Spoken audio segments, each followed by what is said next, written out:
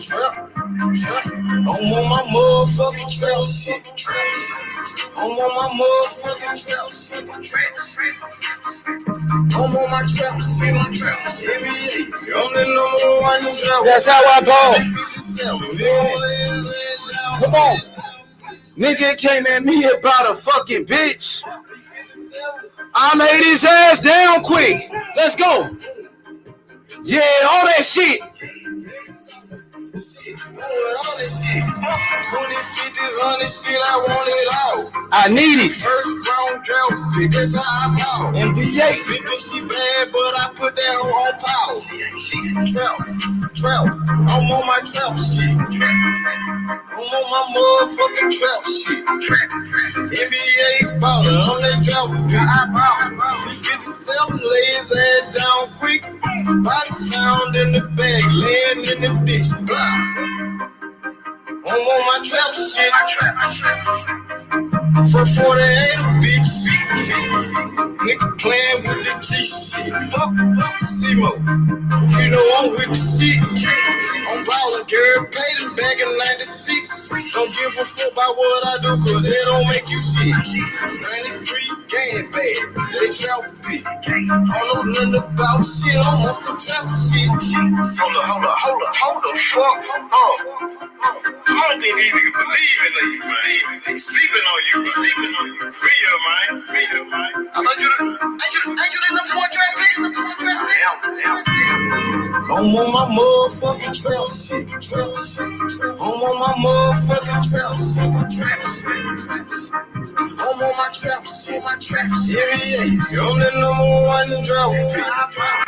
Turn off the phone, it's time for this beat. Had to grind for the shot, it's all the way on me. I'm on some trap shit, you niggas somewhere out there sleeping. Trap like a drive-through, they know I keep growing mad, cause I keep on firing up that reefer. I told them Stacy, got it, hold it down for my people. Ballin' like a motherfucking trap pick. D57, me gon' lay his ass down quick. These scared of someone bad, that's all a nigga need. In my trap house, no sticks, stems, and no seeds. NBA drought pick, that's how I ball. 20, 50, 100 shit, I want it all. I'm on my motherfucking trap shit. I'm on my motherfucking trap shit. I'm on my trap shit. NBA, I'm the number one in drought pick.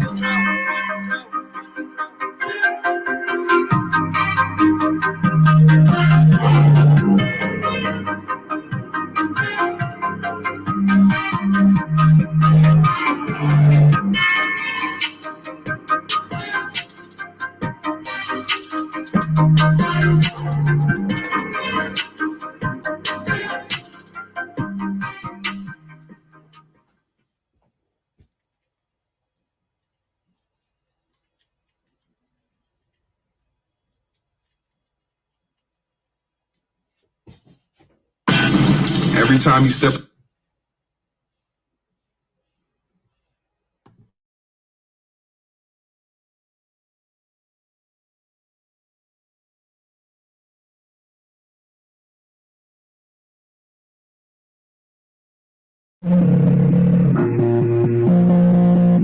Put up in the pickup. Hey. Put up in the pickup. Yeah.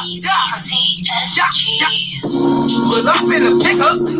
I just got my dick up. I just fixed your bitch up. She's talking no hiccups. We strike like it's Columbine. I'm out them dollar signs. We ballin' like old dollar. Bad bitch, I just made a mine. Got me vagina. I'm dressed in designer. Ain't money a product. Stay lit like the lighter. Young nigga with plenty hoes. Bad bitch like that, she go. Good brain like honor roll. Money tall like my new phone. I'm just being honest. She says that she vomit. Money flipping omelet. I ball like I'm Thomas. I stuck to the G-code. I feel like I'm Nino.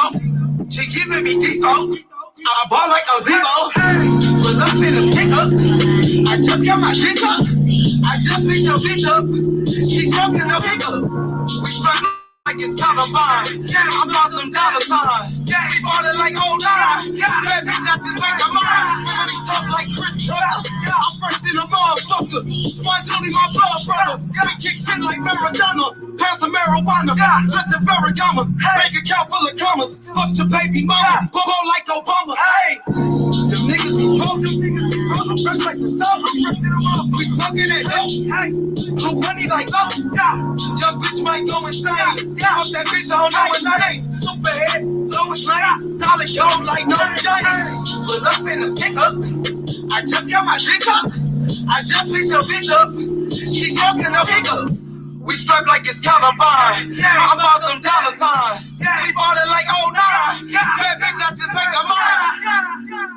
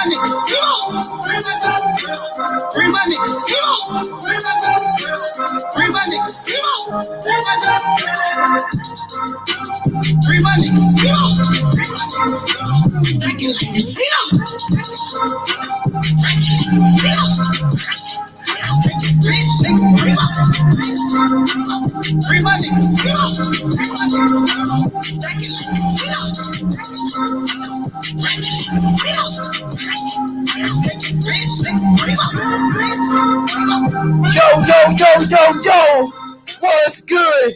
It's your boy H Money, Mr. DAZN. We in the building. Let's get it. Shout out to my big brother, Pure Roll. What it is, Big P in the building. Danny the Great. Shout out to Danny the Great. My boy Kevin. Bye, Tam. What up, bye. What's good, man? It's fight week. You know, Canelo Alvarez, Dmitry Bivol, light heavyweight championship on the line. Canelo Alvarez moves up in weight once again to fight an undefeated champion. You know what I mean? Fighting the bigger guy. I'm excited. It's fight week, man. You know, we coming off a tremendous fight week, bro. You know what I mean? We're coming off a tremendous fight week, bro. You know what I mean? And this is what it's all about. You know, shout out to Shakur Stevenson, who had a great performance against Oscar Valdez. Shout out to Shakur Stevenson. He did what he had to do to get the victory. He boxed a beautiful fight, very smart fight. You know what I'm saying? And now we getting ready for this showdown. This showdown between Canelo Alvarez and the undefeated light heavyweight champion of the world, Dmitry Bivol, who's a slick boxer who can definitely box his ass off. You know, Canelo Alvarez, considered to be the best fighter in boxing, pound for pound, number one, the face of boxing, Saul Canelo Alvarez. So, you know, we getting started early. It's fight week, ladies and gentlemen. It's fight week. So let's talk about it. What's good? What's good? I'm about to drop the link so we can get it on. You dig? Shout out to my boy Danny the Great in the building. He said Canelo is not a pound for pound. Yes, he is, Danny. I got Canelo on my pound for pound list. I think Canelo right now, he might have the strongest resume in boxing. You know what I mean? If you look at his body of work, being a 4-division champion, that's more than Terence Crawford. Being an undisputed champion, that's just like a Terence Crawford, just like a Usyk. You know what I mean? He's been in there with some of the top guys. We got to respect what Canelo brings to the table, Danny. Honestly. You know what I mean? That's why even Devin Haney said Canelo's pound for pound the best. Even Devin Haney said that, right? So let's give this guy his credit, bro. You know what I mean? He's fighting champions. He's fighting undefeated champions at that. Let's go. Hit the like button, subscribe right now. He said Bivol winning. You got Bivol winning this fight. See, some people think Bivol gonna win this fight. Bivol is a good boxer, and I think Bivol does have some skills. I think Bivol, his greatest strength is his jab, his movement, his boxing IQ. Bivol is a very good boxer. Or my boy Mendoza, Carlos Mendoza said he got Usyk number one pound for pound. He might be, bro. Okay, Rodney Evans says Usyk number one, Canelo number two, Crawford number three. That's a good list. That's a great list right there, Rodney. I think Usyk, you know, probably got the best win out of all of those guys because Usyk, well, Canelo did beat Triple G, by the way, right? Canelo got a big win over Triple G, and Triple G was the number one middleweight in boxing at the time. Triple G, you know, is considered to be a Hall of Famer, and Canelo beat him. What's good, Hawker? Hawker in the building. What up, though? Karma Serene, what it is. She said Bivol doesn't throw enough to beat Canelo, and he leaves his body open, which Canelo will love. Yeah, Canelo's one of the best body punchers in boxing. I think it's between Canelo and Errol Spence Jr., the two best body punchers in the sport. But yeah, I got Canelo in this one. But I think Bivol will give Canelo some problems. Half blow type. Yeah, I think Bivol will give Canelo some problems, though, Karma. You know, because Canelo is somewhat of a slow starter. And Bivol can box. He can move. He has a good defense. But you said he leave his body open. I think during the second half of the fight, Canelo will start to break him down. But in my honest opinion, I think Bivol will give Canelo problems early in the fight. I think Bivol will give Canelo some problems early in the matchup. Maybe the first 6 rounds, first 7 rounds. I think it's going to be tougher than the Caleb Plant fight. I do think Bivol is better than Caleb Plant. He is a bigger guy. He fights at 175. Caleb Plant was at 168. Bivol do got skills. He's not a power puncher. One thing about Bivol, he's not a knockout artist. He's not a power puncher. He only got 11 knockouts in his 19 fights. That's similar to Caleb Plant. Y'all hit the like button. We got 40 people up in here. Let's get those likes up right now. Let's get it. Let's go.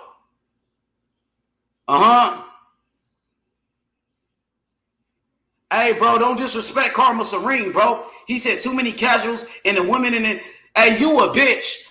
How about that? Fuck you, you punk-ass bitch. Don't you ever disrespect my sister, bitch-ass nigga. She know more about boxing than your punk ass. Fuck, nigga. You's a bitch. How about that, nigga? You the casual bitch ass nigga. Now hit that motherfucking link, pussy. Pussy ass nigga. What's poppin', nigga? Don't you ever disrespect my sister, you little bitch. Straight up. What up, Mad Dog? Mad Dog, what's good? Pussy ass nigga.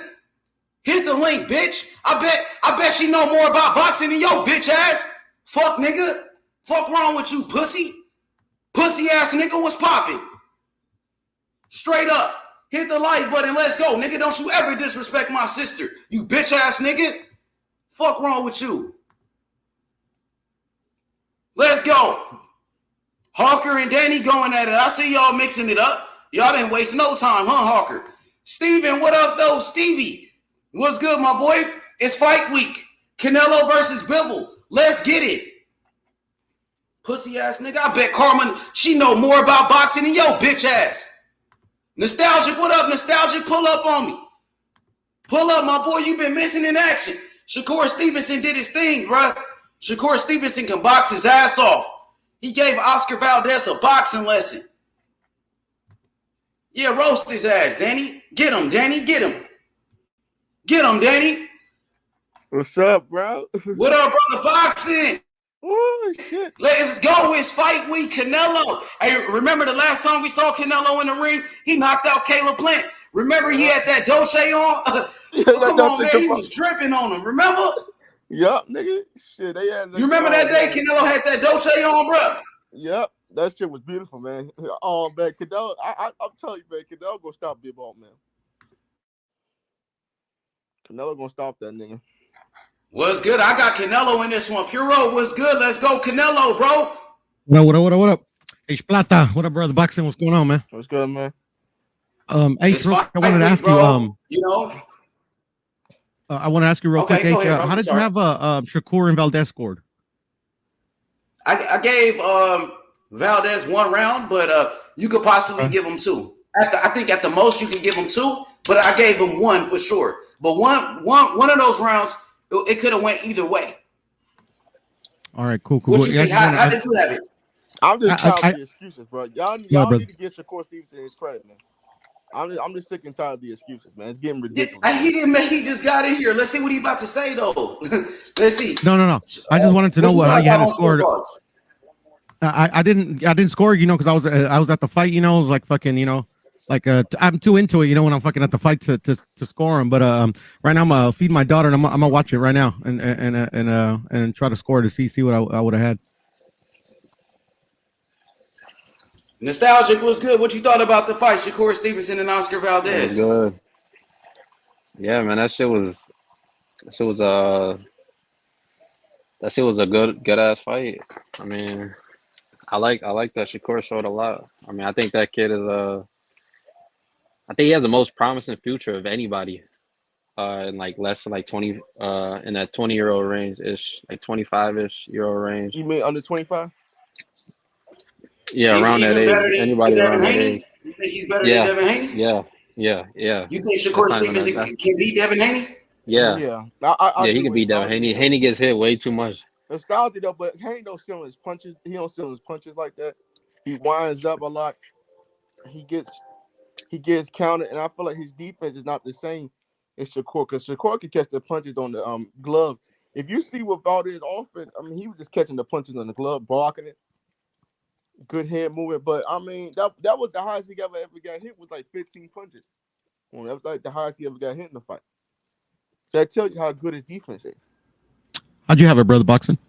He's a beast, bro. I had 10-2. I gave Valdez 2 rounds. Oh, 10-2. So you gave him 2 rounds. What up, YB? Let's go. It's fight week, Canelo. YB. What's up with it, bro? Yeah, Canelo is on a mission, bro. You know what I'm saying? Bivol is too, though. Bivol is too. I can't wait for this fight, though, bro. What up, Nostalgia? I'm rocking out with Canelo in this one, man. I got to go with Canelo. I think Canelo, he might possibly stop him. But I know Bivol going to make it difficult. I would say the first eight rounds. About the first 8 rounds, I think it'll be very competitive. It's going to take Canelo a while to make his adjustments, I think. I don't think so. I disagree. I disagree because I feel like you disagree with? I feel like Bivol doesn't have the same kind of defense and offense as a Caleb Plant to make it more difficult for Canelo. He doesn't have the same kind of brother, footwork. say that one more time. I can't hear you that good. I Say that again. say he doesn't have the same footwork as Caleb Plant. I think Caleb Plant was a way more difficult fight than Bivol because Bivol just got the size. I think Bivol is better than Caleb Plant. To be honest, I think he got better footwork. I think he got a better jab than Caleb Plant. I think he been in there with better fighters than a Caleb Plant. To be honest, it's gonna be a tougher fight. Mm-hmm. What y'all think? I think it's gonna be tougher than Caleb Plant. I think Bivol has a lot of combinations. I think he throws a lot of combinations that probably will give Canelo trouble.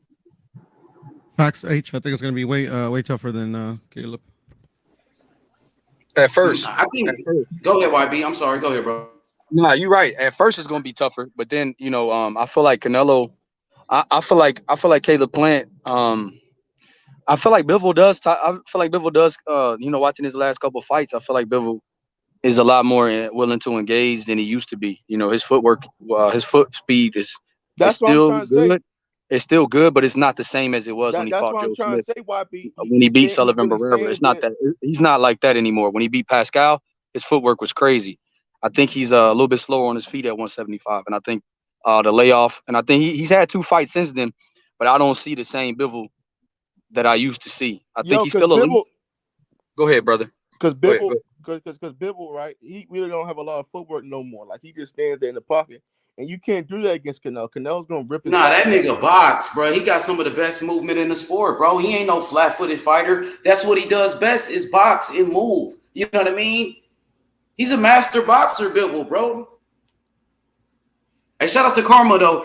Karma says I was looking forward to Hrgovic getting his shot since everyone is ducking him. Yeah, I wanted to see that too, Karma. He had a great opportunity by being. Give me a second, brother boxing. Hrgovic had a great opportunity being on Canelo's undercard, being the co-main event. That would have helped raise his profile. But now he pulls out of the fight. So, and I don't know if everybody's ducking him, Karma. I don't know about that. He's good, but I don't think everybody's ducking him, to be honest. What you think, YB? Yeah, his dad passed away, and Ronnie told me that. Ronnie said his dad was really sick, which is why, because he came to Houston to visit Ronnie Shields before Joshua did, and he was supposed to come train with Coach Shields, and but he wanted Coach Ronnie to train him in Croatia, and Coach was like, I can't do that. So that's the reason why that Hrgovic didn't come, but he said he had to take care of his dad, so that's why he had his whole training camp in Croatia. And he told me his dad was sick a couple months ago. So yeah, that's crazy, man. R.I.P. to Hrgovic's dad. And yeah, man, I'm sorry to hear that, but that's why he pulled out. And blessings to his family. I don't think he a beast though. He kind of remind me of Vladimir Klitschko or Vitaly, one of the Klitschko brothers. Hell no, man. That nigga's good, dog. Hey, he's an Olympian. You seen him spar Wilder? He was giving Wilder some good work. He was only like 20 years old. That nigga can fight, bro. But it's cool if you disagree. Hey, what up, my boy Smoke? What's good? Smoke. Chilling, man. Out here at Oakland, a beautiful day. About to spark one up, What's up, chat? GTS, my boy. Kingpin Smoke. Kingpin Smoke. King YB. I said, hey, you had me last night a little bit. Your impression's coming along, man. It's coming along. You'll get me. Hey, Smoke, I gotta study you, Smoke. Yeah. I think YB might got you down. Having a good day, bro. You sound like you in a good mood too, Smoke. Sound like you had a good day, bro. Yeah, YB, I think he got my impression down perfect. With the way he say, bruh, come on, bruh. That nigga do sound like me when he say that bruh shit, though. I ain't gonna lie. Who, me? When I do that, YB's good with it. When you do the bruh.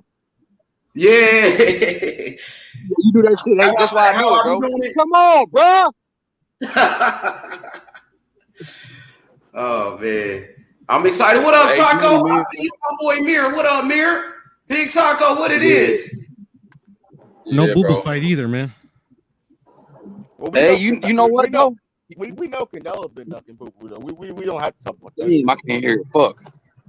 We know back in YB. We know boo-boo ran up on Canelo. We don't got to mention that stuff. So, do you like this fight with Bivol? Let's start off with Brother Boxing. You said he ducked Andrade. I think Bivol has way more skills than Viterbi. I think he throws a lot of combinations. I think he's very fast. I think he has some underrated hand speed, and I think he's gonna give Canelo problems with the combinations. So you like the fight?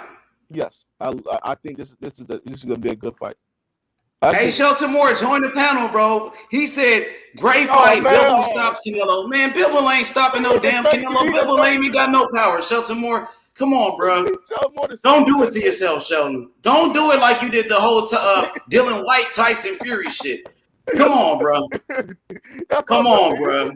It was the same dude that said that Dylan White was gonna knock out Tyson Fury. Y'all niggas capping, boy. Bivol only got 11 knockouts. He could have knocked out the last bum he just fought. He could have knocked out the last 3 bums he just fought. But he gonna knock out the best fighter with the best fucking chin in Canelo. Nigga, please. Yo, I think for the boxing, Canelo got the best chin in boxing, nigga. Oh, Johnny Beck about to fight. You know that. Oh, there we go. Yeah, the man of the hour, Big Shelton Moore. The man of the hour is here. What up, Sheldon? What's good? Everybody mute your mics. Boy, man, the dude is too small. I keep telling you, Alvarez is too small. Man, how is he too small? How? Man, come on, man. He ain't that. Hey, the best defense in boxing, Canelo. To me, Canelo got the best defense in boxing. Canelo got the best chin in boxing. He's been in there with bigger punchers than Bivol. Bivol only got 11 knockouts. Canelo been in there with Triple G, one of the hardest punchers. Been in there with Kovalev. Took clean shots from Kovalev. Come on, bro. Kovalev was just came out of a war 10 weeks prior. And that ain't caught you. Yo, H1. What that got to do with his punching power? This is a young, strong, athletic, 175-pound fighter with over 200 amateur wins, and he's undefeated as a pro. He's legit. And he's gonna beat they named the last person he fought, Sheldon. You're gonna beat this kid. You watch. What was the last name he fought? Who was Bivol's last opponent name? Don't matter. He beat him. It was Craig. Whoever it was, he beat him. Ask him his last 3 opponents. It wasn't Craig Richards. It wasn't Craig Richards. You're missing one guy. Nobody do that. Like, a guy you never heard of, for real. Yo, I don't even think that fight was televised. It wasn't even fucking. It was in Russia. Canelo should be fighting at 140, man. He's small for everybody. Canelo is a little dude, though. Bring this little dude up. Canelo's not. Bring him up. Canelo weighs over. And let him get his ass whooped. Canelo can weigh over 200 pounds in his regular life, bro. He's not that small. Bivol also said he'd fight him at 168. Like, Bivol's not the biggest guy. Canelo weighs way more than Bivol if outside of boxing. I'm going to say it one more time slow for you, Smoke, so you can hear me. Bring his little ass up and let him get his ass whooped. I mean, the fight's on Saturday. Nah, Shelton. He ain't beating Canelo, bro. Canelo, the best fighter in the world. He can't fuck with Canelo. Shelton. Nah, he's the best fighter in the world. Come on, OG. Canelo is the best fighter in the world, bro. Come on, OG Sheldon. Terence Crawford is. Come on, Uncle Sheldon. You know he's my 1B. I'll tell you that. Just because you really love what we doing over here, you want to donate to the Cash App. So shout out to OG Sheldon. Yeah, you know we got that money on that. Yeah, I know. That's what I'm saying. I know you feel like donating. That's what you just want to go about it a different way. You want to make me work for the donation and make it, put some thought into it. I say this all the time to you youngsters, man. If we knew who was gonna win, they wouldn't have to fight. That's why they fight. But we all know that. OG, guess what I'm gonna ask Zerto when I talk to him? I'm gonna say, are you being avoided? Because my man OG Shelton thinks so. Yeah, we all know that Crawford's the best fighter in the world. Stop Crawford. Listo Palos Chingexos. Crawford. You said Crawford's the best what? Fighter in the world. I think it might be Canelo. I like Crawford. I think Crawford is one of the best, but Crawford don't have a stronger resume than a Canelo Alvarez. Because if you want to talk undisputed, Canelo was undisputed too. Canelo was a 4-division champion, and Crawford was not. Sub-Zero. Go ahead, Sheldon. Go ahead, P. Then Sheldon.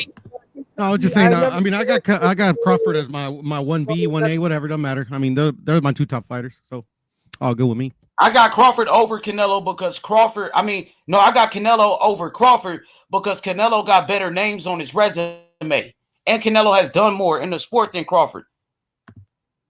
Am I right or wrong? Am I right or wrong, guys? I can't find fault in your logic, bro. Hey, I can see both ways. I can see Canelo. I can see Bud. I can see, OG Usyk, I can see a lot of. I mean, I can see them three guys. You know, you want to interchange. You have heavyweights and not on your pound for pound list that matters. But yeah, H, I think Canelo has done more. I think Canelo does have better names. I think Canelo. Yeah, because Canelo's been around more longer. So I get where you coming from. He's younger though, brother. Boxing, what you mean? He's been around more longer. He's been fighting. But he's younger. He's been around longer, and he's younger. That means he's done more. Right now, we look at the names on the Canelo's resume. All right, you got Kovalev, you got Cotto, Daniel Jacobs, Triple G, Lara, motherfucking man, he got names. Who else? He got Shane Mosley, Floyd, Austin Trout. He's been in the ring with way better fighters than Crawford, bro. Canelo fought Triple G. That's Terence Crawford's Errol Spence. Triple G was Terence Crawford's Errol Spence. Canelo made the fight happen. Skills. I think Crawford is a way better skill fighter than Canelo. Man. I think Canelo got better defense than Crawford. Possibly. But I think Crawford I agree with that, fighter, bro. I just think when you look at Canelo's resume, it's really only but two names I really give him credit for fighting them. Austin Trout, Triple G, and Lara. Austin Trout, Triple G, Lara, Miguel Cotto, Sergey Kovalev, brother, boxing. Okay, Caleb Plant. What about Caleb Plant? Wasn't y'all picking Caleb Plant to beat Canelo? What happened? I never fucking picked Caleb Plant. That was Caleb Plant was an undefeated champion. Look at how many undefeated champions Canelo beat. No, he did. No. I give him though. He did beat Callum Smith, Billy Joe Sanders. He beat Caleb Plant 168, and he fought. That's all he fought, right? I mean, Callum Smith. With Debo. Hey, Debo, drop your cash app, bro. And I forgot how much I bet you, brother. Yo. You said drop your cash app, Debo. Yeah, we can hear you. Can you hear us, Debo? Can you hear us, Debo? I'm in the airport right now. All right, then. What happened? Hey, drop your cash app, Debo. Yeah, I was just saying drop your cash app, Debo. I forgot how much we bet, too. Just let me know. Hey, for real, man, you good? Just give me some push-ups, man. You owe me some money. Just give me shit, some push-ups. man. That's why I bet you the money, so I don't have to do the push-ups, bro. Oh shit. Hey, P, send that over to me, bro. I'll take care of it, bro. I got a cash app, but I ain't got my card connected to it right now. I just had to make a new one. It's all good, Debo. I'm gonna keep it in my memory bank, bro. As soon as you get it linked up to your cash app, to your card, bro, I'll send it to you. All right, that's cool. I appreciate it. Yeah. How about you? Yeah, how about you send it this way, Piro? I ain't even know you owed me any money. No, I remember. I bet you. I just remember how. I think we bet 50, but yeah. As soon as you link up your card, man, just let me know. Piro, real one, bro. You know. But I'm gonna tell you like this, bro. Hey, Canelo fight this weekend. Hell yeah, Canelo fight on Saturday, and then next Saturday you got Charlo. Nigga, Charlo next Saturday, nigga, undisputed. Yeah, yep. Boxing is on fire right now, nigga. I'm loving these fights. Next time you're trying to pick a winner loser fight, don't look at the resume. Don't do that. You hear me, Piro? What happened? Yeah, next time you pick a winner and a loser in the fight, don't look at the resume. Shit, I look at everything, bro. Trust me. Boy, Anthony Evans. Savor the flavor, fellas, because like this doesn't happen a lot. So I mean, y'all get it in. Y'all get it in. I can take it. Ain't no sensitive bitch over here. I'm not. Listen, if this happens a lot, then I'm wondering like what you do for a living. Like, fuck, dude. Like, if you're able to pick losers at thousands of dollars a clip, then hey, thank God for you. No, I got overzealous on the amount, but I always thought I didn't pick them, because I fucking on a hope and a prayer, I was gonna win. Piro was betting dollars like boys be betting push-ups. That motherfucker P say, all right, 100 for you, 100 for him. Shit. You want 52? All right, 50 for you. I tried to bet him. He said Beans already got $1,000 worth of bets. I said, God damn, P. Then he went to the fight. But at the crap tables and at the poker table, I won all that shit back plus 500. So that's what's up. That's what's up. I ended up coming up in the end. I've seen you on panels that I didn't even know you knew the channel existed, like paying people off. I'm like, God damn, you here, Piro? The fuck? Okay. I mean, shit, man. I'm at all the channels that I fuck with, It's not that many, So ain't that hard. You know what, P? I'm gonna be honest though, bro. What's up, my brother? I don't like the excuses, man. That some people are making why Shakur won. I don't like it, bro. Bro, it's comedy, bro. They just, man. My boy. At the end of the day, bro, I blame fucking Valdez. You know, at the end of the day, I don't even blame Eddie, bro. I just blame Valdez. He Valdez laid fought an his egg. heart out though. P. I think he fought his Shakur heart did out his though. thing. But I just saw a video just to recently kind of give me a different perspective. I haven't seen the fight actually since I saw it live, so I'm actually gonna hop off right now because I gotta feed the daughter. I'm gonna watch the fight and see what I thought. Okay, yeah. But Hey, I Puro, just man, don't like you it. put a lot of money on Valdez, man. Like, Yeah, bro, man. think about how much money this nigga done spent. Plane ticket, you know what I'm saying? To go to the fucking fight, hotel, and then all your motherfucking bets, and then the food and shit, of course. He's probably spent over $3,000 fucking with Valdez, maybe more than that. Yeah, but you know, he's the quickly class though. You know, because I made 1,500 H at the craps and poker. So, and then the room was like $500. The tickets were like $400. I probably spent like $500 on the trip. You say altogether you think you spent about 500? Yeah. Because I after the fight I actually ended up doing good on the dice and the cards. Ooh, let's go. You came back, nigga. Yeah. You know, shit. Like the fucking, you know, at the end of the day, man. If you want the job done right, you gotta do it your goddamn self. Shout out to my boy. Yeah, all these people. You though, bro. I'm happy about, you supporting these events, man. No matter what. All these people hating on Shakur. Let's see if they bet against him again. I will. I'll do it again. I wouldn't. That motherfucker bad boy. I wouldn't bet against him. He's good, but let him go up and wait. I'll continue. I'll bet 1,000. He just went up in weight. What is you talking about? He just went up to 130. That was only his fourth fight at 130. He started off at 126. Yeah, but when he goes to the fight tank, when he goes to the fight tank, I'll bet all my money on Tank. Well, yeah, Tank a bad motherfucker. You feel me? I ain't gonna lie, Tank a beast. That's not a fight I'd bet on at all. Yeah, but as of right now, Shakur's the best at 130, and he's looking to go for undisputed at 130. That's what he said after the fight. He said, I want to go for undisputed. And then they asked him about Devin Haney. He said, I'm down to fight anybody. I will fight Devin Haney. That's what he said.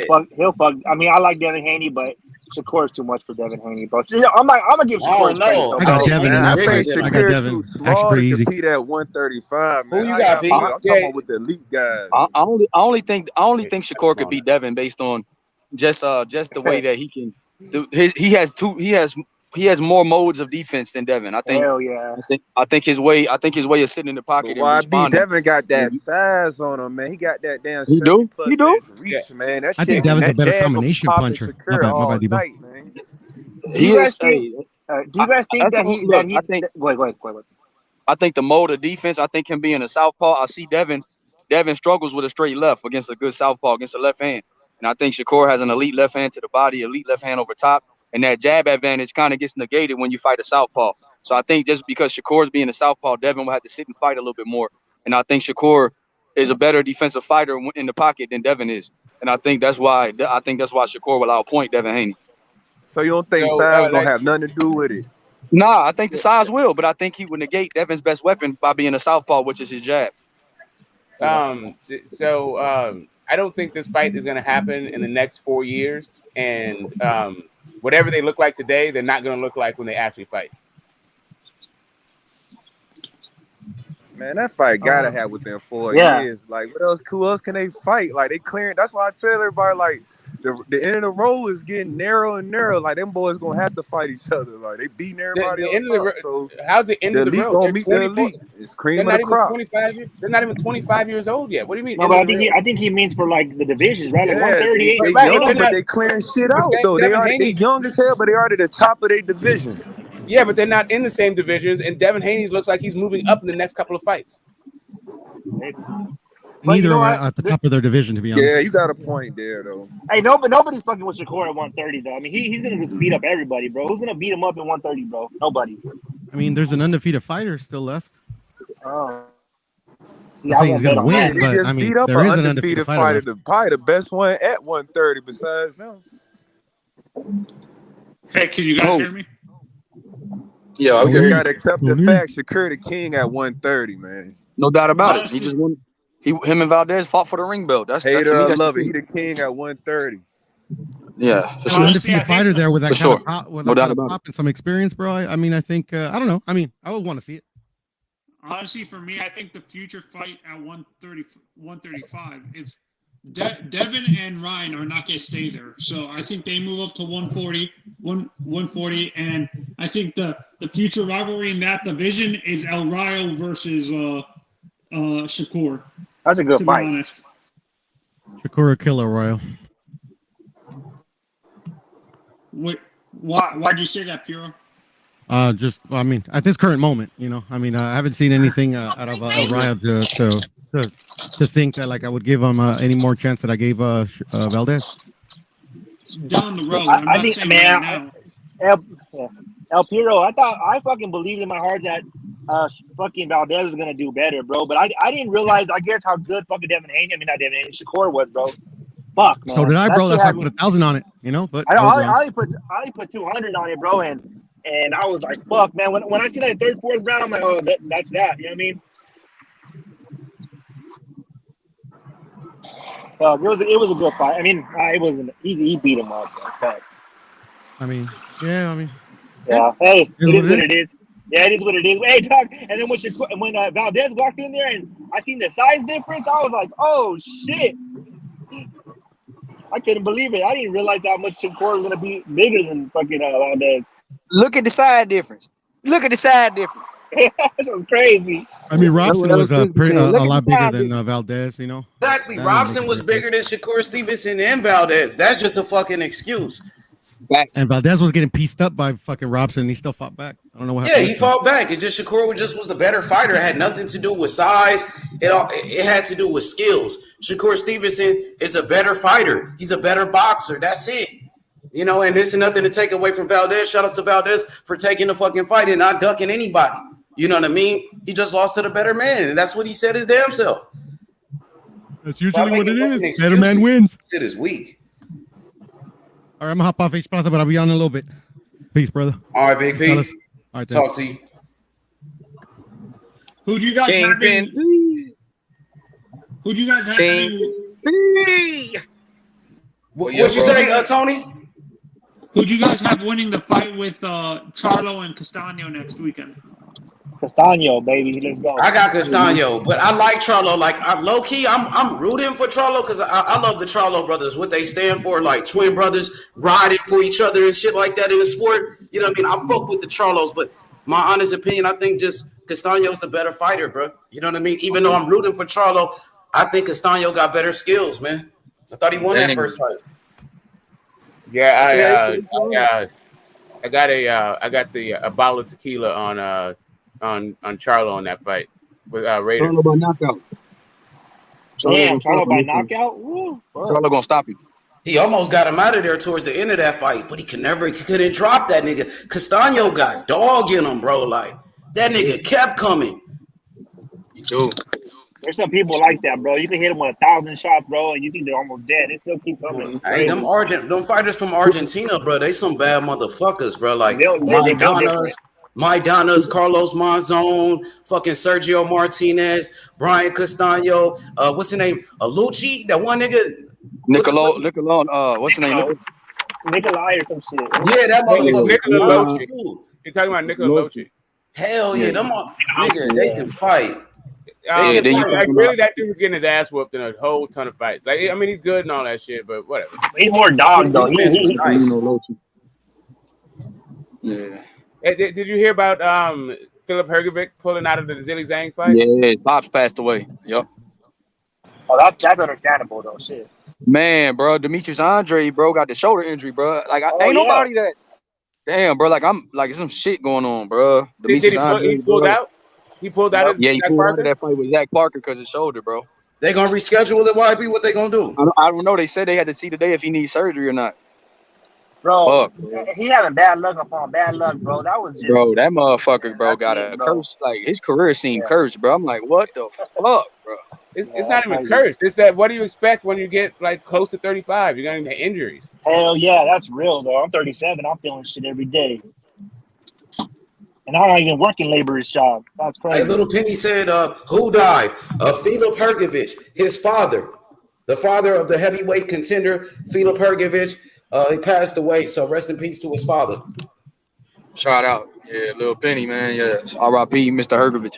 But yeah, bro, for me, Man, it's just crazy, bro. I can't wait for Charlo Castaño. Charlo's gonna win by knockout, though. He's gonna TKO him this time. You know what? I'm gonna go for the American, man. Fuck it, I'll go for Charlo. Yeah, he's gonna win. I'm rooting for Charlo, but I think Castaño gonna beat him. Like I thought Castaño won, bro. Yeah, I respected H Money shit. You ain't no wrong answer. Shit, Yeah, because I Castaño fuck with both of them. That's the thing. Like I don't even want to pick against Charlo because I like Charlo so much. But my honest opinion, I just think Castaño is the better fighter. To me, he got better skills, bro. Who's the co-main event for that the fight this weekend, guys? It was Hergovich, but he pulled out the fight. Now I think it might be Montana Love, huh? They might have upgraded Montana Love to co-main event. Let's go Canelo Bivol. I can't wait, baby. Yeah, Prime. That's what I want you to talk about. I want you to talk about Canelo and Bivol, bro. What you think about this fight? Because you're good at talking about Canelo, bro. Yeah, pretty much. Yeah, that's the one I researched the most. Yeah, that's what you specialize in, talking about Canelo. So let me hear what you think. It's gonna be a good fight. I'm not gonna say it'd be a great fight. I really believe that Canelo is not gonna walk through him.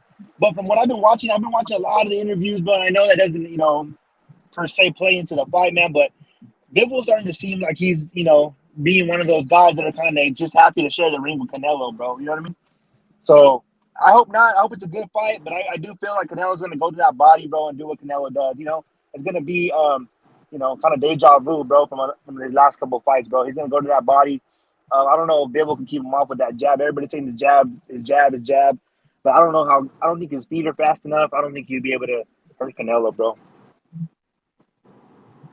Yeah, I think those body shots might be too much too. They are, bro. And like Karma said earlier, that Bivol leaves his body open, and she said Canelo will love that. That's smart, man. She must watch it. Go ahead. No, it's you, Prime. Go ahead. Yeah, she's 100% correct because I went back and watched Bivol fights, bro, and that's all I seen. His body was just wide open, bro, and kind of had the high guard, and his body was open. I'm like, oh man, somebody at Canelo's caliber, bro, is gonna eat that body up, and it's not gonna take much to have him folding, bro. I mean, I'm gonna give a benefit of the doubt and say about the 9th round he'll be out of there. See, I think I'm not sure if he can knock him out. I think Bivol's feet are fast enough. It's just the way he uses his movement. He comes in and out. He uses some lateral movement, but he doesn't take too many steps to the side. And once he tries to use like a lot of lateral movement, like he damn near crosses his feet. He's not that good at lateral movement, but like he can. That's what it is, bro. You're right. He takes like 2 or 3 steps to the side. He's all good, but then he can come back. I don't know. Like the way he moves I don't think it's gonna save him from Canelo. Like I don't know about a knockout because he's kind of a big dude. He can take a shot, and he's learned to like tuck his chin way better over the years. Mm-hmm. He doesn't, but he's still like when he throws combos, he kind of leaves his chin out to dry a little bit. But I don't know if Canelo, I got Canelo. I see how Canelo could knock him out, but I feel like it's more likely he's gonna outpoint him. You kind of broke it down beautifully. That's exactly what now that I think about it, bro. Like what I was trying to convey, you kind of said that's true. How how you broke it down. That's how he moves, and like he kind of does tumble over his feet. It looks like type. So it's gonna. I don't know, but I do feel like he's gonna get him out of there. But we'll see, man. If Canelo can't get Bivol out of there, man, it's gonna be a rough night if he ever fights Better Beef, bro. I think so. Hopefully he can get him out of there to kind of have a little gauge of what he could do with Better Beef if he does go that route. But we'll see.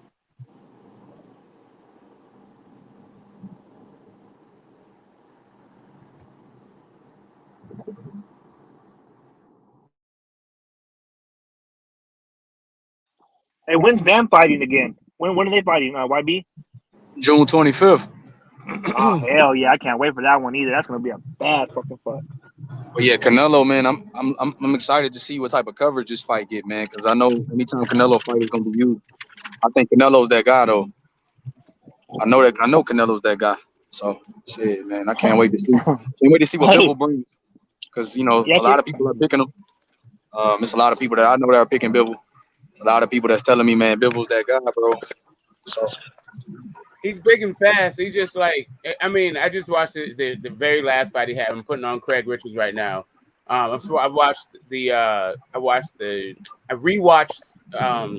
what's the boy that knocked out B-Hop? Joe Smith. I watched the Joe Smith fight again, and then I watched his last fight, Umar something or other, like whatever. Salamov. Right. Yeah, I saw those 2 fights, and he's progressed. Like Bivol has progressed a lot, but he has some of the same tendencies when it comes to his movement in and out and the way he goes side to side.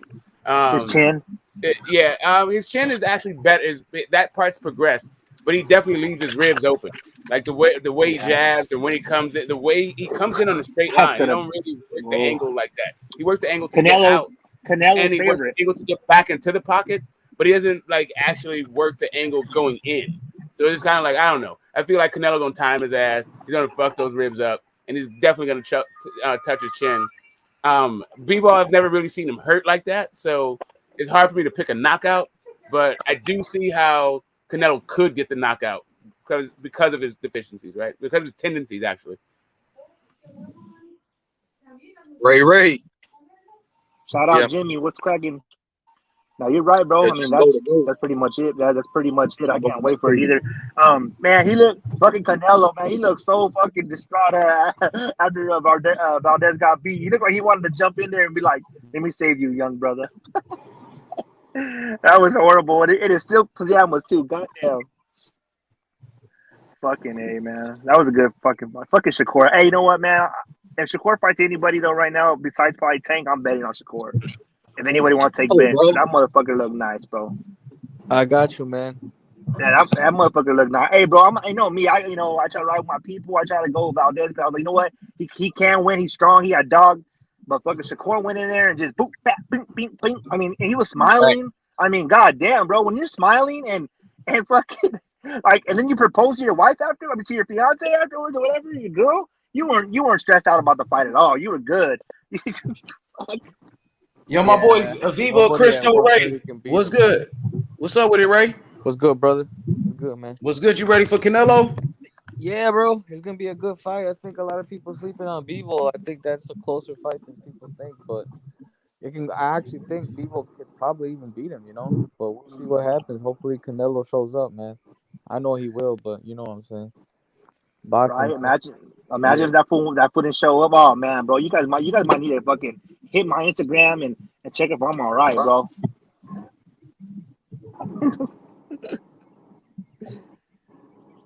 I got 500 on that one with one of my coworkers. With who? One of my coworkers. He's into boxing a lot. He's one of those guys that says, I see something in Canelo, but Bill was gonna expose. I'm like, what is it? I'm not gonna tell you. I'm like, well, bet. So he's like, whatever you want to bet. Bet 500. And he's like, fuck it. Wait a minute, hold up. Is he afraid that you're gonna tell Canelo? Like, why is it a secret? No, that's what I said. We started joking at lunch. I was like, "What am I gonna do?" I'm fucking. He goes, "No, I was like, what do we call him? DM him, like, hey Canelo, check this out. My buddy over here who." Hey, bro. Canelo phone call and like instantly change up his game. Like something. I see, yeah, exactly, bro. Hey, YB, I thought the same shit, bro. He's like, "Oh, I see something." I'm like, "Well, what is it?" He's like, "I'm not gonna tell you." I'm like, "Well, bet then." I'm like, "Oh, fuck, what the fuck?" Like what? Like Canelo's gonna get the phone call, like, "Oh yeah, I do that," and then like change his whole game plan up, like 4 days before the fight. Hey, I got some guy named Prime on the line. He wants to tell you some inside shit. Oh, that's fucked up. But yeah, so 500, bro. Fuck it. I think it's gonna be easy money for me, but you never know. I mean, fuck. In this Craig Richards fight, I'm watching it when we talk. What I'm noticing is, if like Canelo's feints might be a problem actually for Bivol. Yeah, he feints really well, man. I mean, he even tried to teach his little cronies the feints, but no, yeah, he's good at that, man. So it was gonna be a problem for sure. I hope that after the Triple G fight, if it materializes or whatever, I don't know if it's. I mean, I think it's set in stone. I hope he does go after some. Not want to say better competition, but competition that we're all gonna like. I can't fucking wait. Like I can wait for the Bivol fight, cool.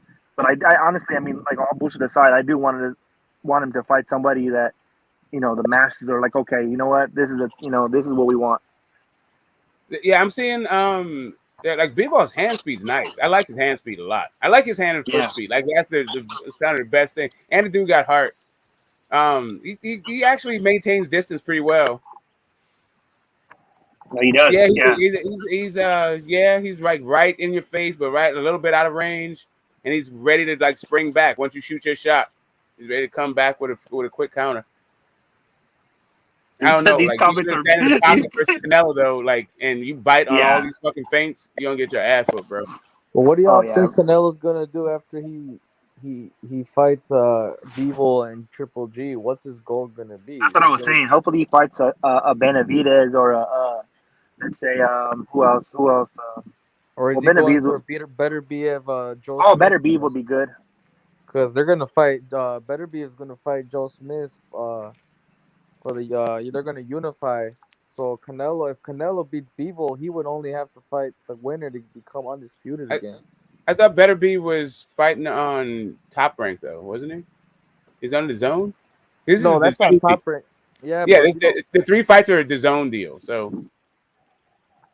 Well, yeah, he has. That's true. I think they're all the zone fights. I think he's just fighting the zone fighters on this for this deal. So he got Bivol, Triple G. Who's his third fight? No, it was already. The first one was the one he just fought. No, he's leaving PBC. No. He's leaving Bivol's the PBC. first He one. just found it. He found a 3-fight deal apparently, for the zone. I think it's Matchroom. Yeah, the zone. No, the zone match me. Yeah, so it's gonna be. ESPN, I mean, Top Rank fighters have collaborated with the zone before when Jose Ramirez fought Maurice Hooker. So, you know, And I think for Canelo they'll collaborate for sure. yeah, I know Bob will let Better Bev or Joe Smith fight Canelo for a third fight as long as it's under the zone. Yeah, I'm not sure. So here's the thing. It's not about them working together. Like, that's not the thing. It's that this fight is already signed for a specific amount. Yeah. It seems weird that they would bring over a guy for like a fight of that magnitude. But it could happen. I'm just saying it doesn't. But that's true. Hearing like John Ryder or some shit like that. They already said that. Hey, first of all, listen. They already said that Canelo's third fight with the zone, it will be either Joshua Buatsi, John Ryder, or Craig Richards.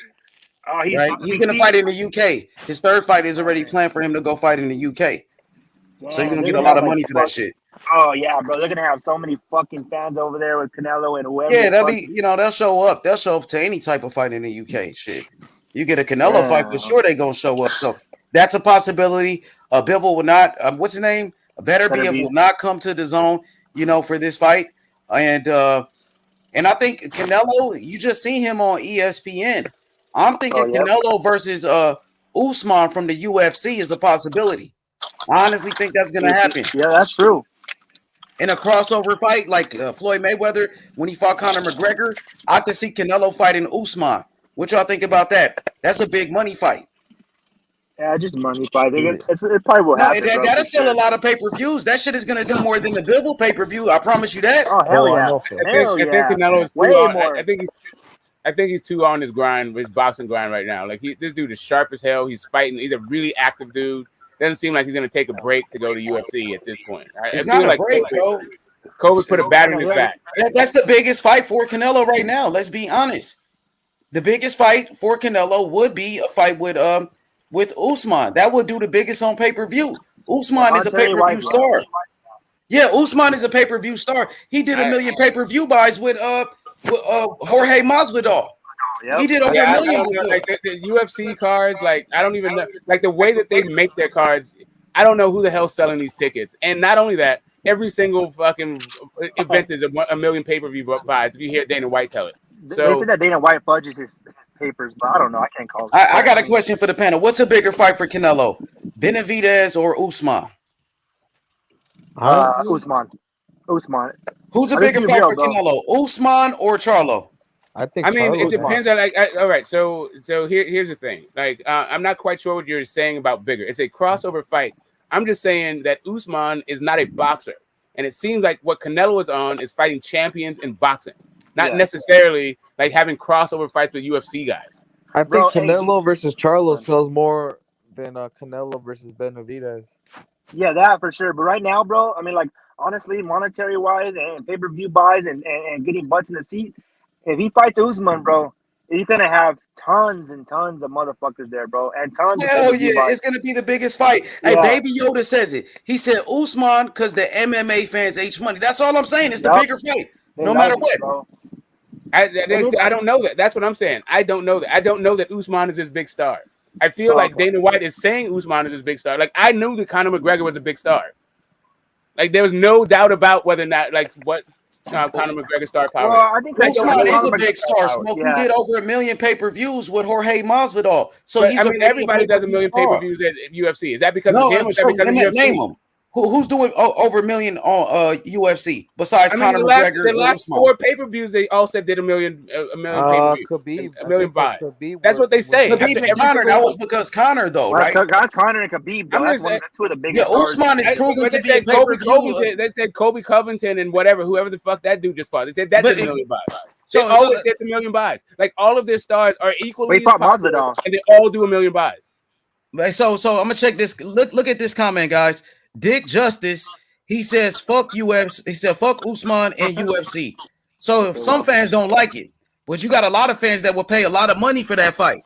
The You think majority Canelo will. gonna turn down a big ass payday with ESPN to fight Usman? Tyson Fury. Hey, listen, Tyson Fury's about to fight Francis Ngannou. So it's okay for Fury to do it, but it's not okay for Canelo. Come on, bro. He's gonna get. Was it Russian? The dude that was wrestling bears that beat Conor? Khabib. Khabib, right? Right. So Khabib, if Khabib and Canelo were fighting, right? I think that would be like everyone knows that was.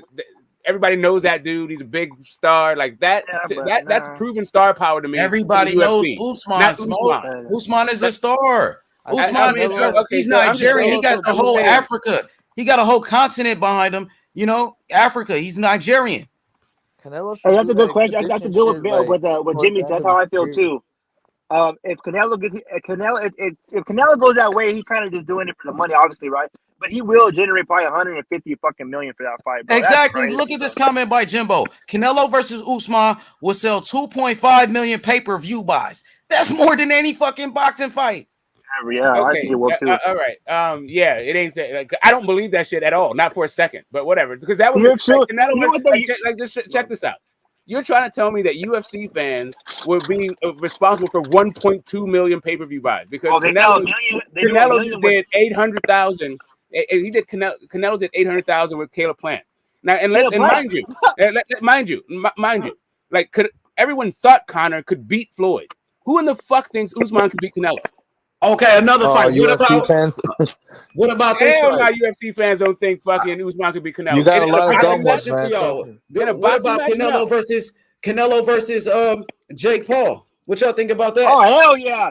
That's time. I'll pay 200. That shit would sell like 4 mil, man. Easy. That's real shit, though. Let's be honest with the world is today, bro. I know you pure boxing fans like GT. I get it, bro. It kind of sucks in a way for pure boxing fans because this shit's getting crazy. But Jake Paul versus Canelo will sell fucking millions and millions and millions, bro. Yeah, I think it would sell because of the build up for Jake Paul, like talking shit. But at the same time, I also feel like these dudes lie about their pay-per-view numbers. So it's just kind of like this whole thing. Like I feel like the build-up would be it'll be a way bigger build-up and probably do better numbers because of Jake Paul's audience and his ability to like talk shit. But like, there's no intrigue in that fight. Honestly, it's a business, you guys. But I'll be back on the panel a little while. Thank you guys. I'll be back.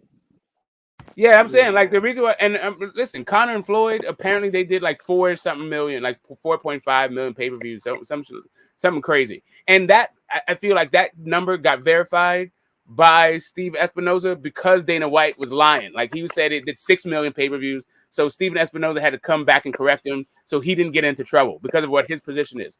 But usually you don't really get like the promoters or someone really connected to the fight talking about how many pay-per-view buys it did. So I don't know, man. Like Jake Paul's numbers came out. Dana White said that they're fugazi and this shit flops. I feel like it'd do good. I mean, I wouldn't put it past Jake Paul and Canelo to do 1 million pay-per-view buys. Not that I'm saying they can't do it. I'm just saying, yeah, like it would be all because of the celebrity of Jake Paul, not because anybody thinks he has a shot to win. Yeah, but I think Canelo and Usman does sell a lot, man. The only reason because UFC or MMA is really big in America, and the majority, obviously, it's white Americans. White Americans fucking love UFC, man.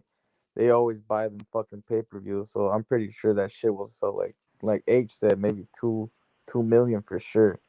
But do Yeah, I but want to I watch mean, don't it? you? Do I want to watch it? No, I'd rather But, watch but fucking Canelo versus Charlo. I think Canelo versus Charlo does 1 mil easy, 1 mil plus. let me ask you a Easy. question. When's the last time a UFC event didn't do 1 million pay-per-view buys?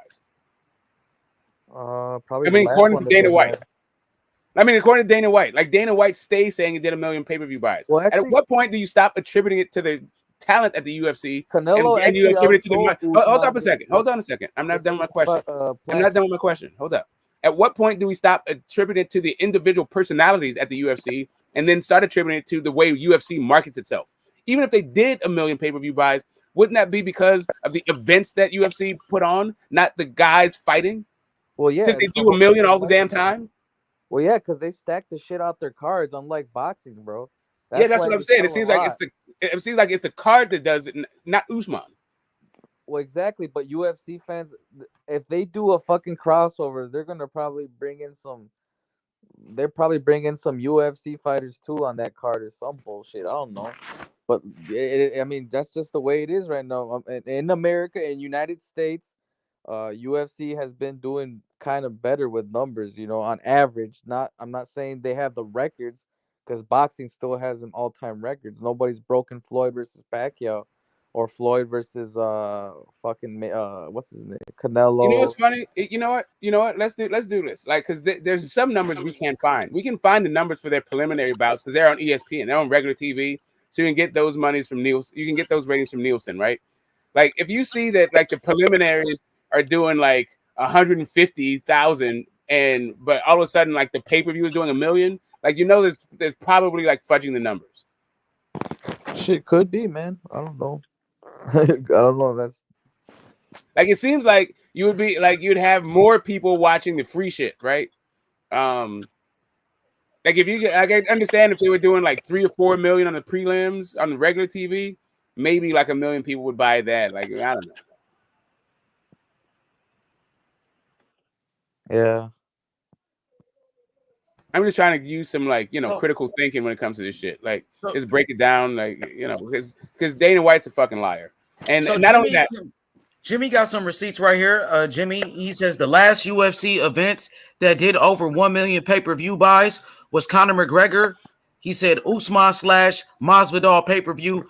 Not every big UFC does 1 million pay-per-view buys. Now, okay, I don't think any of them do. That's firstly, like you're saying that shit like it's a fact. I'm talking about what Dana White says, not what you think the whole thing is. Like, yeah, but most of them they do like 500K, 600K, and shit like that, you know, and that's better than the boxing average right now, because your stars, other than Canelo and Joshua and all of them, like Tank and Spence and them PBC fighters, they're usually selling around 250 to 300K. While an average UFC card, what they're saying, I don't know if it's true, they're averaging about 500 to 700K. So I don't know, man. You know what I'm saying? That's the only thing I know. So right, I just pulled it up. I just did a thing. Hold up, where the fuck it go? Here, you know what? I'll bring it back because pay-per-view buys according to Tapology, right? We got Poirier versus McGregor 2, Diaz versus McGregor 2. Poirier versus McGregor 3, McGregor versus Cerrone, McGregor versus Diaz, Alvarez versus McGregor. These are all like over 1 million. Lesnar versus Carwin, Aldo versus McGregor, Usman versus Masvidal, Nunes versus Rousey, Rousey versus Holmes, Jackson versus Evans, Lesnar versus Valkyrie. Like, bro, it's just like nothing. Tate versus Nunes. It stays saying they made fucking 1 million pay-per-view buys.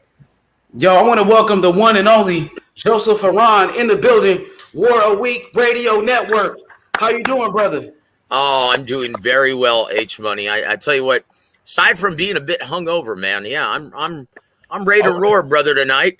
Yes, sir. That sweet amber got you going, huh? Yeah, it sure did last night, man. I landed a big account, got a big sponsor for our upcoming event on May 28th, so I celebrated a little bit. a little too much. but I will say this. I will say this, H.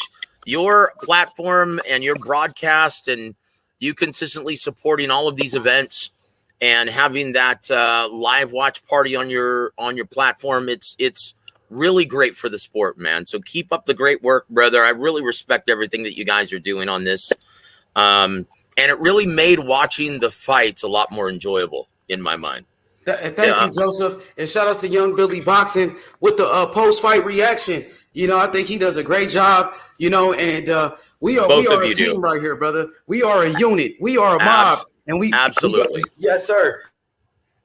And I will say this, brother. This is, guys, and I'm glad you guys are addressing this right now because this is the biggest problem facing the business of boxing at this time, is piracy. It's the single biggest problem within the business of boxing. There are a lot of problems, guys, but this one affects everything. And the biggest problem is, and one of the reasons why UFC, now keep in mind, they're suffering also from piracy, but they do better than boxing, at least they have over the past year and a half, 2 years on average. And here's why. They've done a much better job. Well, two things. They've done a much better job of training their clientele to be prepared to always expect that $60, $70 to come out of their cable bill every single month, right? Butch, what's happening, baby? It's good to see you, my friend. But here's another reason why. They have a much larger mainstream and casual demographic that follows that sport and follows their big events, that tune into their big events. And here's the biggest problem. The reason why you're seeing so many great pay-per-views like Spence versus Ugas not do even close to expectation, right, is because overwhelming percentage of diehard community members like us are streaming all of this illegally. That's a huge problem. So something has to give. It's going to be forcing eventually the networks to start putting everything. And Bob Arum understands this. This is why he doesn't want any of his big time matchups, if he can help it, to be. He doesn't want any of them being on ESPN pay-per-view. He doesn't want any of them because he knows it's not going to be cost effective. It's not going to do well. This is why he tries like hell and lobbies like hell to keep these guaranteed purses from being really unreasonable in his mind. And because the money's just not there. It's just the numbers are just not there to support it. And if anything can derail Spence versus Crawford, it's going to be the fact that Spence versus Ugas, didn't do very well on pay-per-view. From what I was told, the actual number is around 130,000. So that's from an entertainment lawyer who actually is privy to all of these network pay-per-view events. Everything from Girls Gone Wild to boxing. So right? To me, it's like what you're just describing is what I'm hearing is a branding issue, right? Like UFC has a brand and they just plug fighters in there. Whereas Spence Ugas, those are fighters with the brand. Like it's not like PBC has this thing where they have their brand, like no matter what, a PBC pay-per-view is going to garner X amount. That's right. Fights, and right? So they're just let me a quick thing. I'm sorry. Go ahead, GT brother. It'll be real fast. So it's weird to me when people say Usman is responsible for 1 million pay-per-view buys when it's really the UFC brand is the thing that's responsible for most of these pay-per-view buys. Go ahead. No, you're absolutely right. So that's why, and another reason why the entire UFC 237 or whatever that is, they want and they want you to be. It's like they subscribe to the Don King method of just working your talent to the bone, right? And consistently just filling that pipe full of talent, right? Sticking them in tough so their shelf life isn't very long. Like Customato once said, or no, I'm sorry, Great Eddie Futch once said, you know, if you fight balls out, you're going to have a glorious but very short career. And that's what we're seeing from pretty much most UFC talent. They're stuck in great, tough, gritty matchups. And yeah, look at their shelf life for each one of their big stars. It's not very lengthy. And so they brand it that way. So it's just UFC number whatever. And their clientele is so used to that number, that $60 or $70 coming out every month. They already plan for it. And so, yeah, you're right on the money. That's a huge problem with boxing. Oh, shoot, my apologies. That's a huge problem with the sport, guys. Joseph, what are the numbers on the Tyson Fury and Dylan White pay-per-view? It was on a ESPN Plus pay-per-view. Any numbers on that? Because I heard that one flopped. I heard it flopped. Oh gosh, it was comparable domestically. Oh, it's comparable to Luis Ortiz versus Charles Martin. Yeah, it's terrible, absolutely terrible. Okay, wow. So KD Doctor 7989, can you post that, please? H. Okay. With my inside source, your connections within the sports, why do PBC Showtime put on these false numbers out there? That's their PR head, Tim Smith, right? Former writer, former journalist for the New York Times, right? He does that. He'll do that. He'll just throw it out there, an estimation, not give an exact number. And he'll just throw out to a journalist or his select journalist of choice to see how it's received from the fans. He'll just to see who actually will turn it into an article. But if you notice, none of them ever come out and give anyone a number any longer because they've been so bad across the board. And like I said, guys, this is a huge problem within the business of boxing. And if anything can derail big fights from taking place, it's the piracy issue. Now we're going to see, right, this weekend, we're going to see if DAZN feels that it's worth it to pay, if it's cost effective to pay Canelo Alvarez. From what I've been told, he's going to receive $53 million guaranteed for this fight on Saturday. We'll see if their subscription numbers go up. Okay. That's going to determine everything. Now, keep in mind, they're also selling it on with an additional pay-per-view price tag, right? And they're doing this out of necessity because their new business ideology is to find cost-effective entertainment and throw all of the money in their budget for boxing to just 3 fighters. And that's Canelo Alvarez, Anthony Joshua, and Gennady Golovkin. That's it. So everyone else is going to get drips and drabs, and those 3 fighters are going to get the bulk of everything. Because in their mind, they're the only ones, they're the only fighters that truly drive up subscription rates or subscription numbers every time they fight. So that's their new business ideology. We'll see if it works. So far, so good. I really like all of the shine and recognition being given to the women, being given to the little men of boxing. It's long overdue. And so I think this so far is paying off. We'll see what kind of results Canelo Alvarez actually puts forth. Yeah, everyone, guys, is suffering. Everyone, like across the board, just numbers are abysmal. They're terrible. Okay, and you're going to see this trend continue. I'm afraid that Canelo Alvarez, even though he's a huge mainstream commodity, you know, you're going to see numbers not even come close to 1 million because 95% of diehard fans are streaming this stuff illegally. And in my opinion, just me being a journalist, it's hard to fault these guys. It's hard to fault the diehard fight fans because they're the long-suffering fight fans who have been expected to pay for every single major event since they started supporting the sport religiously. So if they finally have the opportunity to stream this stuff illegally in HD, well, they're going to do it. And you can't talk them out of it. And they're going to be able to rationalize doing it because they've had to pay through the nose. Think about this. How many other sports fans in America have been expected to pay for every single major event? No other pastime. In no other pastime that's expected. Not even, maybe WWE, but that's once a month. It's just like UFC.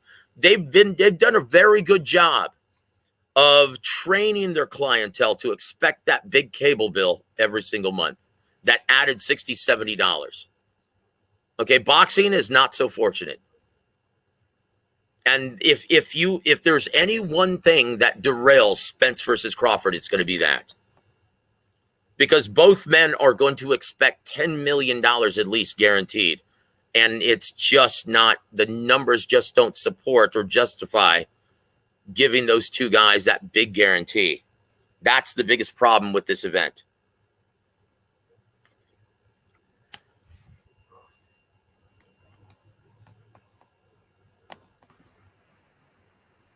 Yeah, I don't know. It's not like they could. I still see, for me, it seems like this is one of the biggest fights in boxing. So whether or not they get what they want, if they don't fight each other, they're certainly not going to get what they want fighting somebody else. That's it. But are they going to be able to justify and get the massive $10 million purse guarantee that they're looking for? No, probably not. Based on these last numbers, probably not.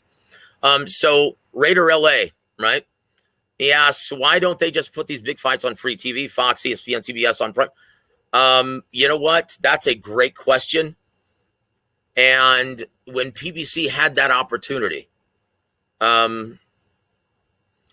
unfortunately, they went about it the wrong way. They instead, when they had that Waddell and Reed money, they decided, unfortunately, just to do a time buy. They would have been better off forming their own streaming app back then.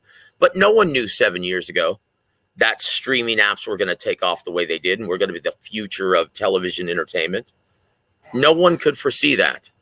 But instead, they decided to dump hundreds of millions of dollars in time buys. Now, here's the reason why networks, they saw that and said, okay, well, they can't generate the kind of sponsorship needed to support these big guarantees. NFL, NBA, MLB, they have no problem getting big mainstream sponsorship. Unfortunately, boxing does. This is why I always stress to fighters that I actually help out and do PR work for. I'm like, guys, try not to cuss and curse or engage in any shit talk before any fight. I know diehard fans love it and they love that bad blood, but it doesn't do anything to attract mainstream sponsorship. It drives it very far away. That's why you see the NFL and the NBA have a really short leash on all of their athletes post-game, right? When they're at the post-game press conference. If you say anything detrimental to the league or that could cost them potential sponsorship, they're going to fine your ass. Okay, boxing doesn't have that luxury. They don't have that kind of hold on any of their talent. So because every fighter, for all intents and purposes, every fighter is their own sole proprietorship. Right. So it seems to bring my HBO. A couple of things stand out in what you're saying. First, when it comes to the guarantees, aren't those? I mean, there's a couple of different ways for big fights to do it. Like usually, networks are paying the bill, footing the bill for most of for all of this stuff. And let's say viewership is down for networks for whatever reason, maybe streaming, without going back in time. Maybe streaming is cutting into illegal streams has cut into the viewership numbers. But the other part is site fees. And it seems like for Vegas, I think Spence versus Crawford is a big Vegas fight. Can they get 15 million site fees from MGM, 15, 20 million? You know what? That's a great point. That's the route that they're going to have to go if they want to try and put this together. So forget about this fight going to AT&T Stadium. I can promise you this, PBC and Al Heyman, as well as Tom Brown, they're regretting not putting that fight in a big casino to get a bigger site fee.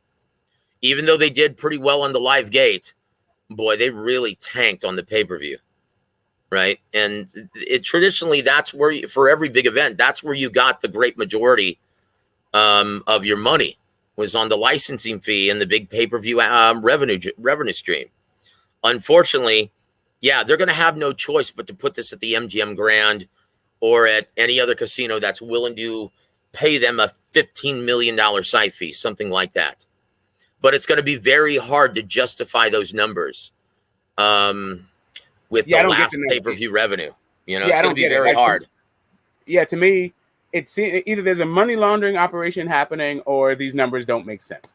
Because, like, I don't even understand, like, half this, you know, like, Canelo's getting $53 million to fight Bivol, who his last fight wasn't even, like, televised in Russia. Like, how does that make sense? Like, who's signing up to do this stuff? Especially when DAZN is talking about they're not overpaying for talent anymore because of their issues coming out of COVID and streaming and all that stuff. Well, and DAZN not only that, Canelo wasn't that big of it seems like he did, like, for what they were paying him, I didn't see the commensurate, like, you know, rise in subscriptions according to DAZN's own business model, right? Like, yep. Well, I will tell you, and I did an article a while back when Canelo, well, they invested a lot of money on, and this was Canelo Saunders, right? The last time he fought on DAZN.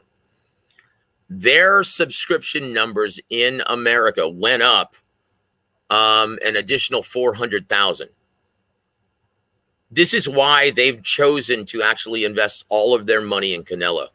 Yeah, but I'm saying that 400,000 doesn't even pay Canelo's fee on that. No, it doesn't. It doesn't. 20? This is why they're adding the new pay-per-view price.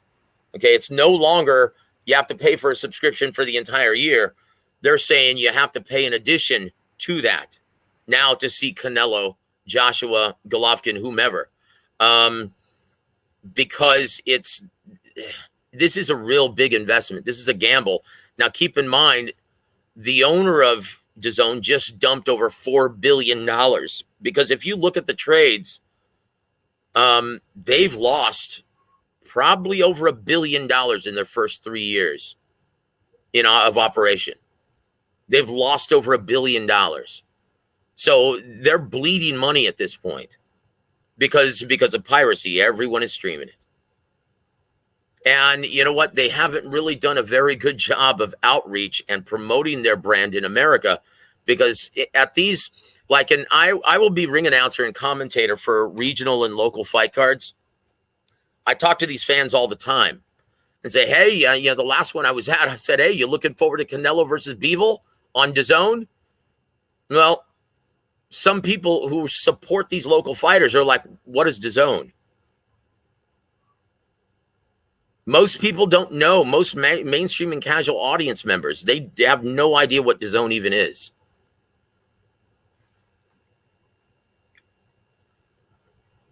Yeah, that's why I don't understand what is going on. Like, if you're losing money on it, like, why would you increase his pay, his guarantee?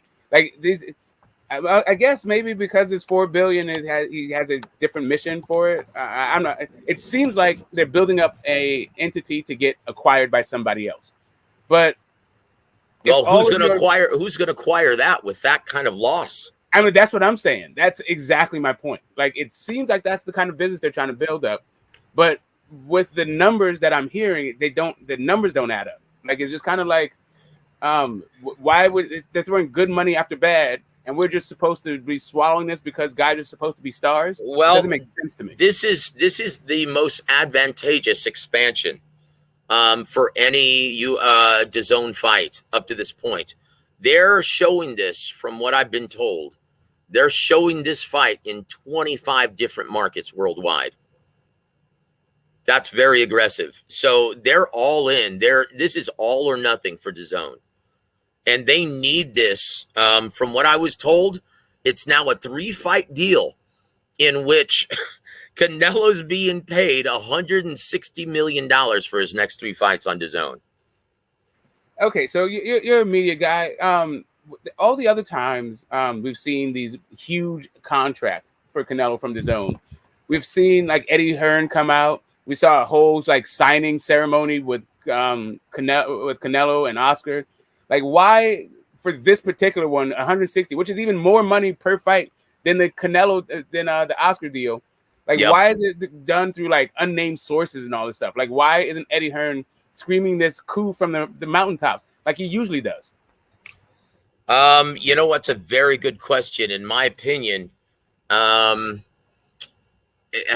have no idea. To be honest with you, they've been very reluctant. Just the only thing they've been saying consistently is it's the biggest deal in boxing, and they virtually made Canelo an offer he couldn't refuse.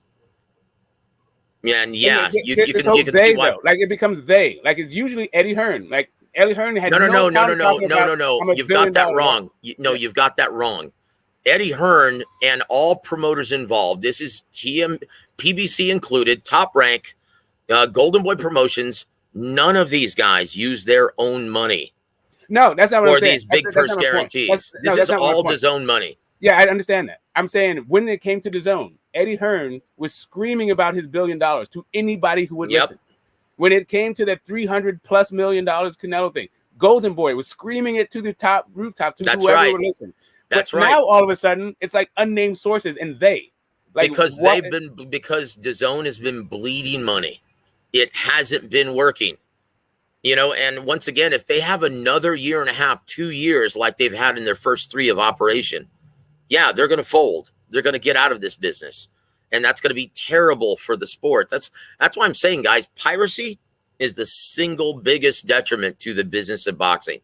I don't think very many people realize how bad this is. And this is why, like I said, promoters like Bob Arum have just stated, you know what, we're going to put as many fights as we can, great matchups on regular cable TV, and stay within our budget of $93 million per year for 30 events expected, right? And this is why they put so many fights in casinos for that guaranteed site fee. And this is one of and I explained this on H Money's channel during the fight. A lot of fans are like, oh, Bob Arum's terrible at promoting. Well, no, he just wants to go for the guaranteed site fee. Okay, so once the MGM or the Cosmopolitan or the Wynn, once they purchase this event, it's theirs. Top Rank's job is already done. It's their event to promote. Now, promoters often have the opportunity to take either or. They can either stage the fight their fight at a casino and not want to leave any money on the table and basically just roll the dice on the live gate. But lately, Top Rank has been just selling these events to these casinos, and now it's theirs. Now it's their event. So Bob Arum doesn't have to do jack shit to promote it. It's up to the casino because they just bought the event. So Top Rank and Bob Arum, their business model is now, hey man, we're shooting for par now. We're not going for eagles or birdies any longer. We're just shooting for par now. We're taking the easy money. We're taking the guaranteed $93 million per year for 30 events, and we're selling this event to the highest bidder, whatever casino wants to pay for the site fee, and that's it. And we're happy. That's their philosophy. DAZN has a more aggressive philosophy. So far, it really hasn't paid off. They've been bleeding money. We'll see if it does, because now they have every major attraction in boxing that really moves the needle. They've got Canelo. They've got Triple G. They've got Anthony Joshua. They've got the big three within the sport of boxing at this time. The last 3 mainstream and casual attractions. We'll see if this aggressive maneuver pays off, because so far, everything else has failed DAZN.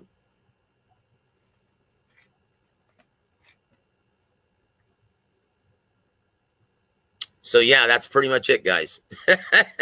So, guys, what do you think of the odds shrinking for Canelo versus Dmitry Bivol? I think it's going to be a good fight, to be honest. I think Canelo is the better fighter. I think Canelo will dominate Dmitry Bivol. Listen to this, though, H. I'm talking about the odds. I'm talking about the odds, my friend. Oh yeah, the odds. Well, right now, Canelo Alvarez is only listed on most race and sports books as a -400, with Dmitry Bivol tightening being a +350.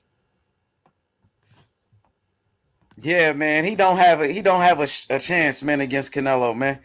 Canelo gonna whoop that. He don't have a fucking chance. You know what I mean? I think Canelo's gonna dominate this guy, to be honest with you, even though he's an undefeated champion. Dmitry Bivol, undefeated. 19 wins, only 11 knockouts. He doesn't have the power, but he does have skills. And I think for the first 8 rounds of that fight, I think Bivol, it's going to be a very competitive fight. I think the first 8, I think he's going to do better than Caleb Plant. Honestly, I think he's a better fighter than Caleb Plant. Dmitry Bivol is a master boxer, but he doesn't have the fucking power. So I got Canelo. In this one, bro. You know what, brother? I can see that scenario playing out. I really can. I can completely see exactly how your prognostication is. I can see that playing out. But with Dmitry Bivol's jab, with his footwork, his footwork is the foundation of his defense. His jab is one of the most intelligent in boxing. His size, and no, he doesn't have one punch knockout power, but it's enough where it can get the respect of most of his opponents and make them think twice about just walking through the front door. With Canelo's defense and how defensively responsible he is, and that intelligent jab of Dmitry Bivol, which freezes his opponents, keeps him from countering effectively, I can see that being a real problem for Canelo. And guys, look, and I'm not the only one who's saying this, it wouldn't surprise me if he loses a decision on Saturday night. Canelo's not losing no decision to anybody, bro. You know what I mean? No way he's going to try to outbox Canelo, outpoint him, and think he's going to get a decision. It didn't work with Arislandy Lara. Okay? Well, if he's going to have to knock Canelo out, and he doesn't have the power to do it. Point blank, period. Well, we'll see what happens, brother. We'll see what happens. But once again, don't be surprised if Bivol wins a decision or loses a very controversial and unpopular decision in favor of Canelo. Don't be surprised. I can't see Canelo stopping this guy, and I can see him having a lot of problems trying to close that distance because of Bivol's athleticism, deep amateur pedigree, intelligent jab, brilliant footwork. This is going to be a real problematic style matchup for Canelo. If it goes 12.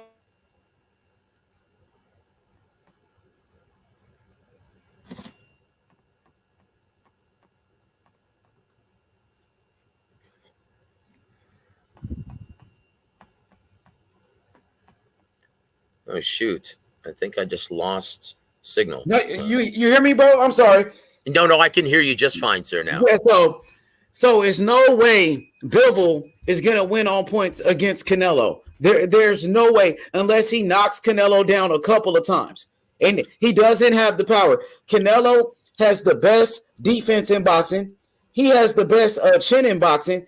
Bivol, this guy. Let's be honest, he's not a big name in the sport of boxing. Yeah, I mean, he just was on the undercard of Joseph Parker and Derek Chisora 2 fights ago. His last fight, it wasn't even nobody watched his last fight. You're right. So you're absolutely right. He's not a big ticket seller, and he's not the guy. So you're in the mindset, H, that that factors into the judges how they determine and are going to view this fight. I don't see. Now, once again, the crowd might play a factor in this. It's going to be overwhelmingly in favor of Canelo. You're going to have so many Mexican fight fans in Vegas this week. That very well may do a lot in influencing the close competitive rounds. But one of the reasons why, that's a huge misconception, though, one of the reasons why Canelo will grab the benefit of the judges' scorecards in the close competitive rounds is not because he's Canelo Alvarez, but mostly because he's so explosive. He combines speed with power.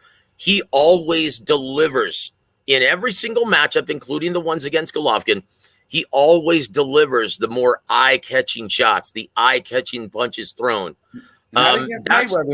No, not against Mayweather, guys. That was what? Now think about how long ago that was, because Floyd versus Pacquiao just turned 7 years old.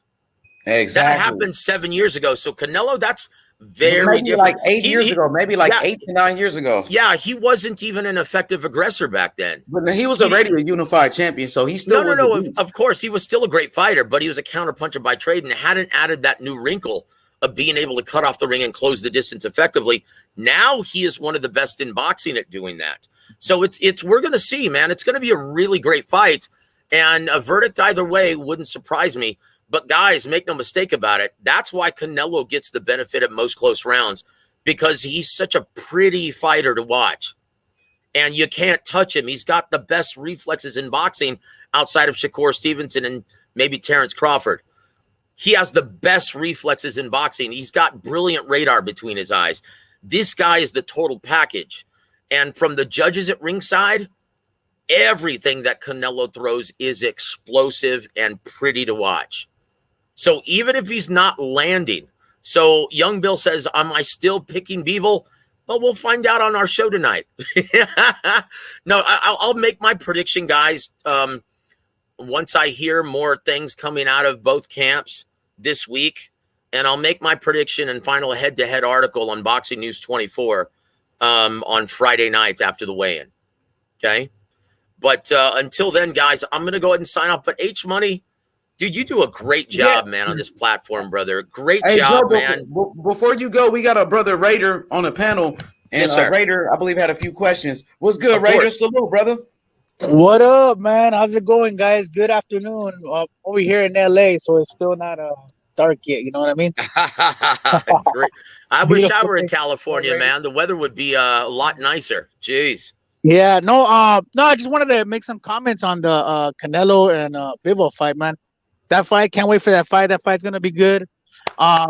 Somebody was saying that maybe Bivol he don't have power, right? But who knows? He might have power for a guy that started at 147. You know, Canelo's a small dude, so I mean, he may not have power for the guys at 175, Bivol, but he might have enough power to get respect from Canelo. You know what I mean? Because he might hit hard. Who knows? He don't hit hard. Raider, he don't hit hard. I've been watching this guy fight. He fought a guy Castillo, right? Went 12 rounds with this guy. Callum Smith moved up from 168. Well, let me finish. Callum Smith moved up from 168 to 175 and knocked the same guy out in one round. You know what I mean? So he's not a power puncher. He's a boxer. Yeah, no, his last six fights went 12 rounds, right? His last 6 fights went 12 rounds. Yeah, I understand what Raider's saying, though. And it's the same thing that I stated a couple minutes ago, that he may not have one-punch knockout power, but he's got a good enough jab, and he's got enough crack in his shot where you're not just going to walk through the front door and try to mow this guy over. Yeah, none of it. He's like honest, in every single 11 fight. Fucking knockouts. He's pillow fisted. He ain't knocking shit out, bro. Well, look, all I can say is this, and I'll leave you with this: if Canelo was reluctant and had a hard time cutting off the ring and closing the distance against Caleb Plant, well, look out. He's going to have a much tougher time with that, with a much bigger guy who punches harder than Caleb. That's all I'm going to say. Guys, look. It's going to be a great fight either way. Both guys fight in a very fan-friendly manner. And, yeah, I'm looking for a tremendous fight and a very competitive effort. If I had to pick don't now... pick against Canelo, bro. Whatever you do, you better change that pick. You better change that pick, brother. Well, I tell you what, brother, respect to everything. And like I always like to say, there are no right or wrong answers until we see how this fight plays out. So, guys, I just hope everyone is planning on purchasing this thing. It can only be good for the sport of boxing. And please, guys, tell your neighbors, tell your next door neighbors who don't usually follow the sport of boxing, let them know they have to tune into this one, okay? So God bless all of you guys. You guys have a wonderful night. As soon as I'm finished with my show, Young Bill and I more than likely are going to come back on here, okay? Yeah, for sure. Thanks, bro. Right, have a good one. But I'm not buying this pay-per-view. That's for damn sure. After DAZN said pay-per-view was dead, and I got the whole year of DAZN. You know what I mean? I thought I was getting my Canelo fights a part of my subscription.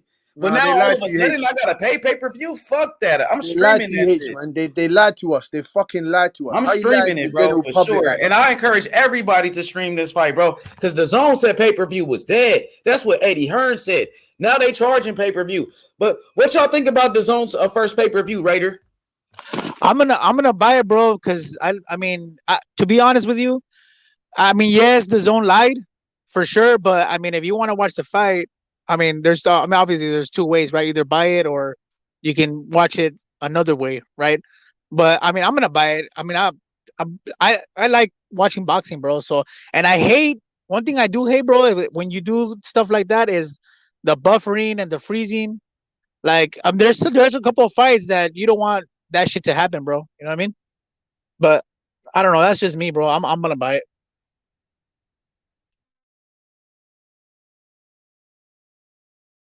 Yeah, but Raider Bivol ain't no power puncher, bro. I watched him fight. I think he's like pillow fisted, bro. You know what I mean? Yeah, but I know what you mean, bro. He's not knocking fools out. Devin Haney pillow fisted. He's. Go ahead, bro. My bad. Go ahead. Oh, because you kept cutting out, bro. I thought you were done. No, I know what you say, bro. Like he hasn't knocked anybody out, especially in his last 6 fights, right? They all went to 12 rounds, UD. But I mean, yeah, he may not have power for those big dudes at 175, but Canelo, he's a small dude, bro. He's even small for 168. You know, he's going up to 175. Who knows, bro? I mean, I don't know. I'm just. But he got the best in boxing. Canelo already fought at 175 against a big puncher in Kovalev. And Kovalev couldn't fucking hurt him. And I know Bivol ain't gonna hurt him. You know what I mean? Because he been at 175 before. And if you look at the level of competition, Bivol been fighting his last 6 fights. He hasn't been fighting anybody, bro. He been fighting bums, and he could have knocked these bums out. You know what I mean? So that's what I'm looking at. And Canelo's defense on top of that. Canelo been in there with Golovkin, bro. Hardest punchers. He been in there with power punchers, bro. Daniel Jacobs had power. Couldn't fuck with Canelo. Canelo been smaller than all of those guys. He's smaller than everybody, bro. Yeah, no, I agree. But you're always good. I mean, you can't keep going up and going up and going up and fucking winning all the time, bro. Like, I mean, there's gonna be a point in time where, I mean, who knows, bro? He might catch him with a fucking shot and fucking knock him out. You never know, bro. I don't see it. Hell no, not Canelo. Canelo's chin is too good. Bivol is pillow fisted. Canelo, his defense is too good. He got the best chin in boxing. Canelo gonna beat his ass, bro. I think the first 8 rounds, it's gonna be competitive, close fight. First 8 rounds, but then you're gonna see Canelo starting to break him down, bro. The same way he did Billy Joe Saunders, the same way he did Caleb Plant. No, but Bivol go 12 rounds though. Way bigger than mine. I think Bivol good enough to go 12. Bivol's a good boxer, right? We all know that. He's a good boxer. Now let me ask you this: has Zafu ever been hurt? Does he have a chin? Hurt before? Yes, he got hurt against Joe Smith Jr. I seen him get hurt. Yeah, correct. But I mean, does he get hurt a lot?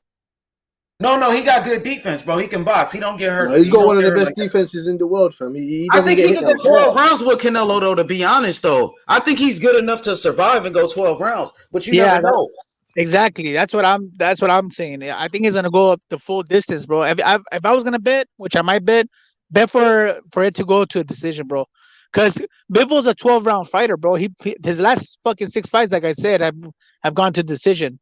You know, and Canelo, I don't know if I mean, he might have the power to fucking knock him out, but I mean, that fool has good defense. You know what I mean? So very good defense. Well, right now, Canelo been knocking people out, bro. Like, he been breaking bones and shit. So Canelo is like, he's becoming like a bigger puncher. I'm thinking 168 guys though. Canelo. Remember his fight at 175? He knocked out Kovalev, dog. So when Canelo moves up in weight, it's like he gets stronger. I think that's what I'm thinking. So you think maybe a body shot to slow this guy down? Hell yeah, for sure. He gonna be breaking him down with those body shots. He's gonna break him down. A ton of body shots. Yeah. It depends. Man. If you The break level down, for the fight is crazy. If you break down Bivol's performances, though, you get me Umar Salamov, Craig Richards, Lenin Come Castillo, on, oh my goodness, Joe bro. Smith Jr., John Come on, Pascal, bro. Isaac Chalemba. You get me, like The fuck? all unanimous decisions. You feel me? All unanimous. And he I lost. think And I he lost. think I think I think Canelo's gonna go to the body, and I think he's gonna go to the hip, bro. I think he's gonna fuck that fool's hips up. Yeah, I think I he's gonna want go to to the know. I body. want to know what Bivol. I want to know what Bivol's gonna do to deter Canelo Alvarez's attack. You get me? Oh, he gonna Is he? move. He gonna jab him up. Jab. Use his footwork. He's Oh, gonna you give know that shit. Canelo problems, bro. You know that shit ain't working with Canelo Alvarez, man. He gonna Bro, stand that shit. first 8 rounds, people gonna be kind of nervous. They're gonna be like, "What the fuck? This fight is close." Shit, you know what I mean? Canelo gonna be losing some rounds in the beginning, bro. I'm telling you, Bivol gonna probably win like the first 3 rounds, maybe. You know what I mean? I'm telling you guys, Yeah, Bivol can box, bro. but what I can see for that fight, I can see Canelo putting a huge lead foot up front and going back using the double high guard and try to lure him in and catch him with these uppercuts and body shots, bro. That's what See, I I don't think he had like so. Bivol is really a counterpuncher. He's not that good at leading, and that's the other like the way he leads is by No, I said jumping in. Canelo. No, I'm saying for him to lure him in, it would be like the luring in that you're talking about. I think is predicated on Bivol being more aggressive than he actually is, right? So the idea that from what I'm looking at when I see Bivol is he's staying right out of range to have you throw a punch, so then he can jump in and throw his shot, right? Like he's a counter guy. He's not the guy that's like really leading the action. And the way that even in the instances where he is leading the action, it's off of movement, right? So, I mean, to me, it seems like Canelo's thing is just going to be timing him when he jumps in. It's really like point blank. And also when he leaves his jab out, he doesn't bring it back that fast. And he is I think Canelo can catch him after jabbing, right? With left hooks to the body. I also think he leaves his chin open when he throws combinations. When he throws that third punch, his 1-2 is pretty good. When he throws that third punch, his chin is kind of out there. I'm with H. I think Bivol is going to win early rounds. I think that ultimately Canelo is going to probably win on points, just because I don't know, Bivol is just kind of a pattern fighter to me, and I think Canelo is too good at working out patterns. Yeah, I think since they're both counter punchers, how do you beat a counter puncher? You know what I mean? How do you beat a counter? You beat them, yeah, exactly. How do you beat? You have Exactly. nothing. You give them nothing to count. You give them nothing to counter. That's how you No, get you counter. beat him with feints. You beat him with feints. No, you beat him with feints. The answer is Oh feints. yeah. The answer is feints. Smoke. Yeah. You beat them with feints. Right. So and B-ball. I'm sorry, DJ. He wants to know: does anyone want to see Canelo versus Triple G, the trilogy, the third fight? Y'all want to see it? Yeah. I do. I want to see him knock out. I want to see him knock out Golovkin. That's what I want to see because he lost. You don't think Triple G's washed up and he's moving up in weight? Like Triple G doesn't bring anything to the table but a big money. You know what I mean? What you think? He brings in 3 belts. But I know some people do want to see it though because it's the third fight and people want to see Canelo knock out Triple G. But will it be competitive at this point? Triple G some people still have Triple G knocking out Canelo. Like there's yeah. Like, yes, some people want to see it. I don't particularly care about this fight. But it's mostly like Canelo and Triple G fans that are still going out. They're still chirping about this matchup. Yeah. So it's really just their fan bases that are interested in this fight. I would smoke on that one. I don't really care for it, but I mean, if they make it, I will watch it. Yeah, I care about it because Golovkin is still an amazing fighter. At the end of the day, man, he beat him the first time. He beat him. I don't care what. Watch though, bro. I thought Sergey Derevyanchenko beat Triple G. I watched Triple G last fight. He looked like an old man, bro. Yeah, he looked like an old man to me too. He's like male pattern baldness. I don't need to see anyway, but whatever. These guys want to see if the it's money, bro. It's business, bro. The zone wants it. That's why they signed Triple G. So Canelo's gonna give them what they want, and they're gonna give Canelo what he wants, and that's a lot of money, bro. So it's all good. It's business. And also, I like seeing Hall of Famers fight. Like even if I like seeing Floyd versus Sugar Shane, even though I didn't like I didn't actually want to see those two guys fight.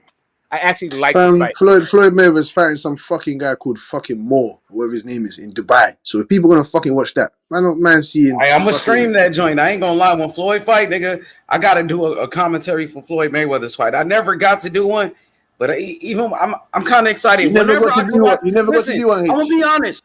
Whenever I could see Mayweather fight, I don't give a fuck. I'm gonna watch it. He's probably the greatest fighter ever, bro. I will watch Mayweather fight anytime, bro. To see him in the ring and fight, I gotta watch Mayweather, bro. I actually have 3 other fights. I'd rather see Canelo fight than Triple G. I'd rather see Canelo fight Beterbiev, Charlo, and Benavidez before Triple G.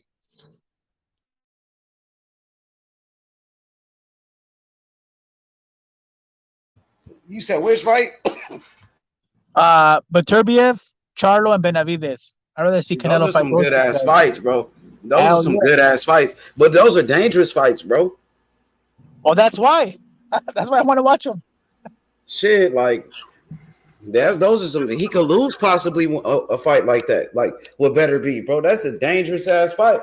That dude is way bigger than Canelo, and he hit hard than a motherfucker, bro. He hits like a truck. Still, he hits like a truck. Like that is literally the only guy I feel like it's a kind of a 50-50. No, but fuck that. My man dropped him. Canelo I think he's too big for Canelo. Really, like Canelo just goes up for 175 for certain fights.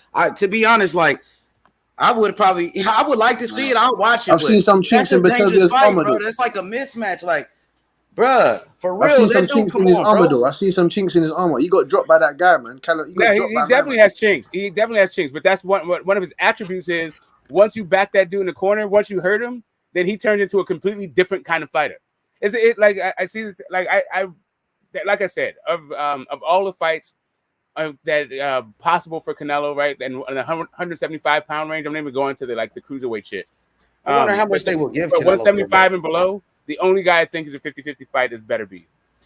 Well, he has to see it. Well, he has to see him anyway. Beterbiev is like a fucking stronger and bigger fucking Triple G, bro. Yeah. But no. But Triple G has better. The only thing with Beterbiev, he throws repetitive shots. Like you get me. He throws repetitive shots. So I can see someone like Canelo Alvarez scanning that and understanding. Okay, you're throwing the same punches in the same combinations in the same rhythm. Yeah, that's cool, man. I'll counter that and just fuck you. Just counter you outside all night long. You get me? And he's slow. He's slower than Canelo Alvarez. He's not that much athletic than Canelo Alvarez. The only thing with Beterbiev is that he's stronger and bigger. That's about it. He ain't faster than him. His feet are not faster than him. I can see Canelo countering the shit out of Beterbiev, bro. Beterbiev is a straight combo forward guy, bro. Yeah, I don't see Beterbiev working any angles. I don't think his head movement's good enough to disillude Canelo Alvarez. You get me? He is tough as nails, though. He's tough like some $3-4 steak. He's big and strong, bro. That dude is too fucking strong, bro. Like, you know what I mean? That's a dangerous ass fight for Canelo, bro. I fuck with Canelo. I don't want to see Canelo get hurt like that, bro. Well, the road to undisputed is to go through Beterbiev. He's already been undisputed, bro. He ain't got to do undisputed again. He said no. He said he wants to do it. He said he wants to do that. That's what he wants to do. Well, he say a lot of stuff. One time he said something. Yeah. So, hey, you know what? Fucking war, bro. Fucking Beterbiev and Benavidez, bro. Imagine that shit. Oh, I got Beterbiev, bro. Beterbiev will bust Benavidez. That'd be a good ass fight, but I heard Benavidez had a chance to move up and fight that guy, at one point, but he decided to stay at 168. So hey, I'll tell you this much: if both of those guys can withstand each other's punches, I got Benavidez in that fight. Like if Benavidez has a chin and can take Beterbiev's shots, fuck, I don't know, bro. I think I have to go with Benavidez, bro. I got Beterbiev, bro. I think Benavidez he get hit too much. Benavidez get hit too much, and if Beterbiev hit him, he gonna knock him out. So I got. He's going to sleep. He's going to sleep. If Beterbiev hits Benavidez right on his chin, he's going to sleep. Hey, so I was gonna ask y'all, bro. What you guys thought about Shakur Stevenson's performance, man? What you thought, Raider? Fuck, bro. He won, bro. I think I had Valdez winning like 3 rounds only. That's it, bro. That was a good performance by Stevenson. Credit to him, bro. You thought it was a great performance, And do you feel like Shakur Stevenson is starting to become a star, like a star in the sport of boxing? I don't know if he's a star, bro, to be honest. First of all, your first question, yeah, that was a great performance. Absolutely. Fuck yeah, he did a fucking great job, bro. Is he a star? I don't know, bro. I mean, I know people that were there in Vegas, and they told me about 80% of the crowd were fucking Oscar Valdez fans. About 80%. So, I mean, if they weren't there, I mean, shit, that place wouldn't be packed. So I don't know about a star yet, but is he good? Hell yeah. I don't see anybody beating him, bro. At 130, 135, he could even fucking probably be the best at 135 too. But we gotta wait and see what he does next. Yeah, hell yeah. So a lot of people was there, like a lot of Oscar Valdez fans, but you know, a lot of people saw Shakur Stevenson beat Oscar Valdez. So all those people was there and they saw Shakur Stevenson fight. So when you beat a star, that now, you know, it makes you a bigger name in the sport. So Shakur, after the fight, he was partying with Floyd Mayweather, Terence Crawford, and the Baby, the rapper The Baby. And I think Shakur Stevenson, his profile is starting to rise now. Now his name is getting bigger and bigger. So as long as he keeps winning, man, I think Shakur Stevenson, bro, he can take over boxing, man. What you think about Shakur Stevenson versus Devin Haney, Raider? Who you got in that one? Fuck, bro, that's another tough one. I mean, they sparred before, which doesn't mean shit. And I've seen that sparring, and that shit was back and forth, bro. But I think Shakur had the best of them. But I mean, Haney's a different fighter now. So is Shakur. I don't know. That'll be a badass fight, bro. But I think I might have Shakur on that one, bro. Just because of his speed, and I don't know, his speed, his reaction speed, his transition from offense to defense. It's quick, bro. Real quick. He controls the distance better than I've seen anybody lately, bro. Like he probably controls the distance better than anybody in boxing right now. He's at a perfect distance all the time. Like it's like if you have a stick between him and his opponent, and they're moving around and it's the same distance all the time. You know what I mean? He's at a perfect distance where you can't really hit him, but he can hit you. And you know, I don't know. It's fucking good, bro. Is that the fight you want to see, like in the future, Devin Haney versus Shakur Stevenson? Yeah, that'll be a badass. I want to see. You know what? I would like to see Shakur and Lomachenko, bro. I don't know why that fight is intriguing to me, bro. Yeah, because Devin Haney might move up anyway. He might end up moving up to 140 pounds after the Kambosos fight. He got 2 fights lined up with Kambosos, right? So Lomachenko, that's if he comes back to boxing, right? We haven't heard anything about Lomachenko since he's been in the war. Yeah, you know what? And you know what too? Like a lot of people are saying that. Well, not a lot of people, but I heard some people say, "Oh, you know what? Valdez didn't really throw that many punches or whatever." He didn't, but I mean, I think that was credit to Shakur, bro, because you know his fucking movement, bro, was. People like, say that never boxed in their life. Yeah, like you know, every time that fool would throw, he'd fucking miss and he'll get popped, bro. So exactly, I mean, that makes you hesitate.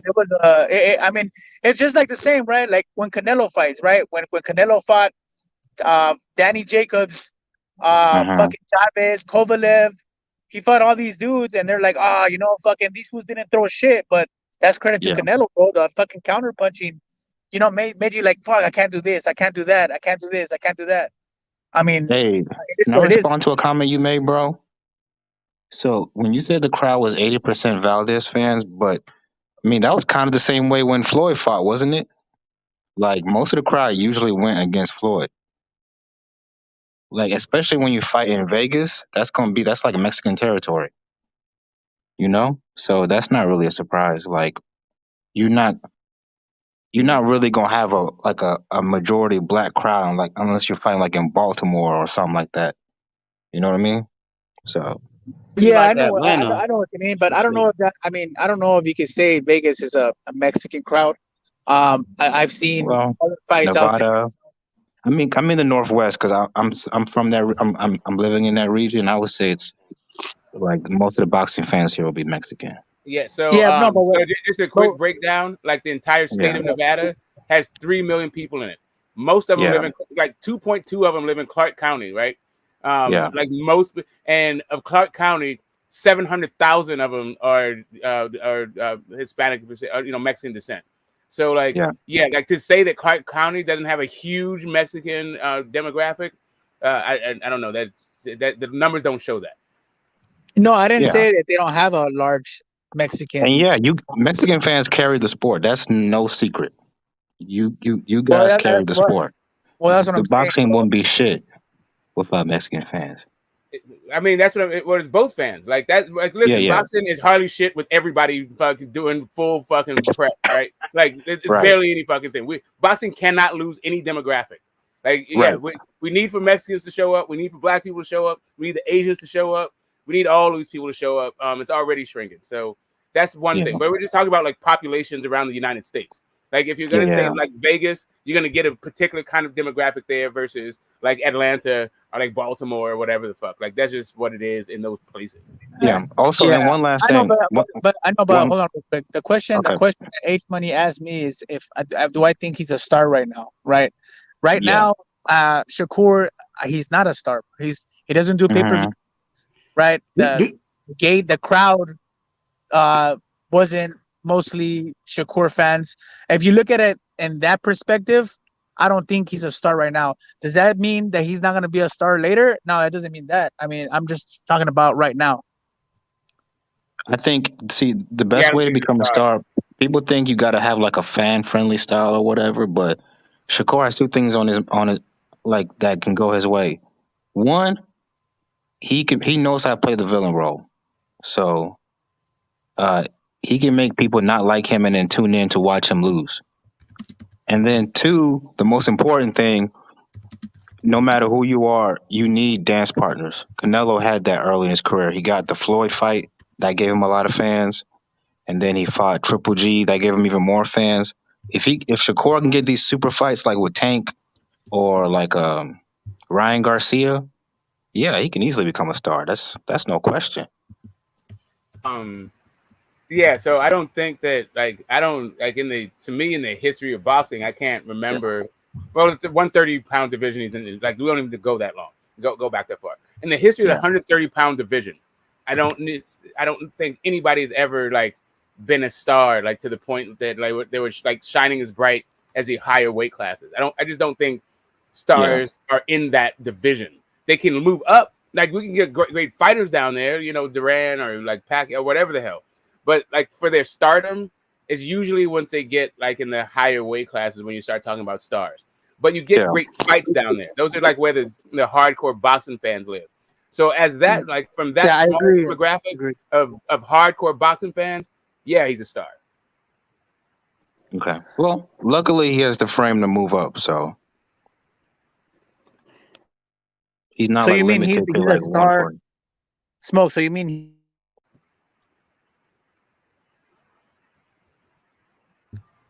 You went out for a second, Raider. I guess we lost. He got abducted. Yeah, like mid-sentence.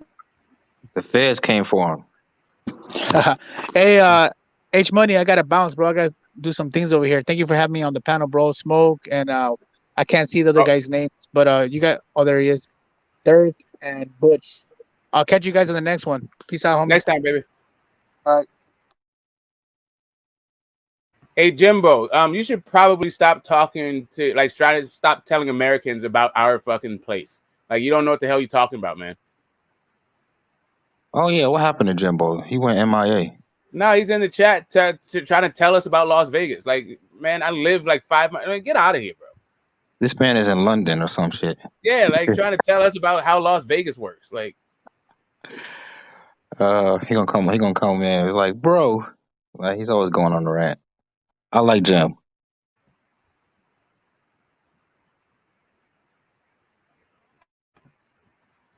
Puerto Rican heritage, like his grandfather's Puerto Rican. Like, what do you think, Brett? Man, if you okay, whatever, man. Yeah, I'm not. Hey, he's Puerto Rican when he wins it, but like when they say he hit that woman, he's black. Yeah, I mean, I don't want to know what that got to do with anything. Like, I saw him beat the entire shit out of a dude. I didn't see him even hit a woman. Like, people are so petty, though. People are so petty. They arguing what he is and shit. Come on, Yeah, like bro. nobody He cares is about Puerto that shit. Rican. Like, He how is. many Is that- pay-per-view buys that's gonna get you because one of your ancestors was Puerto Rican? Like, That shit is crazy. People came in here yesterday was like, well, he Puerto Rican though. So you had some racist fans coming up in here yesterday, bro, trying to say, well, he's not black, he's Puerto Rican. You know what I mean? That shit is crazy, bro. You know why they don't they think it's like a credit type of thing. Bro. Hold on, bro. You can't hold on, bro. This coming from somebody that's mixed with Puerto Rican too, bro. Chill out with that shit, fam. There ain't nobody say that he was fucking black when he hit the dude, bro. Chill out with that shit, bro. Like, no, Steve, YB, you don't understand. Hold on, Dirk. He never claimed to be Puerto Rican. He said, I can't claim it, even though my dad is that. I can't claim it because I wasn't raised that way, bro. See, you changing the narrative, bro. Like, you can't do that. This the first fight Shakur wore a Puerto Rican flag on his goddamn shorts. So most Puerto Ricans that are claiming him didn't know Shakur Stevenson was Puerto Rican until I'm not he even said talking it. about the Puerto Ricans. I know, but you saying that, oh, he's Puerto Rican now when he wins, but then when he does something bad, he's black, bro. Ain't nobody do that. Ain't nobody said that. Shakur Stevenson never claimed he was Puerto Rican, bro. See, stop making this shit about race, bro, because it ain't got nothing fucking do with that, bro. Okay. Can I respond? Come on. No, hell no, bro. That shit bullshit, man. So you can't just give out criticism and not let somebody respond. I Bro, said it for a reason. Weak ass criticism, bro. Come on, man. Like, man, make this shit, keep but this I shit said it boxing, for bro. a reason. Don't be YB, telling that boy I what don't to rep. just say shit just Don't to be say telling it. him what to rep and shit, bro. His biological father is Puerto Rican, fam. I didn't say he wasn't. He is half Puerto Rican, and he can claim that. But for example, Lalo's Page, whatever his name is, Lalo's that. Okay, hold on. What does that mean? If your father was like, if my father is from Washington, is he like half Washingtonian? Like, what does it mean to be That's half different. Puerto That's Rican? a city. What the fuck does that mean? Like, Puerto Rican is not a race. It's not a race. It's not. That's No, why it's a I'm nationality. Puerto Rico is a place. Yeah, it's an ethnic group. It doesn't mean it's an ethnicity. It's a nationality, bro. It doesn't mean what your race is. It's white Puerto Ricans, black Puerto Ricans. Even as a nationality, even as a nationality, that's America. They are American. I'm American. Okay, so let me tell you why I said that though. So you remember the brawl that happened after the fight? Yeah. You've seen a lot of comments, people saying, "Oh, there go those ghetto blacks again." But then, like after some people say, "Oh, well, he's Puerto Rican anyways." So what I'm saying is like when he does something good, he's Puerto Rican, but like when he's put in a bad light, all of a sudden he's black again. Bro, you from North Carolina, right? Yes, sir. Okay, well, shit. Well, come to Philadelphia, come to Newark, come to Brooklyn, come to New York, come to the Bronx.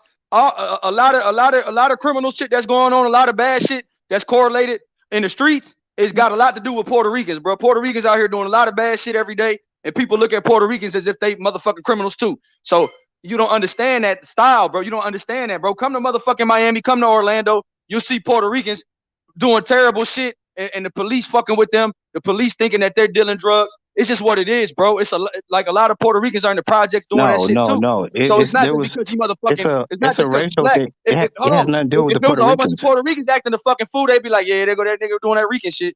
He on that he being YB, Puerto Rican again. I'm YB, telling you you putting the words truth, in bro. my His mouth, dad was bro. in the streets. His biological father that wasn't around was in the motherfucking streets in Newark, bro. YB, you putting words in my mouth, Bro. What are bro. you talking about? No, I'm telling you, Lalo's Page, which is mostly Mexicans, they were making those comments. Oh yeah, but see, they probably from California and shit. They don't know what Puerto Ricans get down like, bro. That shit is rough, bro. You go to fucking Philly and shit and go to an all Rican hood in Kensington, bro. Kensington where they fucking living like zombies. That's majority Puerto Rican, bro. Yeah, and by the way, it's on both sides. It's black and Mexicans. Like you see a lot of toxic shit between our two peoples when it comes to boxing. That shit is crazy, bro. That's what I'm saying. I don't get it, bro. Like Puerto Ricans got like Camden, New Jersey, mostly Puerto Rican and Dominican, bro. And that shit is one of the roughest places in the United States, bro. Like I don't get like you got to understand it's like and people hate going to Camden for that reason. They be like, oh, it's gonna be some ghetto shit. That's the thing. The Bronx is majority. The Bronx is majority Hispanic, bro. That shit rough than a bitch. Yeah. So it's getting rough. I mean, it's rough out there, bro. And people already know. Oh shit, don't bring me to the Bronx. That shit mostly Rican. I'm just gonna call it how it is. Yeah. But I get you though. I get you though, bro. Yeah. I'm just telling you, I don't think like that, Dirk, because I know it's some fucked up Ricans. I know it's some fucked up black people. I know it's some fucked up white people. It's some fucked up Mexicans. but we, you know what I'm saying? And I don't like to make it about that, but I understand where you're coming from, though. I do get where you're coming from.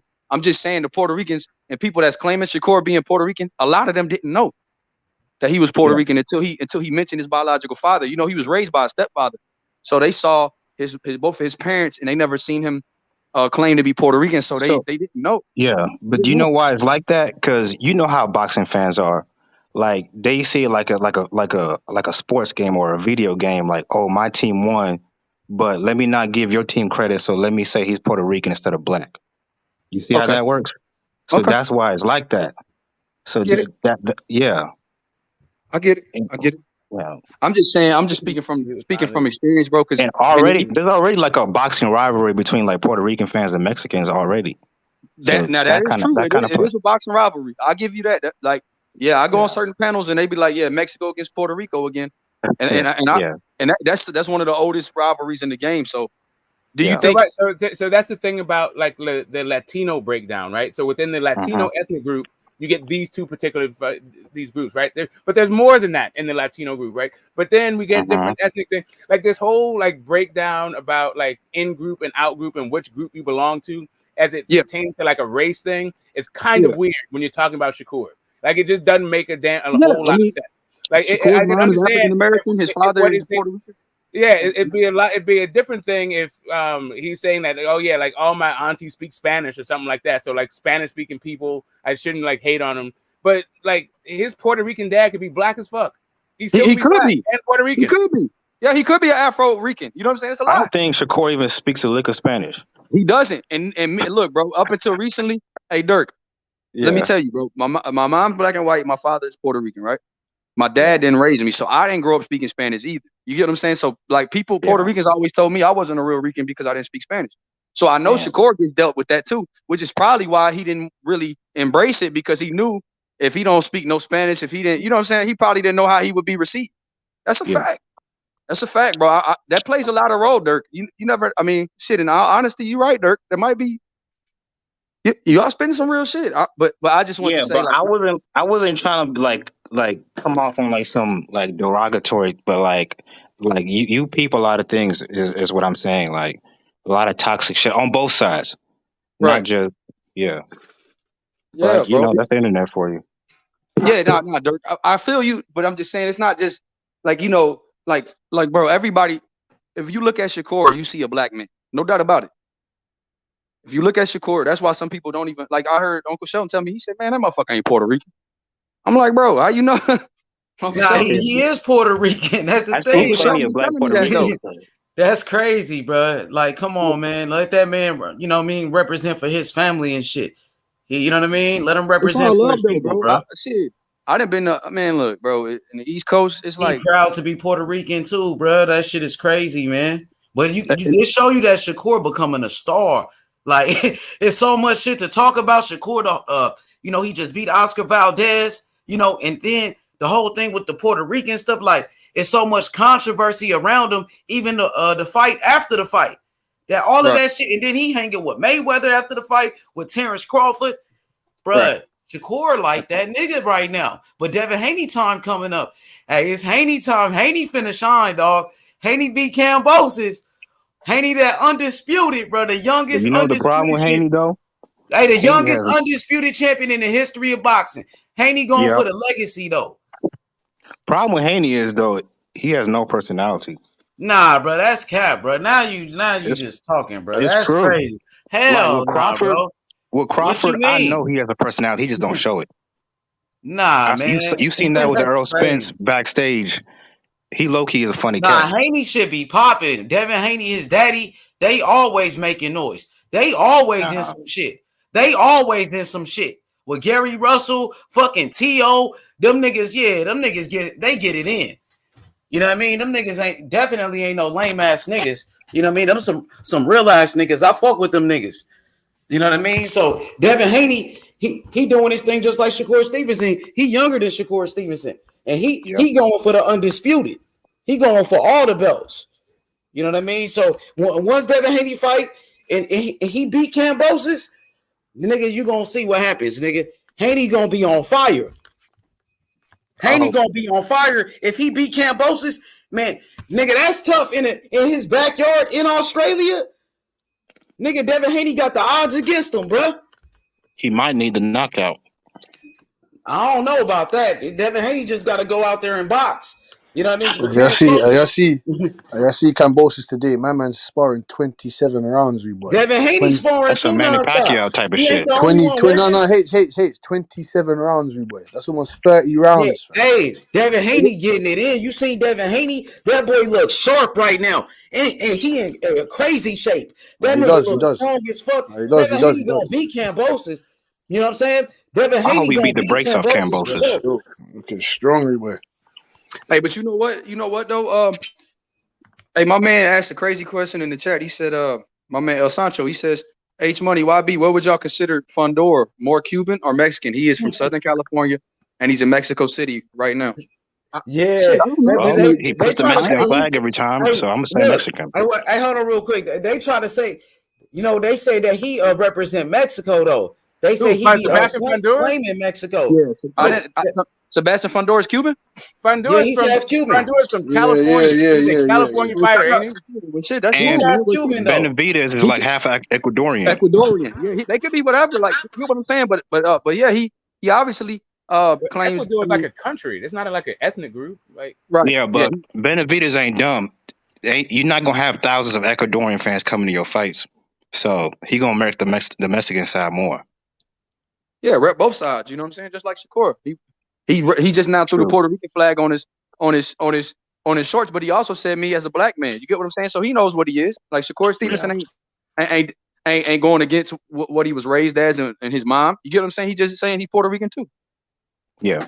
I think the only reason why he did it now and embracing it now is because his dad passed away. Hey, I love the fact that he's representing Puerto Rico, bro. I love that he's doing that, bro. Because my favorite fighters, they were from Puerto Rico for real. Like Felix Trinidad, my nigga Trinidad, bro. And Miguel Cotto. Nigga, I love them niggas, bro. And for Shakur to represent and be the next great champion from Puerto Rico, they need that fighter, bro. And for Shakur to step up and take responsibility, bro, I'm happy, bro. Yeah, Man, as far as I can tell, Sebastian Formella, he just repping what his dad is, and he probably feels more willing to rep it, man, because he probably his dad passed away, and he's like, damn, man, I never really got a relationship with my dad, but that's still a part of me. You get what I'm saying? So it's one of them things. He probably some people that their dad wasn't really part of their life, they probably hold, you probably got some resentment there. It's different things you probably feeling, and then once you pass away, once they pass away, you kind of let it go. You're like, damn, man, you're not as angry no more, so you're probably willing to embrace that side of you. You know what it is to me? This whole thing is this myth that everybody's not mixed, right? So like Puerto Rico, to me, if you're just talking about this blood quantum thing, it's just because they're a bunch of different mixed groups. So that's Puerto Rican, right? But you can't, like, depending on your skin color, you'll be like, oh, well, you're more this than that. But you're just looking at it. You can't fucking tell.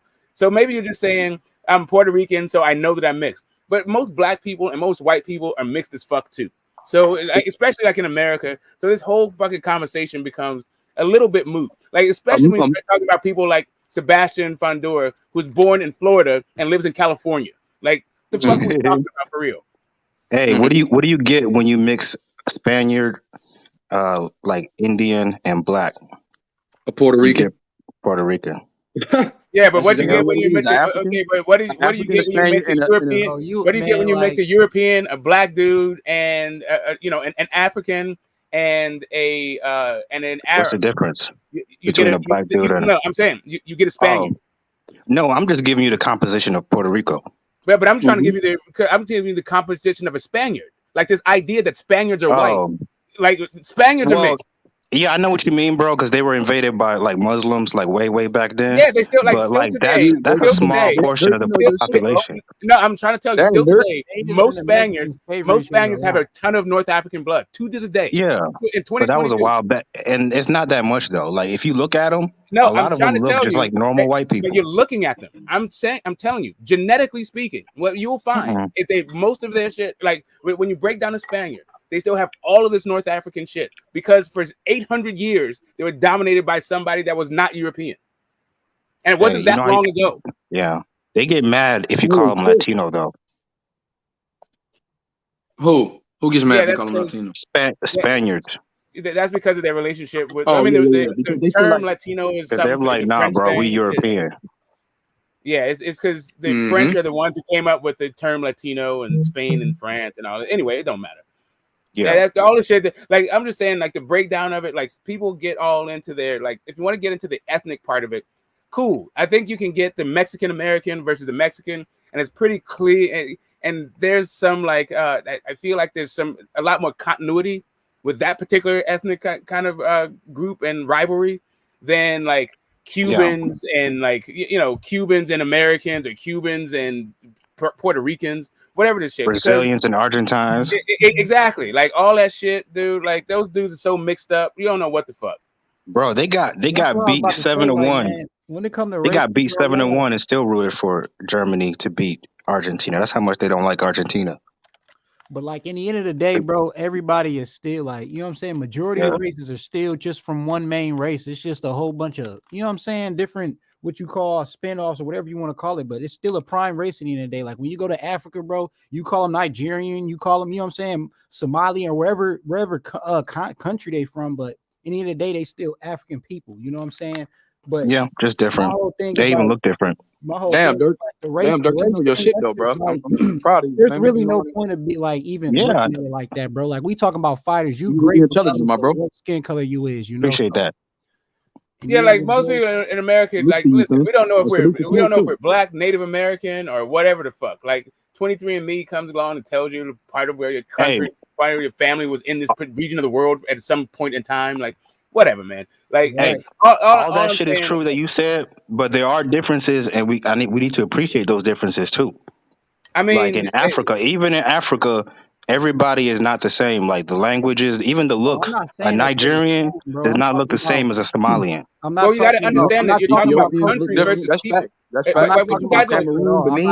I'm not saying undermine any of that. I'm just saying at the end of the day, we all came from one source. You see what I'm saying? And that source constantly spreads out when you go out and mate with people. People gonna be attracted to whatever they're attracted to. So that leads to different languages and different races, et cetera, et cetera.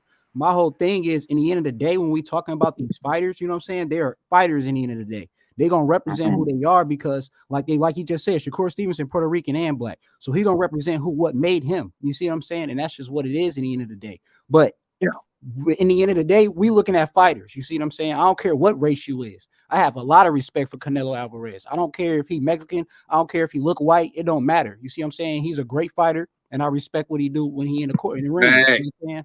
So that's the way I look at it.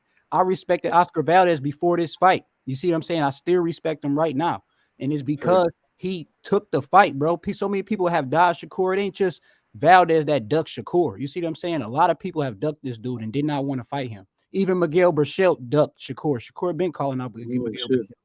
But you know, Frampton. Yep. Hey, but did y'all know the Charlos were half Haitian? I didn't know that shit. No, I did not. I didn't know they was half Zoe. They look like they a little Haitian though. They got that attitude. They got that Haitian attitude. I don't know how you look Haitian, but okay. I mean, like you guys keep like that's why they got that temper like that. What's really like crazy to me is like how easily people change from like race to nationality. Like Nigeria is not a race. Like there's a bunch of different kinds of people in Nigeria, right? The Igbo people, the Hausa people. Like there's like Nigeria is a country. Like, you know what I mean? Puerto Rico is an area. These are not races of Haiti is a country. It's not a race of people. Absolutely. I mean, look at us. We call ourselves African. They call us African Americans. It's everywhere. No matter where you would at. you say Germans are a race of people? Mexico, Mexicans. No, Americans. Like, so what are they? Germans are a nationality. Like Germany is a country. Germans are a nationality. They're people who live in Germany. You can be black, you can be white, you can be whatever the fuck, and be from Germany. I think they are. Let me tell you the difference though. Hey, let's get back on some boxing though, man. Fuck all that race talk, man. That's where I'm trying fuck to get all of to. that shit. I'm trying to get to. And they said anyone picking Bivol, he said beating Canelo. Anybody on the panel picking Bivol to beat Canelo? Hell no. Nah. I got Canelo fainting that dude and setting traps and fucking him up. That's what I got. Yeah. I think he's too predictable. Like That little 1-2 that he throws all the time. Exactly. He gonna time his ass. But Hey, he does have nobody's power. going for Bivol on this panel. My boy Joe picked Bivol. Did he tell y'all? Yeah, but he wouldn't pick today though. When you asked him, remember today you asked him? He answered. He was like, I'm gonna wait to make my pick. He said I'm waiting until Saturday or some shit. He said Friday or something. He gonna wait. Yeah, I mean, he want to see the weigh-ins. He want to see how they talk trash. I mean, it's smart. It's smart, but I'm just saying, like, you can change a pick. You don't have to be like locked into it. Like, right now, who do you got? That's a drastic like uptick in competition that Bivol, like from his opponents that he's fought to Canelo. Like, I don't know if he's gonna adjust to that, but we'll see. Because nobody he's fought is anywhere near Canelo.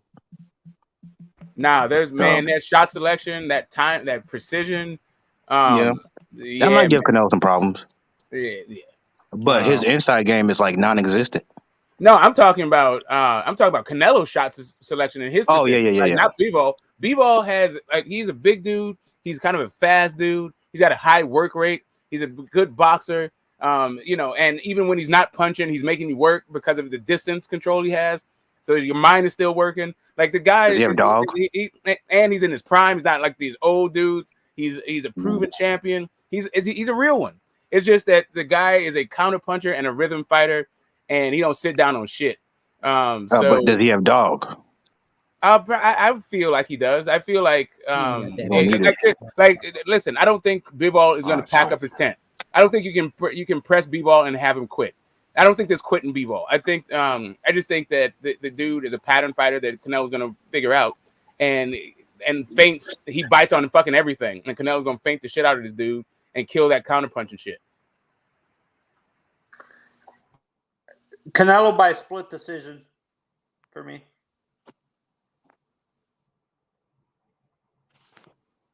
Dang, so Tony, you think it's gonna be a close fight then? So you think if it's a split decision, you think Bivol might really be able to outbox Canelo, and you really think Bivol can beat Canelo, but they're gonna give him a split decision loss? Do you feel like it'll be like a robbery? Do you feel like Bivol will actually win the fight? Yeah, robbery. I'm a Canelo fan, but Canelo. Well, do you think Bivol can outbox Canelo? Answer that for me. Maybe. Hey, and you was right about that one dude that played for the Miami Heat, Tyler Hero. He's the next Ray Allen. Yep, he is the next Ray Allen right there. I just wanted to throw that out there. You know. No, and as guys, can we stop? I understand why we use the word duck, but that word is so overused. This is why fans tend to walk away from boxing, because people overuse words like duck and stuff like that. Bro, listen, if they leave the sport of boxing, that means they wasn't real fans to begin with. No, I'm saying they were never real boxing fans, bro. And if boxing fans got to stop, whining so much and complaining and bitching and crying. If somebody wants to call a fighter a duck, let him do it. Stop being so emotional. No, I'm not emotional. I'm just saying, like. No, I'm not talking about you. Like whoever that wants to walk away from the sport. No, and this is why we don't get a lot of new fans into the sport, because we're accusing fighters of. So hey Tony, it's like it's only a problem when people's favorite fighters get called a duck, but it's not a problem when people have been calling Errol Spence a duck. So it's not a problem when they said Wilder was a duck, but you know what I mean? Like certain fighters, right? Yeah, no. I Like it's only a problem when somebody calls Canelo a duck or some shit. Let me ask you a question. Is Lomachenko a duck? Canelo is select. I admit, I'm a Canelo fan. He's very selective on who he fights and stuff like that. He only fights a fighter who he has a very high advantage on, like that he knows maybe in his mind he can beat and stuff. Can you talking to your mic, bro? I can barely hear you. I'm a Canelo fan. I admit he's very selective on who he fights and stuff like that. I understand he earned the right to do that, but still, But I do agree with you. Like fans do overuse that duck word, though. I do. I agree with that. They say every fighter is a duck, bro. Yeah, duck and bum no longer has any meaning. Like you might as well just like stop talking. Yeah, that shit is getting just ridiculous, bro. They try to say Tyson Fury was ducking Dylan White. You know what I mean? Like that shit is so dumb. They were saying every guy narrative on people actually do be ducking, but most of the times it just be cap. But there do be ducking. Nah, Keith Thurman, that nigga be ducked. He ducked for real. Let's keep it a buck. Keith Thurman ducked Errol Spence. Keith Thurman. Do you guys think Keith? Everybody not ducking. That's not true. Not everybody, no. Can you guys see Keith Thurman fighting either Virgil or a guy like Ennis? Boots? He should, bro. Hell no. Bro. He's not doing anything else, though, bro. Like, You I got to don't put a think gun he'll to do his it, head. though, but he should, bro. Like, what else is Hey, he doing? this is what Showtime should do.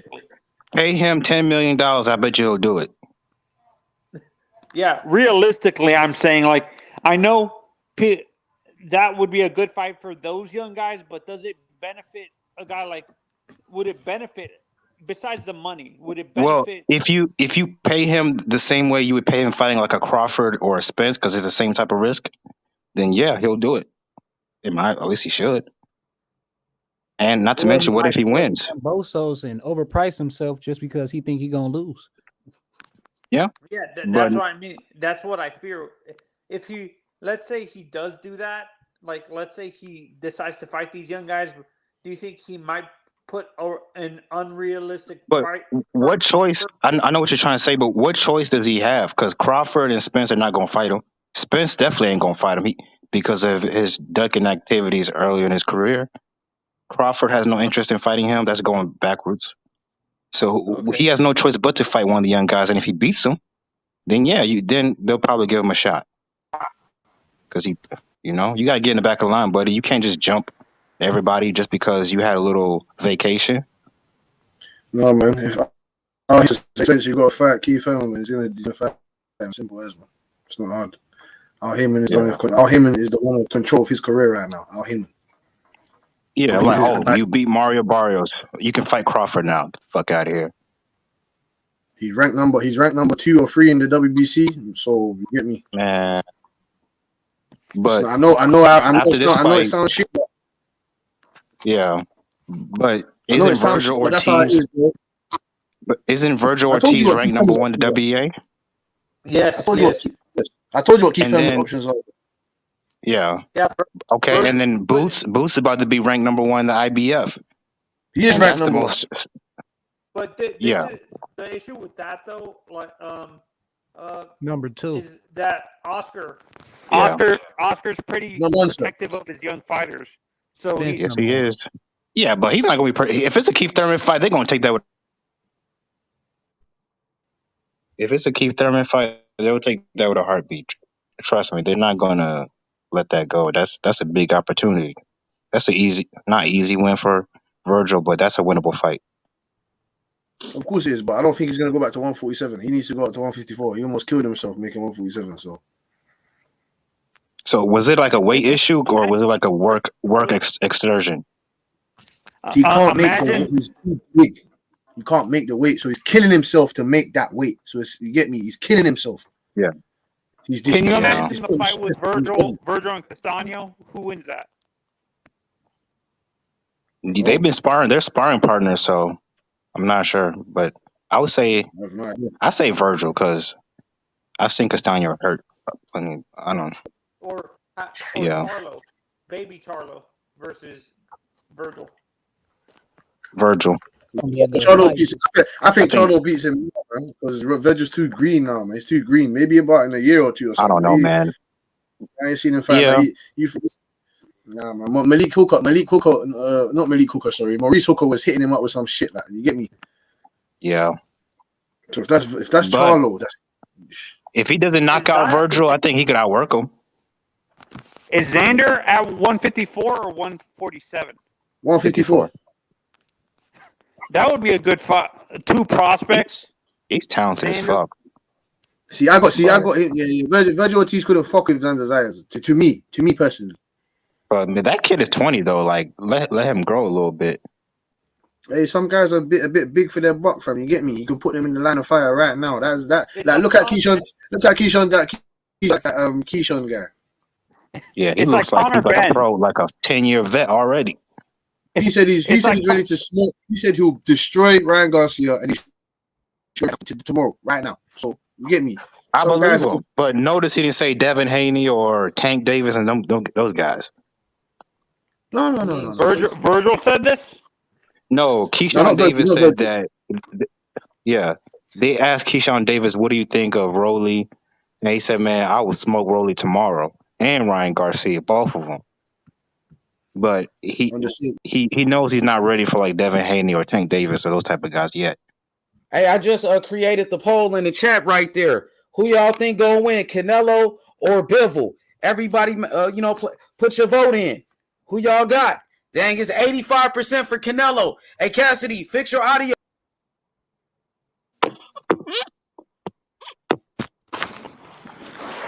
Yeah, to me, I think the deepest division in terms of talented young guys is probably 147 and 154. Do you agree? What? No, it's 135. 135 hands down, dude. It's not even close. You got Abdullah Mason, Keyshawn Davis. You got Ryu, Venezuela. You got Andre Cortez. Hey, that's I can't believe you just said that. I didn't even say Keyshawn Davis. You're right. You can hear me. Yeah? You still got Tank ain't even old like that. And Devin is 22, so technically he's almost like a prospect age. Yep. Even though he's not a prospect. No, but a lot of young fighters at 135, man. Hey, who is Keyshawn Davis, bro? Who is that? Who is Keyshawn? That's the one that fought on the undercard. Never heard of him. Not Haney, but Future the pound for undercard pound number scored one. yesterday. Not yesterday, Hey, but hey, Dirk. Who is Keyshawn Davis? Never heard of him. Who the fuck Hey, is fam, that? I can't lie to you, bro. I can't lie to you. You're gonna hear about him soon, fam. That guy's a problem, you know. He looks like some young. He is, bro. He just gotta work on that showboat. He quit all that showboat. He'll be something. Hey man, ain't nothing wrong with a little. Fuck that. Keep doing it. Keep showboating, man. That's how you get your fans. You get me. I don't need that. I don't need that. I don't need that. You don't need it. You don't need it. Who will win between him and Shakur? I said, who's gonna be better out of him and Shakur? What happened to Adrian Browner, man? We don't need. I'll say this. He ain't Adrian Browner. Cut all that. He got a higher ceiling than Shakur Stevenson. Yeah, he got power in both hands. That's the one thing Shakur ain't got.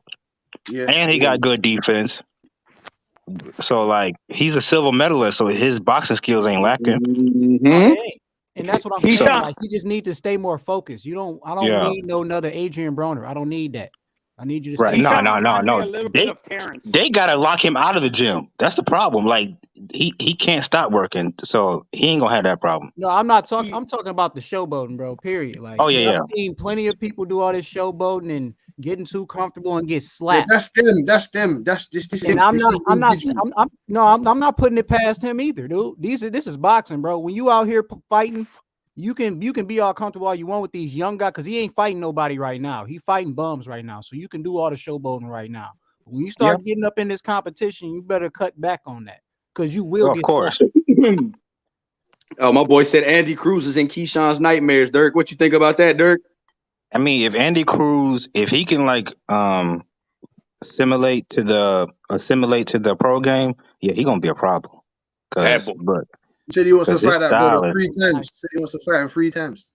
Yeah, he's a difficult style, bro. Like he might he might end up being like a boring fighter, but it's gonna be hard to beat. Dirk, my comparison for Keyshawn, he reminds me a little bit of a young Terence Crawford. Bud. He got better defense than Crawford. Yeah, when he had Platts, when Bud had Platts, that was him. I want to see him against Mark Castro since they fought multiple times in the amateurs and Castro beat him. Oh, you mean Elon Musk? Yeah. Nah, how you doing, my dog? How you doing, my dog? I like bro, I saw a picture. Somebody made a meme of that shit. He does look like him though, bro. I said, hey, he's playing off on that shit. He gotta be careful though, because they might take it over the top and it might become annoying to him. But you know. That shit. He beat Keyshawn multiple times in the Emmys. What I heard. I would like to see it in the You know who else? You know who else I want to see? You know that heavyweight, that silver medalist. Richard Torres. Yeah, he beat Big Baby in the amateurs too, Dirk. I was like, And damn. I like Hey that. man, the American talent coming out is decent. I mean, it's I like actually that really good. That UK guy is good too. I think Frazier's his name. Never Frazier, heard yeah. of Like him. that Frazier. Never heard of him. Never heard of him. Never heard of him. Never heard of that guy, man. What Frazier? Connor Ben. What happened to him? Never heard Who's of that smoke? I think his name. I think his first name is David, but his last name is Frazier. He fought Jalalov to get into that medal round, but he was like cut or something. He had like a fight. I think he fought Torres too. I'm not sure. I saw that. I know what you're talking about. Yeah, I know his last name is Frazier. I just don't remember what his first name is. But he's nice too. He's nice with it too. Who's that YB? I love the USA UK rivalry, bro. Those make some like great events. Don't do that, Dirk. Smoke hates. Don't do that, Dirk. What rivalry? Yeah, but like okay, it's not really a rivalry, but shit, go on, boy man. Gusto finna come out the blue. He heard UK versus USA. You know my boy Gusto finna be like you say Boston, you say man, let him Celtics, come, Lakers. bro. If you say Celtics, Lakers, that's like why I'm I like, said it. okay, I I see what you're saying. If you say Puerto Rico, Mexico, I'm like, all right, I see what you're saying. If you say like, Brazil, Argentina, I'm like, okay, I understand what you're saying. And then you say like UK, USA, and I'm like, what year are you talking about? Like, what century are you in? I know. You don't want to smoke. I know, but hey, sometimes they get their wins too, so that makes it interesting. You don't want to smoke. Wilder Fury. Bust up Serrano, bust her up. The last time there was a UK USA rivalry was 1812. What happened? Katie Taylor did what? She said she bust up Serrano. All I seen was somebody had looked like they had a fucked up nose, was out on their feet. I don't know who she busted up. And then you saw the Irish woman raise her hand at the end of the fight. The Irish lady raised her hand at the end of the fight. Shout out to Katie Taylor though, bro. Shout out to Katie Taylor. Hey, I heard something crazy yesterday though. They said that Katie Taylor is like the biggest athlete in Irish history. Yeah, that's Conor McGregor died. That's Conor McGregor. Stop playing. Easily, but she did look like that Billy Joe Saunders though, didn't she? Like I know you guys have different standards in the UK for the nasal sprays and stuff, right? I don't want to be disrespectful, but when it comes to women, the UK, never mind. Keep going, guys. Go ahead, Duck. Hey man, look. I've been to Europe. Bro. What's wrong with you, Dirk? I've been to Europe, bro. Like they at the bottom of the totem pole when it comes to women. Like after you go to Spain, Italy. He went there with it. Yeah, I mean when you go to UK and then you go to Spain and Italy, you be like, God damn. The difference is like is apparent. Dirk, did you go to Portugal?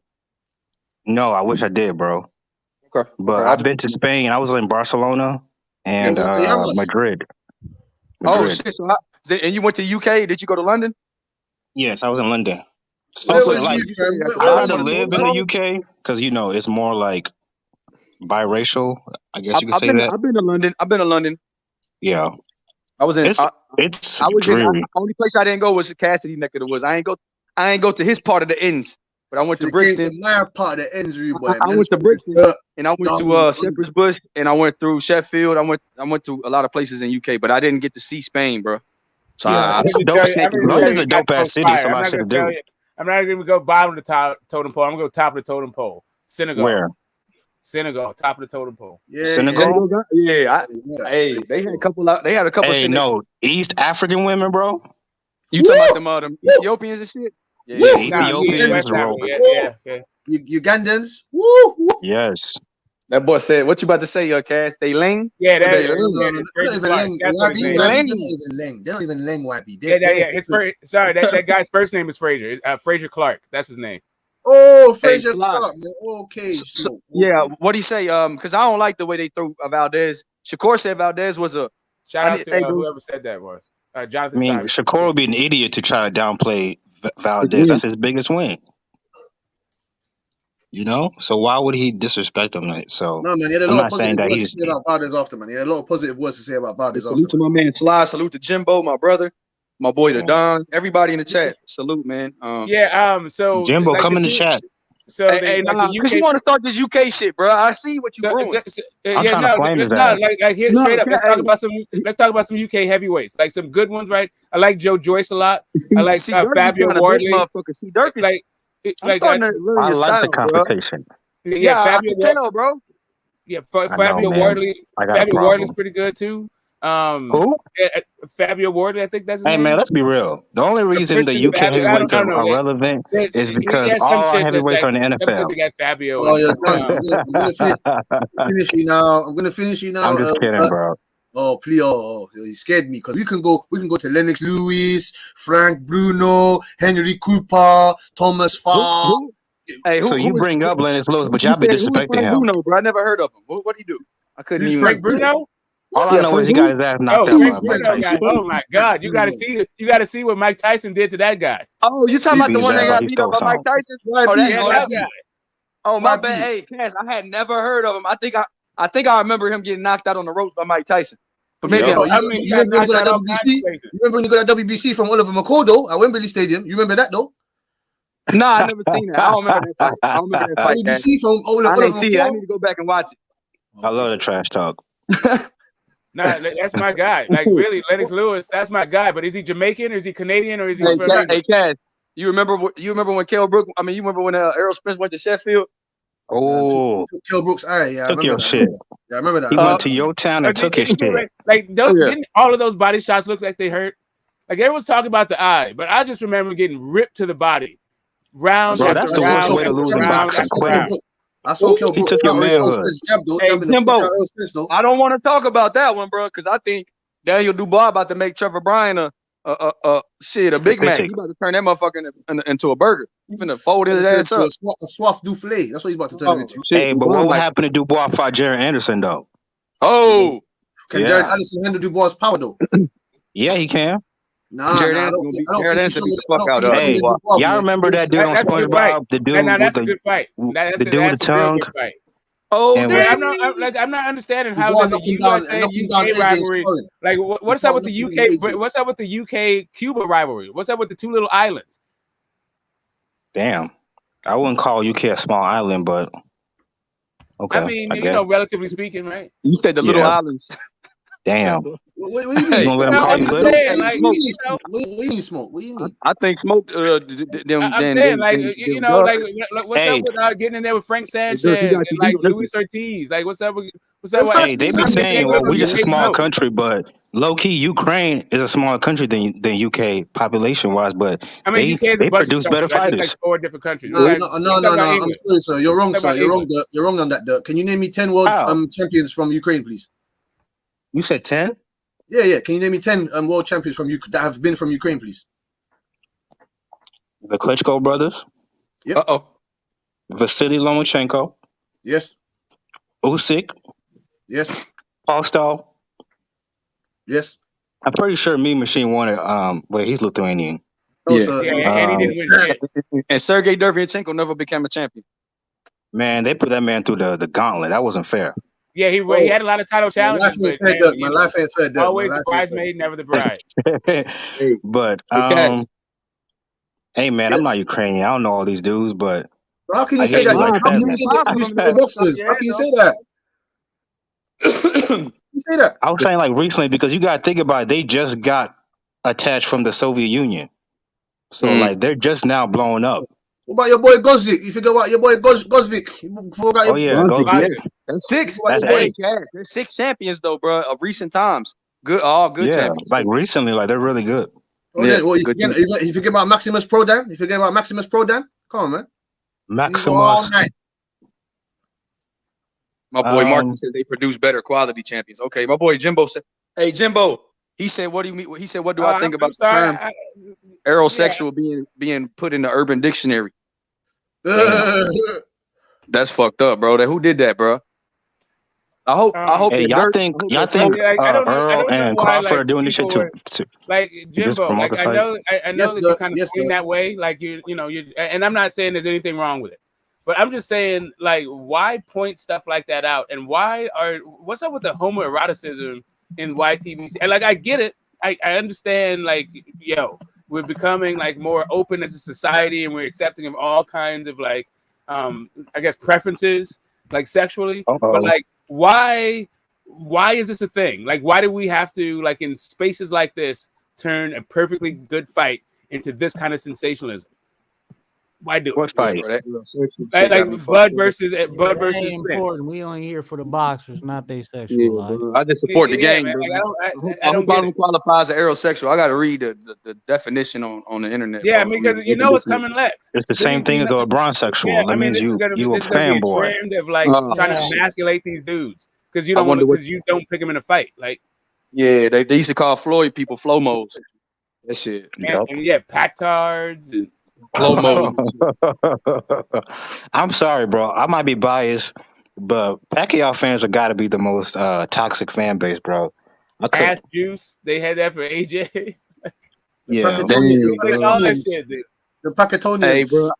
I love Oh, AJ, God. but I'll never forget when Reggie Miller called that boy Anthony Johnson. That Yeah, shit. Anthony Johnson. That was another one. He said, yeah, man. He said, I want to see Wilder fight Anthony Johnson. I was like, Damn. oh, Yeah, that was at the height of like Reggie Miller is calling AJ Anthony Johnson. Hey, Dirk, he said, I want to see AJ against, I want to see Wilder. He said, I want to see the American heavyweight against Anthony Johnson. You know, he got a big Damn. following. I said, bro, You know, at one point that was the biggest fight in boxing. Yeah, not no more, boy. That's why it should have happened. It's still probably makes a man. Boy called that boy Anthony Johnson. That shit could have been huge though in London. Like, can you imagine? What, AJ and Wilder? Apparently, Yeah.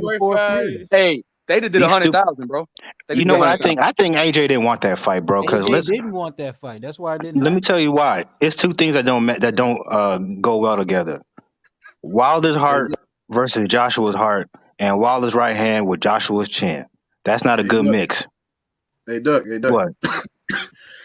he offered him some peas, man, and he turned it down to go and fight Fury, man. So you can't say that. One thing about Fury I respect, he has a high boxing IQ. That was my. Before we get into the technical breakdown, that was my next question. Do you think that if they fought, Wilder could get more than $40 million? Yes. Well, right now, no. If they fought if they fought next, nah. Well, I don't know. I mean, who the fuck is gonna put up that kind of money? Arguably 3 losses to Fury. If you get demanding $4 million. No. Okay, let's say Joshua beats Usyk and then beats Fury, maybe. In my last of fight, course. I had Of course, his revenue goes heavyweight. Fury retiring. He ain't about to fight no more. Nah, that nigga ain't retiring. He just doing that shit to so they can pay him more money to come out of retirement. He's smart. Kingpin EJ, bro. Yeah, ain't no way Fury is retiring with an unfinished business. He got one more fight. Like your legacy is incomplete. You not finna retire after only beating Wilder and an old ass Klitschko. Hey, John Pay, salute, Batman. My boy said, he said anybody even thinking of coming 140 got to deal with big takedown belt coming soon. Who is that? Who is that? You talking about Gary Antoine? Who is that? Who is that, JB? Who is that? Tio said he's in negotiations to fight Taylor. What the fuck you talking about? Kingpin Tio. Sounds like a wrestling name, the big takedown.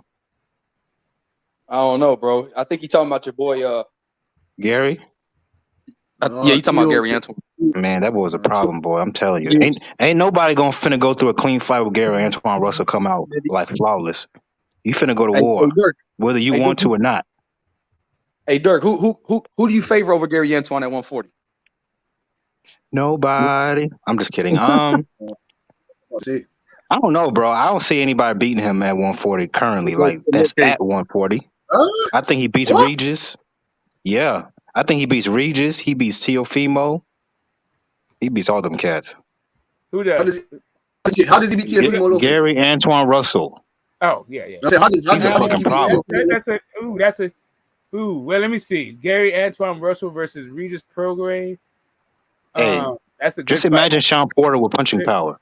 I don't need to imagine Sean Porter with punching power because that's not even Gary Antoine Russell or a Prograis. Like that's not either one of those dudes. Anyway, but let me. Okay. I want to see Regis and Gary Antoine. That'd be a nice fight to me. Yeah, that's a good fight. That's a good. The problem with Regis is he's too inactive. Yeah. Oh, you want to see him against Subriel Matias? Yeah, Big Daddy Bo. Yeah. Subriel Matias is a dangerous motherfucker, but he gets hit too much. Yes. Hey, JP, you talking about Gary Antoine? What about my boy Regis? Regis want that smoke? That's a dangerous motherfucker on that screen right there. Who Big Daddy Riddick Bo? Bowe. Yeah. Oh man, who would win out of him and Frank Bruno, Cash? Who wasn't there? Man. What English guys? What English guys see throw their belts in the bin? Bro? What Man, English he gonna guys you put see that throw man their in a belts in the bin? casket. Hey, Cash, who went out of him and Frank He was Bruno? scared to fight Lennox Lewis, man. He was scared to fight Lennox Lewis, man. What are you talking about, man? He fucking Man, he put was belts fresh, in the that bin. dude. So why didn't you fight him? I don't Hey, know. Uncle Detail, Yeah. bro. Uncle Detail, bro. Don't bet on Bud Crawford, man. I'm gonna just tell y'all that, bro. Shout out to Bud Crawford, but don't bet on. Donate to PBC. Donate to the foundation of Errol I will Spence. say this about Bud and Spence. Spence style is going to age a lot better than Crawford style because he relies on his athleticism. Spence doesn't. He's got fundamentals. Why do you think this? What you Why say? do you think this man Hey, has on his hey, athletics? they about to call you Crawford- aerosexual in the chat, bro. You know they about to call Hey. you aerosexual. That's cool. I like both of them. So whoever wins, I'm cool with it. But Crawford, like the more he weighs, that's why he's so like. That's why he don't want no tune-up. Crawford relies on his athleticism. Like without He his don't little want no twitch tune-up, so he muscles, doesn't need one. he's not the No, same no, fighter no. because he doesn't really have like Terence great Crawford, no, fundamentals. if he don't fight this nigga right now, it's gonna be over.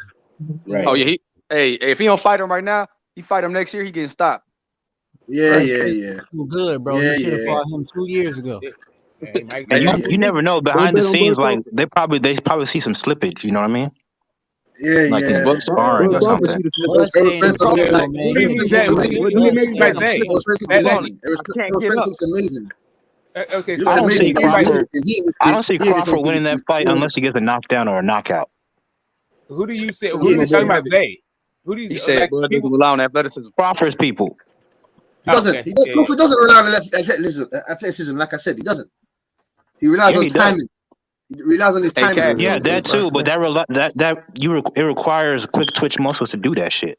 But he done got 39 wins off of doing what he do. You cannot sleep on Terence Crawford. Fine boy, you know that. Yeah, that motherfucker know the results. What they gonna be? You know what they gonna be? Errol Spence by too much of, like you said, Dirk. He got too much activity. The side, you know what I'm saying, when that right jab is gonna be hell for him. The activity, and if Errol Spence doesn't feel like if Bud Crawford doesn't drop him or hit him with something that makes him not want to get inside, he's gonna make it an ugly fight and start mauling Bud Crawford. Yes. If it goes past 9 rounds plus, I love Terence Crawford, but if Errol Spence shows up like in that type of condition that he showed up against Ugas, Bud Crawford's not winning that fight. Like I said, man, if he don't get a knockdown or a knockout, I don't see how he's gonna win on the scorecards. Yeah, I he's agree gonna with work you. him for sure. No, man, because Earl love to punch. He gonna punch the whole fight. Yeah, he's gonna punch. We did see Earl get hurt. He's gonna hit him. And And when he hits him, that when it's- motherfucker throw 100 power punches in the round and don't get tired. That motherfucker Errol Spence is a machine, That bro. motherfucker just be working. Hey, you know what Van Heeren He gonna said? treat you just like the body bag, bro. You watch him. If said- you ever watch Errol yeah. Spence on the body bag, bro, he literally Fernandez. worked that motherfucker. Who he fought last? He worked him just like a fucking body Yeah, bag. that's a bag. That's a heavy bag, Just mate. like This one. Terence He Crawford's was not a heavy laying bag. on him, mate. it's just uppercuts. Terence Laying on him, Crawford's not a heavy bag. laying on him. And he's not fucking Ugas. He's not Ugas either. He's gonna be moving around on his feet. Hey, Cassidy, you kept telling me.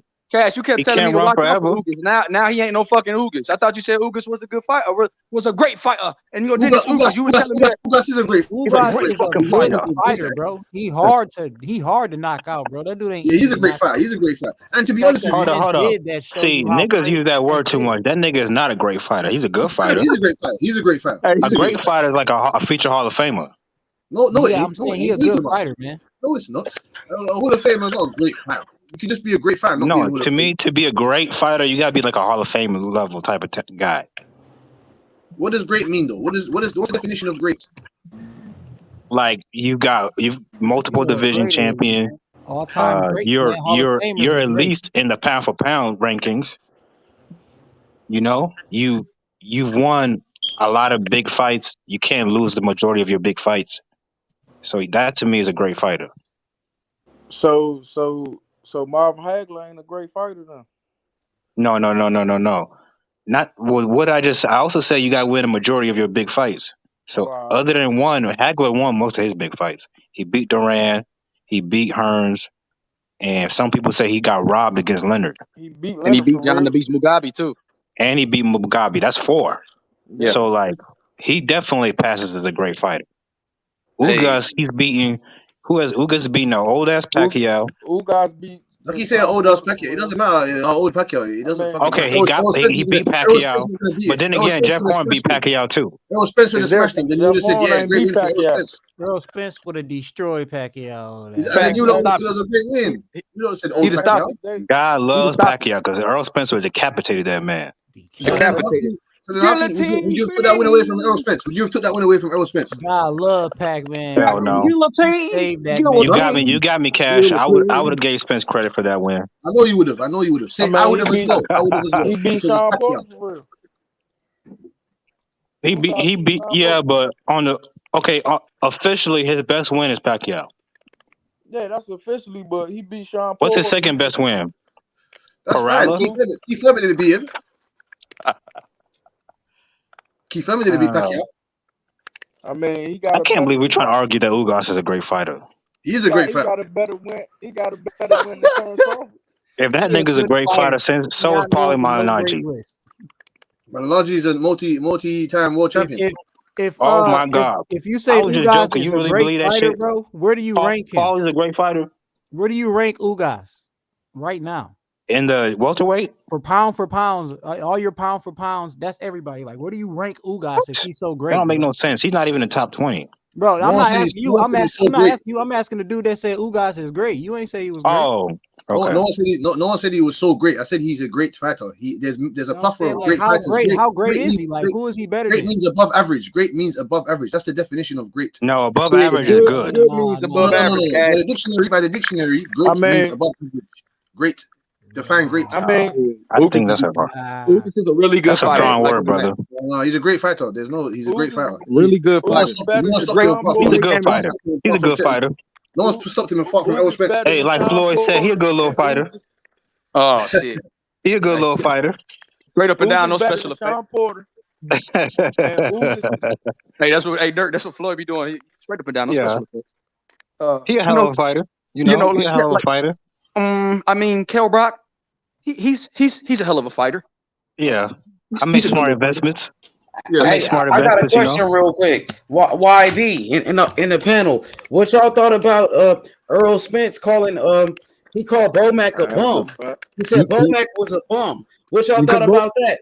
Because Bomac be talking shit about him, so he said, "Look at your motherfucking box rate. You always talking about what I don't do and what I do as a fighter and how I'm not that good and how I ain't shit." And how Bud gonna run through me? Pause. This is the second time Spence came after one of Bud's people, and Bud had to jump in. Yeah. Yep. Shout out to Bud Crawford for saying, "Look at my box record." And Errol Spence said, "Yeah, 38-1 still a good record." I can't wait. He said 38-1 still a good record. You don't have a good record, but it ain't gonna be undefeated no more after we see each other. Hey, that's a good what's it called?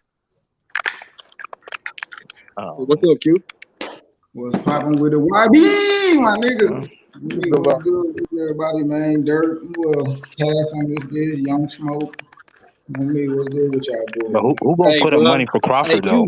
Q gonna bet on Bud Crawford, bro.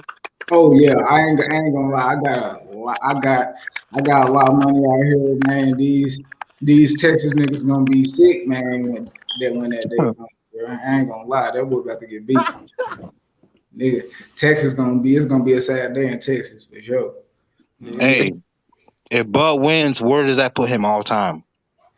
I mean, I don't know. Okay, let's say he wins this fight and wins at 54 against Charlo or Castaño. Shit. That's 4 undisputed weight classes.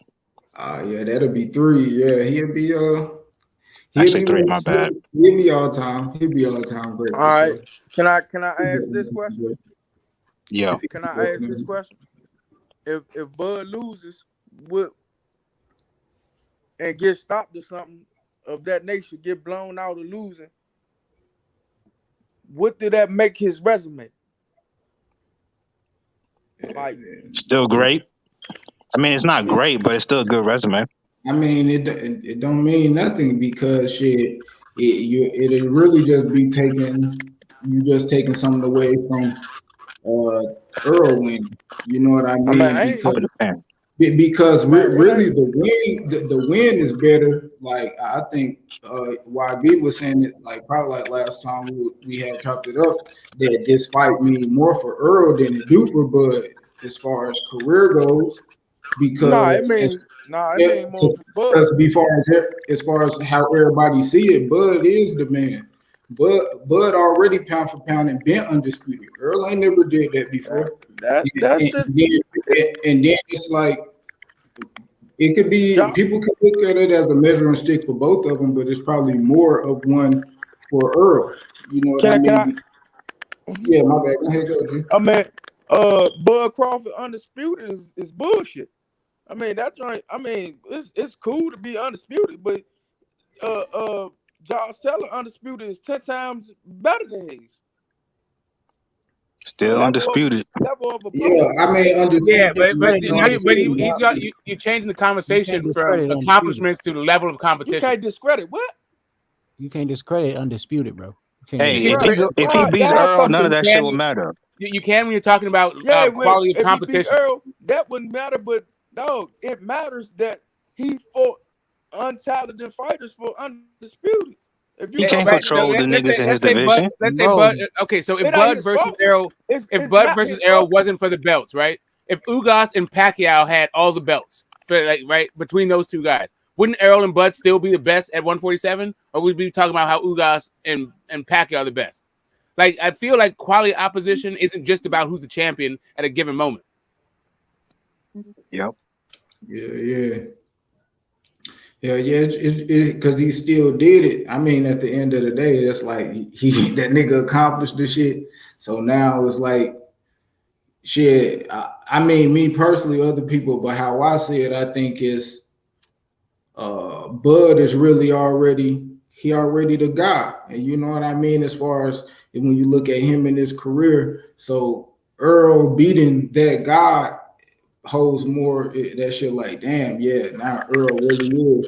He really is that as far as how I'll say this. If Bud can go undisputed at 47 and 54, he might take Canelo's spot as the fighter of this generation. Yeah, because he did it against the last two fighters. He did it against hell of a talent. That's just like, all right. So where Bud rate the guy, Q?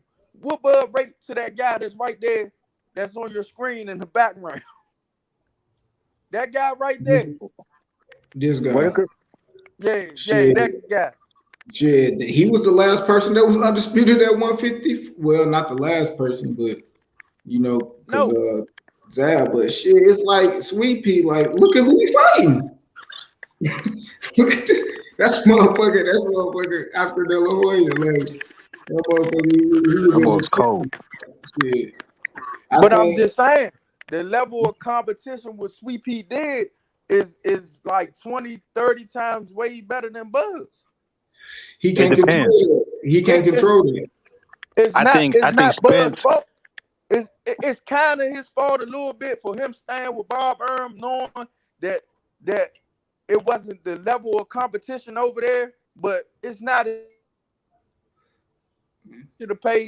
Bob should have paid for his legacy, but you know. Okay, but if he beats Spence, none of that shit will matter in the end. I mean, yeah, but if he loses, if either one of them beat each other, none of that shit matters. And if he does lose, ain't no shame in that. It depends how he lose. If it's like a great fight and they go like 12 rounds, like back tit for tat, and Spence edges it out, that ain't gonna hurt his legacy. Now, if he gets washed, then we can have a different conversation. If he gets stopped, we can have a different conversation. And then we'll have a different conversation. Discrediting Bud's career is just discrediting Errol Spence's victory in the end of the day. So Right. you need for Bud to look as great as possible. So when Spence beat him, you get all, you know what I'm saying? You get everything that he has to offer, bro. You can't like I never looked at this fight. I never looked at this fight and discredited either one of them. I looked at both of them as great fighters, and I've been waiting for this fight because I know that both of them, no one else is gonna be able to beat them besides them two people. I don't see anyone else beating Terence besides Errol, and I don't see nobody beating Errol besides Terence. And bro, you keep talking about his resume. Think about this. Like, we know his resume ain't that good, but if you just look at Crawford fight, you can tell this nigga's a great fighter. Like you don't really need him to see I against never said fight nothing about his everybody. skills. I never said nothing Yeah. about his skill set, but a motherfucker be acting like he's. I mean, the shit he went through will have him ready for a fighter like Errol, because he never been in a fight with a fighter like Errol Spence. We never said that. I never I said y'all mean, didn't say that. What are you talking about? I'm saying my opinion just as well as you saying yours. Yeah, man. Salute that boy Don, man. Coco the Don. Shit, it's the same both ways. Earl ain't seen nobody like Crawford. Just like you can say right. Crawford ain't seen nobody like him. You could say I that, mean, but man. I mean, I don't think so. motherfuckers that throw 40, I mean, 40 punches around. I mean, a motherfucker, that I seen against Sean Porter that was losing the fight and had to go out there and get the knockdown. He did it. Great job. I mean, and that shit Bomac said about him dominating. I mean, I never seen him really dominate a fighter. He stopped a couple of guys, but dominating. Name a knockout ratio is over 50%. I ain't talking about his knockout ratio. I'm talking about him dominating the fight. I'm saying you ain't got to dominate a fight to knock somebody out, right? If shit, I mean, how he knocked these niggas out, like, cause he didn't knock them out cold. But listen, but you ain't got. If the ref gotta stop it, I'm dominating myself over this nigga to the point the ref like, oh hell no. Came in, saved Benavidez, like saved Jeff Horn, like when they saved motherfucking what's the other dude, Kavalasquez and shit. He's saving these niggas' lives. The ref jumping in, Kell Brook. Right. Oh hell no. Kell Brook, the ref didn't even stop. Tell Kell Brook the fight was over. Bud did. The nigga asked Bud, oh shit, what? No, but he wasn't dominating that fight. That Kell Brook fight, he wasn't dominating that fight. Still got his ass up out of there. He got it out of there. Damn, man. Peeled that boy motherfucking cap back like a Sprite. He got him out of there, but he wasn't dominating the fight. I mean, that don't matter to me. You know, I'm just saying. Cause it's like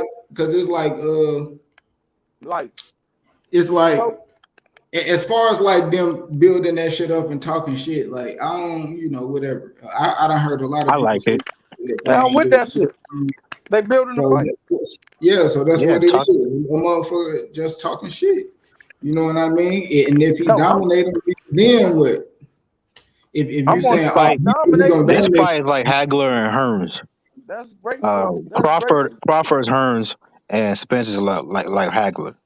And that shit turned out in a different format. Nah. Yeah.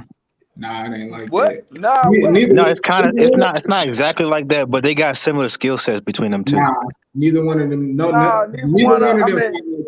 Spence ain't up to par to neither one of them niggas, and Bud don't. No, definitely not. But I'm talking about like the work rate of Spence is kind of like Hagler a little bit, but obviously Hagler is also a switch hitter like Crawford, so that nigga's just different. Nah, Hagler was way more accurate with his shit. Like when he threw his shit, he threw it because he can't land that shit. Earl just throwing shit to just throw it. He landed. He landed 24 jabs and threw it over 300. No, but what about Crawford? Crawford got them long limbs. Crawford got them long limbs just like Hearns. And I threw 100. Yeah. If I'm fighting a counter puncher and I'm throwing and that bitch not even accurate, bro, that's not even smart. So who would you compare? Who would you compare Spence to? Why would you throw 250 inaccurate? Why would you throw 250 inaccurate punches at a counter puncher? You're right, bro. But okay, who's that dude that retired? Leonard, Sugar Ray Leonard. He beat the shit. Who? No. I mean, nah. Terry Norris. That's who Errol Spence remind me of. He fight like a Mexican. Yeah, he do. But Terry Norris, Errol Spence style is a little bit like Terry Norris. Yeah. If who trained Terry Norris? Abel Ramos. I think so. Yeah, Earl definitely does got a Mexican style. Okay. Now y'all seeing it. But with some minor tweaks though, because he's a little bit. Y'all talking His about Abel defense is on point. Sanchez. Abel Sanchez trained Terry Norris. My bad. I said Abel Ramos. Yeah, Abel Sanchez. Yeah. I was about to say, ain't that nigga a fighter? Yeah. So yeah, it's like so. Go back in the spot. Yeah, so he bringing that pressure and shit. I ain't really. That shit gonna be cool when that shit happens, bro. I mean, I hope it's a great fight. Yeah, it ain't. I don't think it's gonna be like no Tommy Hearns and. But who gonna put up money for Crawford for them to make that fight? Because Spence got a whole team around. Like he got PBC and Showtime. Who's behind Crawford? Money for Crawford. Don't nobody got to put up money for Crawford. Earl the A side, and they gonna put up the money because they want all the profits. Okay. Well, so what's a good time? That's why they wanted Bob Arm out the way. I hope they fighting like shit. They could do it in summer. October, November type shit around my birthday. I ain't tripping. I'm gonna be September. I'm gonna be in that bitch. Dallas, Vegas. I'm gonna be in that motherfucker too. It's gonna be in Vegas. Yeah, man. At the end of the day, it's Vegas, Dallas, Atlanta. I'm in that bitch. Right. I'm near Vegas, so that's like 3 hours. Man, you just said something. You just I'm said in Phoenix. It should be in Atlanta. In Vegas, like 3 or 4 hours. Like you said on the bus, it's like 4 hours. Huh? Yeah, but I'm not taking no bus. Hell no. Yeah, I took the bus because I ain't had a car. I visited Phoenix before Dirk, and I took the bus to Vegas. Dude, that shit was like 4 or 5 hours on the bus. Damn. That shit was like 10 hours. I don't even like taking the plane, let alone. I was on a 12-hour plane. If they ain't gonna put it in Texas, they might as well put that thing in Atlanta, man. Ain't no way in hell Crawford gonna agree to do it in Texas. Yeah, Crawford don't want that. Yeah, it would, because if that shit tug and pull on some I want whatever. Okay, if that shit in Texas, I know more people gonna be there for you. So yeah, nigga, You be in the back. He said, "Which one of y'all Errol Spence?" I don't think that shit gonna be like pulling teeth. They gonna make that shit happen. You can tell by how they talking. Because at the end of the day, Nebraska ain't nothing but 3 hours away from Texas, from Dallas. Hell nah, Nebraska? Hell nah. Well, Omaha, like 3 hours. Yeah, that shit, nah. I don't know. Nah. Omaha, ain't that shit like on top of Oklahoma or Ohio, Iowa or some shit? Yeah, like 3 hours. Nah, that nigga, it probably take like 3 hours to get out of Texas from Dallas. Just out of Texas to fucking Arkansas or fucking you going to Oklahoma, that shit probably gonna take like 6, nigga. That shit. I live in That bitch is big as hell. I live in San Antonio, nigga. Hold on. Yeah, that shit far. Texas is bigger than some damn countries. I'm about to see now. Oh, shit. Yeah, that shit far. That shit. I don't know that shit. Yeah. Cause I know Nebraska, that shit like on top of fucking shit. Niggas try to tell me. Hey, they try to tell me Fury Joshua was the biggest fight in boxing. Get the fuck out of here. I don't know about that. I don't know. I mean, Fury, he big. Yeah, they big names, but like, who really want to see that? But there's a lot of money involved in that fight, though. Them heavyweights make a lot of money, Joshua and them niggas. Hey, I want to welcome my brother D to the panel. You know, D, man, he came to cook. You know what I mean? What's good, D? What's going on, man? I'm just sitting back listening. I like what my man's saying there. The one who's on there, what is that? The God. I like what he's saying because he said something, you know, that I think y'all really, really underestimating. And that's why I'm confident. And I told y'all gonna be shocked when Crawford fight Spence. And I'm gonna tell you why. Y'all keep bragging on his volume. That's the worst thing you can do against Crawford. That's why their volume is so low. Great boxers, great counterpunchers. You don't want to swing a lot with a counterpuncher. And the second thing, he doesn't have a lot of things. The same reason why Bivol gonna have problems with Canelo. He only throws his little two-piece. You got to be able to do something different. You got to have a couple of tools in the bag, man. If you throw the same thing against a great boxer, a counterpuncher, they just going to pick up for it. They're going to take it away, and it's going to be a bad night. And another thing, we've seen Bud fight backwards. The people who come forward at Bud, those are the ones who get embarrassed the worst.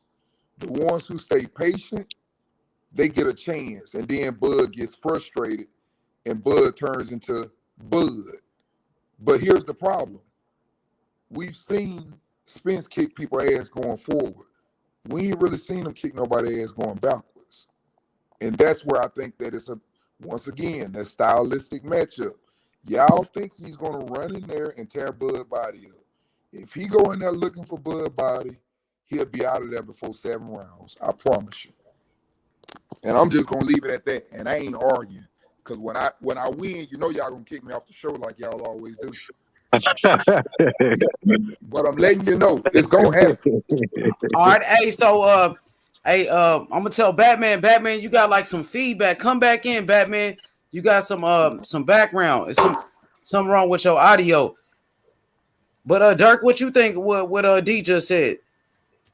So he had a point about the swinging part, but the thing is, Errol Spence is like very compact, like with his punches. Like he's not just swinging wildly, you know. Like he's very fundamentally sound. So his defense is still gonna be tight. You're not just gonna be catching him like that. Defense. Yeah, Errol Spence got solid defense. I dare say he got better defense than Bud. No, don't say that. He do not. I swear he do. See, people think that because Bud has better reflexes, which he does, but he does not have better defense fundamentally. The numbers say he got better defense. He get hit less than anybody at that weight class. I think what you're saying, my man, the plus minus different. Defense, the plus minus different. He's more cautious. He's more afraid than Bud. I'll say that. But I don't think he has better defense. He's just more cautious.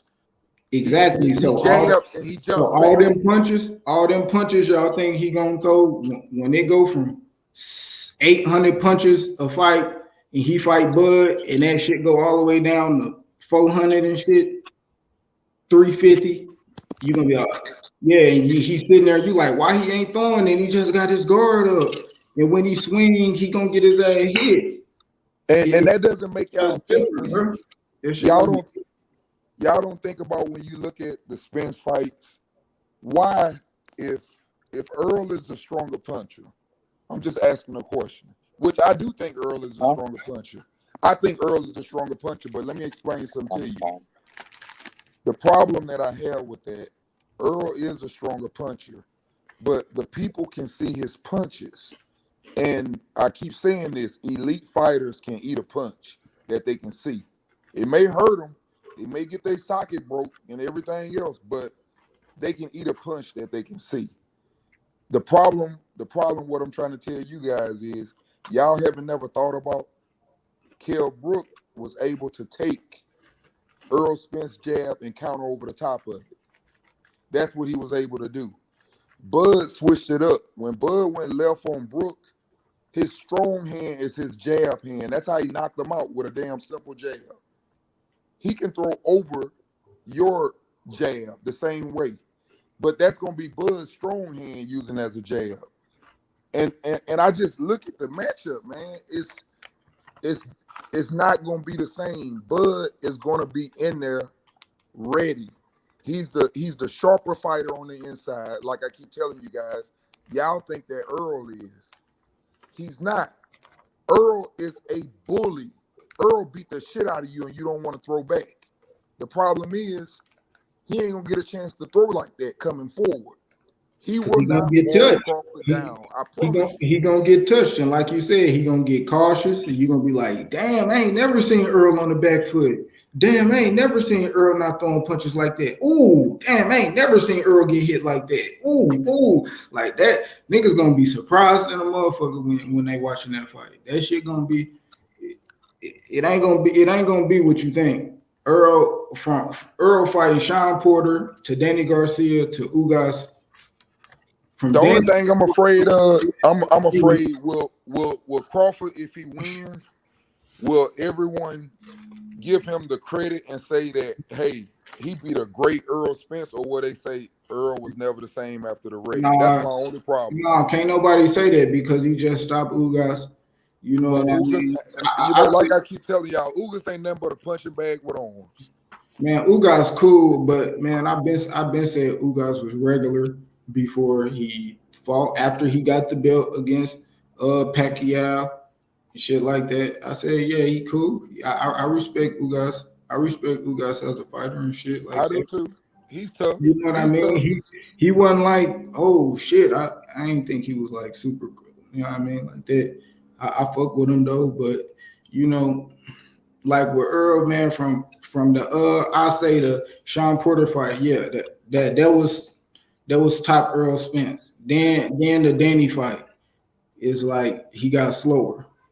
Then I see the Ugas fight. He's slower than when he was in the Danny fight.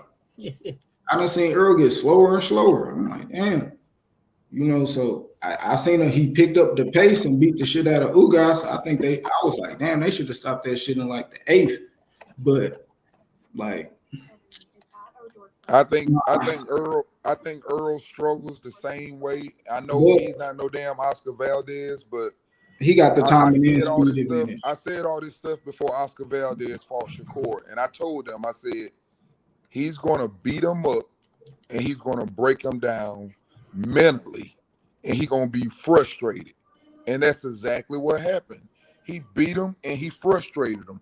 Because one of the worst things you can do as an athlete, it's almost like somebody telling you, hey man, I need you to run 4 laps. And you start running, and then you start running and you get on 1 lap and they say, no, man, you gotta go back the other way. Well, that's what it feel like when you trying to box and a person hits you in your stomach and you regroup and you say, oh shit, and then he hits you in your stomach again. He keep offsetting you. Look at Valdez, how he breathing in the fight, and Shakur ain't breathing. He beating him mentally. He's in his face. He can't hit him. He's swinging that air. He frustrated. He mentally broke down. And I see the same thing happening. I'm telling you. So the issue is that you, for some reason, you misapplied the styles. Valdez has Bud's style. He's a guy who throws hooks from mid range. But what Shakur was doing was beating him to the punch because he throws straight punches. So yes, it will be like Spence versus Valdez. It will be like Spence versus Bud. But you got the guys mixed up totally. It is Spence who has the dedicated body attack, not Bud. Smoke, you'll see. I ain't gonna argue with you. You'll see, because I'm confident. You will see. And I already see, bro. I've been watching this dude forever. Okay, let me ask you this. If you get inside of Terence Crawford's jab, what would you expect? Would you expect a straight punch or a hook? If you get inside Terence Crawford's jab? Yes. Depending on what he's doing, either he's gonna already be on the side of you, or he's gonna grab. It's real simple. Hooks. And I just told you, he's gonna grab hooks. Wherever it is, it's hooks. If you get inside of his jab, he's throwing hooks. First of all, Terence Crawford jabs with you. See, I'm saying get inside of your jab. I'm just talking about from the mid range. He not close range, but from mid range. Once you get inside the jab, what Crawford does is he throws hooks and he's got long ass fucking arms. That's what the problem with Valdez was. He does that. Even when he threw straight punches, that straight right, it hit fucking Shakur in the face. When he's throwing them hooks, Shakur was down, hitting him low all the fucking time. I mean, not when I mean low, I meant to the body. He was getting him in the navel, all that shit. Right, but that's because a straight shot gets to the fucking target first. I'm just saying, but I'm a huge Bud fan. But the shit that stop that shit. I told you. Listen, I'm not worried. I heard you today on somebody's channel. Yeah, I got it. I'm not D. I'm not interrupting you. I'm not interrupting you, bro. So please let me get it out, bro. I don't care about your purity test. I do not care about your purity test for Bud fans. I don't care about this shit. I've been watching dude for too long for people to come across and tell me who I'm a fan of and who I'm not. Fuck all that nonsense. What I'm telling you is this dude, when he gets close, when it gets in the mid range, this dude throws tons of fucking hooks, and that is a problem against a guy like Spence who throws straight shots. You finished? Yes, sir. Okay. Hey, I'm just gonna tell you one more damn time. I'm not here to argue with you. I promise you, he gonna get his fucking head took off. He gonna look crazy like he always do when he get hit.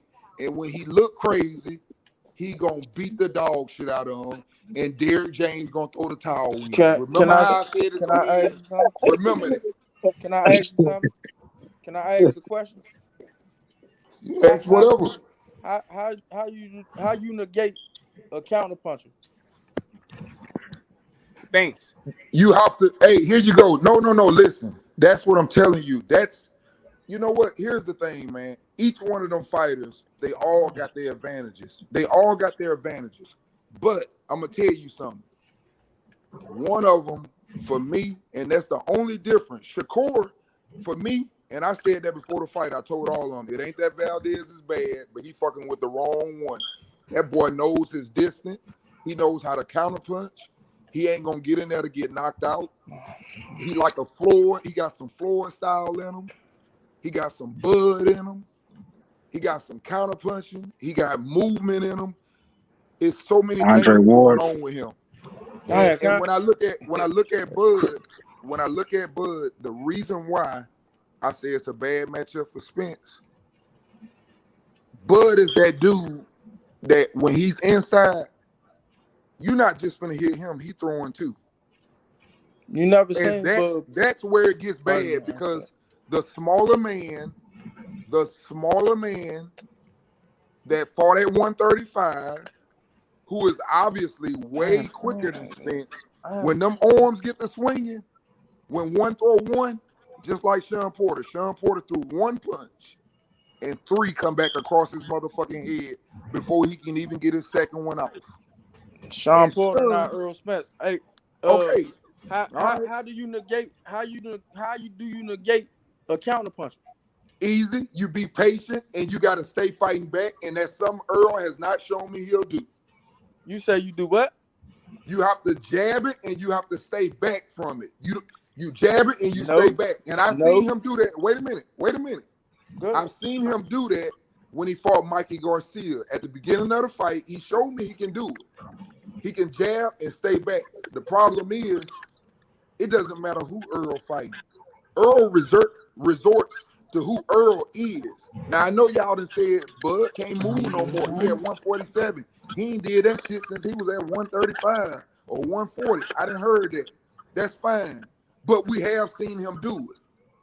We've never seen Earl do nothing, but once he realized somebody in his shit, like Kell Brook, anybody that gets in his shit, he resorts to who he is. He is a come-forward fighter, and that's the only way he know how to win. No, he comes forward with a jab, with an educated jab. He overwhelms you. I give him that credit, but he only showed me one way to win. And I don't think that way is a good way for fighting Crawford, because them the ones who get fucked up the worst. Go look at everybody that chased Crawford. Go look at Victor Postal. Go look at Felix Diaz. Go look at everybody that walked forward versus Bud. And then I want you to go look at everybody that didn't walk forward. None of them niggas Errol Spence. None of them guys have the durability, the athleticism as an Errol Spence. None of them guys you just named. Hey, Batman, tell us, how do you negate a counterpuncher, please? You negate a counterpuncher with jabbing to the inside and trying to get him to fight with you. Smart pressure. That's how you negate a counterpuncher. Earl gonna do that? I mean, we'll see. I don't know. I'm not a fortune. I mean, I don't know the future. I just know that Earl got the style. The bully Terence Crawford. Just stay in his chest. I mean, all I know is he got the will, he got the durability, and he got the chin to do it. Yeah, I'm gonna just say this. They better stay away from that kid from Philly. I mean, at the end of the day, out of their fight, they say they moving up, so they not gonna fight the kid from Philly at 147. So that's but he gonna hunt Earl's ass down at 154. Man, well, he better find himself a jab before he get there. See, I look at boxing totally different, man, because I don't think nobody at 147 besides Yes, sir. besides Like Crawford that and leap and Spence. left hook shit, they're gonna get old real fast. I don't think nobody besides Crawford and Spence is really good at 147 besides Boots Ennis, to be honest. And that's Boots will why beat the I dog think shit out of Errol Spence. that's why I think everybody Where gonna the be fuck did shocked. that come from? Yeah, I'm sorry, Lipinets and Chris Van Heerden got you gassed up. This dude needs a jab.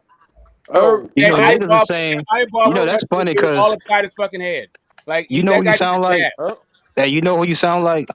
I Oscar sound like a guy that Valdez watches. fans. I sound like a guy who watches boxing. I'm just saying, like You he needs know, a but jab to you beat these guys. sound. I He needs a understand, bro, jab to but beat these guys. okay, but hear me out. You sound like Oscar Valdez fans. Oh, Shakur ain't That dude fought made nobody good like time. Oscar Valdez. No, I'm talking about a jab. He I'm did. talking about do got a anybody. jab. A jab. I'm not even talking about Errol Spence. I'm saying that Boots needs to Boots don't find got a himself a jab. jab. Regardless of, listen, I'm talking about even Bud. Boots needs a jab. This ain't nothing to He do with got Errol one. Spence. Okay, when's the last time you saw it? I seen Sean Lipinets. Porter get hit by it and look on the floor for some money. I seen Lipinets. Brooke Lipinets wasn't get using hit no by it jab. and He was almost leaping run in out with his the left ring. hook and fucking this dude up. He beat the So you entire shit saying out of who? this dude. There wasn't no jab. There's a difference I'm between saying, Boots and Crawford. Boots say has again? an inside game, so but Spence ain't finna bully him like he would. At the end of the day, I mean, at the end of the day, Spence ain't finna bully Crawford. Y'all can stop that. Well, I'm just saying Stop Crawford that. don't got an inside game. Let's keep it a buck. I His promise inside you, game is he's the not whole gonna bully His Crawford. inside game is generally like to tie you up. Yeah, But he has Boots got an good inside clinch. game. So He's if you got want to good go clinch, tick for tack with but Boots, Bud's got go good ahead. clinch game. But Blood's got good clinch game. He's not fighting Boots there. Hey, let me No, but ask I'm you a saying question. it's. Let me ask you a I question. dare Spence. he's not If gonna he be Smoke, able to fought let me get ask Boots, you a clinch with question. me unless Hey, Smoke. unless they sitting there firing at each other and he try to tie him up. But other Spence than that, is yeah. Spence stays tight. He stay tight, and he's going to be No, he chopped. don't. No, he don't. No, he don't. He don't what? He Hey, did it against hey, man, Ugas. can I ask y'all a question? Do y'all consider? I'm just asking a question. Do you consider Spence to be an elite fighter? Yes. Yeah. Okay. Do you consider Bud to be an elite fighter? Yes. Okay, I asked you that because I'm gonna ask you something. You just think about this. Let this marinate for a night for you when you go to sleep on your pillow. Have you ever seen an elite fighter, elite, Floyd Mayweather, people like that, Roy Jones? I saw Marvin Hagler win one way. Have you ever seen them just get bullied? I don't care, even the ones they say can't punch, like Shakur. Why don't they get bullied? I mean, they haven't been in it. They never have. They never met an Errol Spence, right? I know. No. Errol Spence different. Okay. They never fought nobody that fights like that. I mean, I saw. Who was that? No, bro. You misinterpreted what I said. I didn't say Bud was gonna bully Spence. I said Boots was gonna bully Spence. He a bigger version of him. He better find himself a jab first. Like I'm trying to tell you, that gazelle punch shit ain't Okay, fucking but I'll cracking at say this this: level. Spence better fight on the back foot because if he try to go tick for tack with Boots, he get knocked out. Boots don't have the work rate. Boots admires his work. Man, like Boots ain't firing off like that. Like what am I? He's not like, gonna do that show off shit with hold up a Earl. second. Like what fighters are you guys watching? Boots at this point is relying on athleticism. He's going to run into bigger guys who use his jabs, and then what is going to happen to his athleticism? Like I understand, especially once he gets old. This dude needs to develop his fundamentals, not just talk about how he could beat Earl. He ain't even about to fight Earl anytime he got wants. fundamentals. For once, I agree with you on that one, buddy. Let me tell you something. Errol Spence fans and Crawford fans, they don't like Boots because they know what's coming. So they try to downplay him. Oh, he ain't fought nobody. He too young. He get hit too much. Partisanship. Oh, okay. Like when the fight comes, then we can talk about who wins. Do I think Boots has a chance to beat them? At this point, I would favor both of those guys to beat Boots, even though I like Boots. I think he can beat him right now while he's young. I think he could. I think he could too. I think it's like I think it's a really good chance to beat him. It's like 45-55 for 60-40. It's a good. It's a close fight. It's a close fight. The only issue I have with Boots, if he had a jab, I wouldn't, and he didn't rely so much on his athleticism. I would agree with you. And also, I would agree with you if I saw him make adjustments, the correct adjustments under adversity, which I believe he's going to be if he fights both of these guys. So, like, he's right at this point, he's just been a front runner showing off against like guys who are underskilled. And when Nah, I saw him man, fight, that man can fight. when I saw him fight, hold up a second. Before the Van Heerden fight, when I saw him fight Ayubov, I saw them going toe to toe, getting cracked in his face, making the wrong adjustments, all kinds of crazy shit.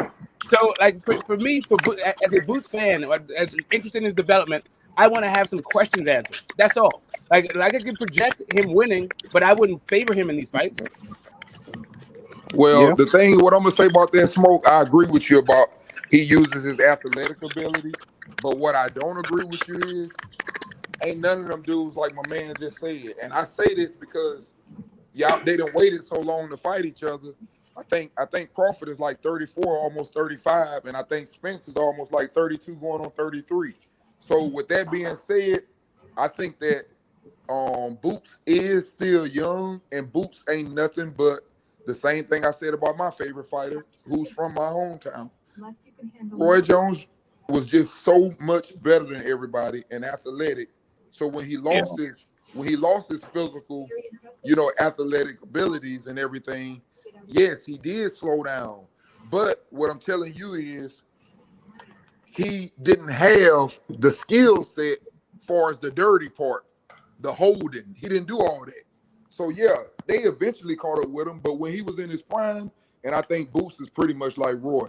It don't matter what he don't do right. It don't matter. He's so much damn bigger and stronger and athletic.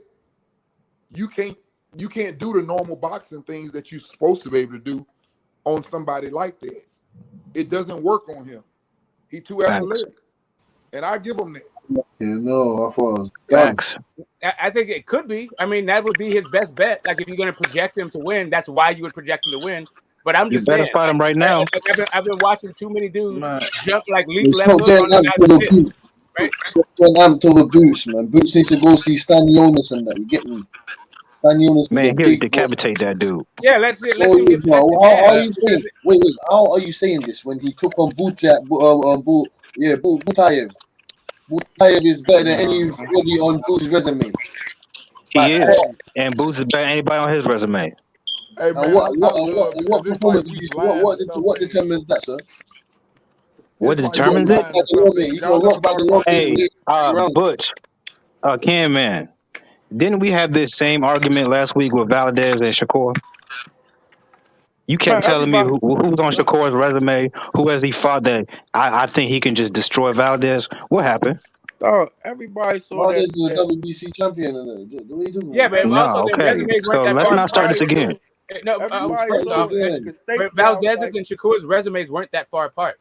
Boots, yeah, but this dude, he still had the same argument. Like, bro, like use your eyes. Like, you didn't need LeBron James. You didn't need. No, let me finish. You did not need to see LeBron James play grown men to know he was special. You knew since he was 16 years old that nigga was different. Dog, at the end of the day, because Stacey Al fight showed you that Shakur Stevenson was going to beat the shit out of Valdez, man. He hand speed, and combination punches. He don't like to punch.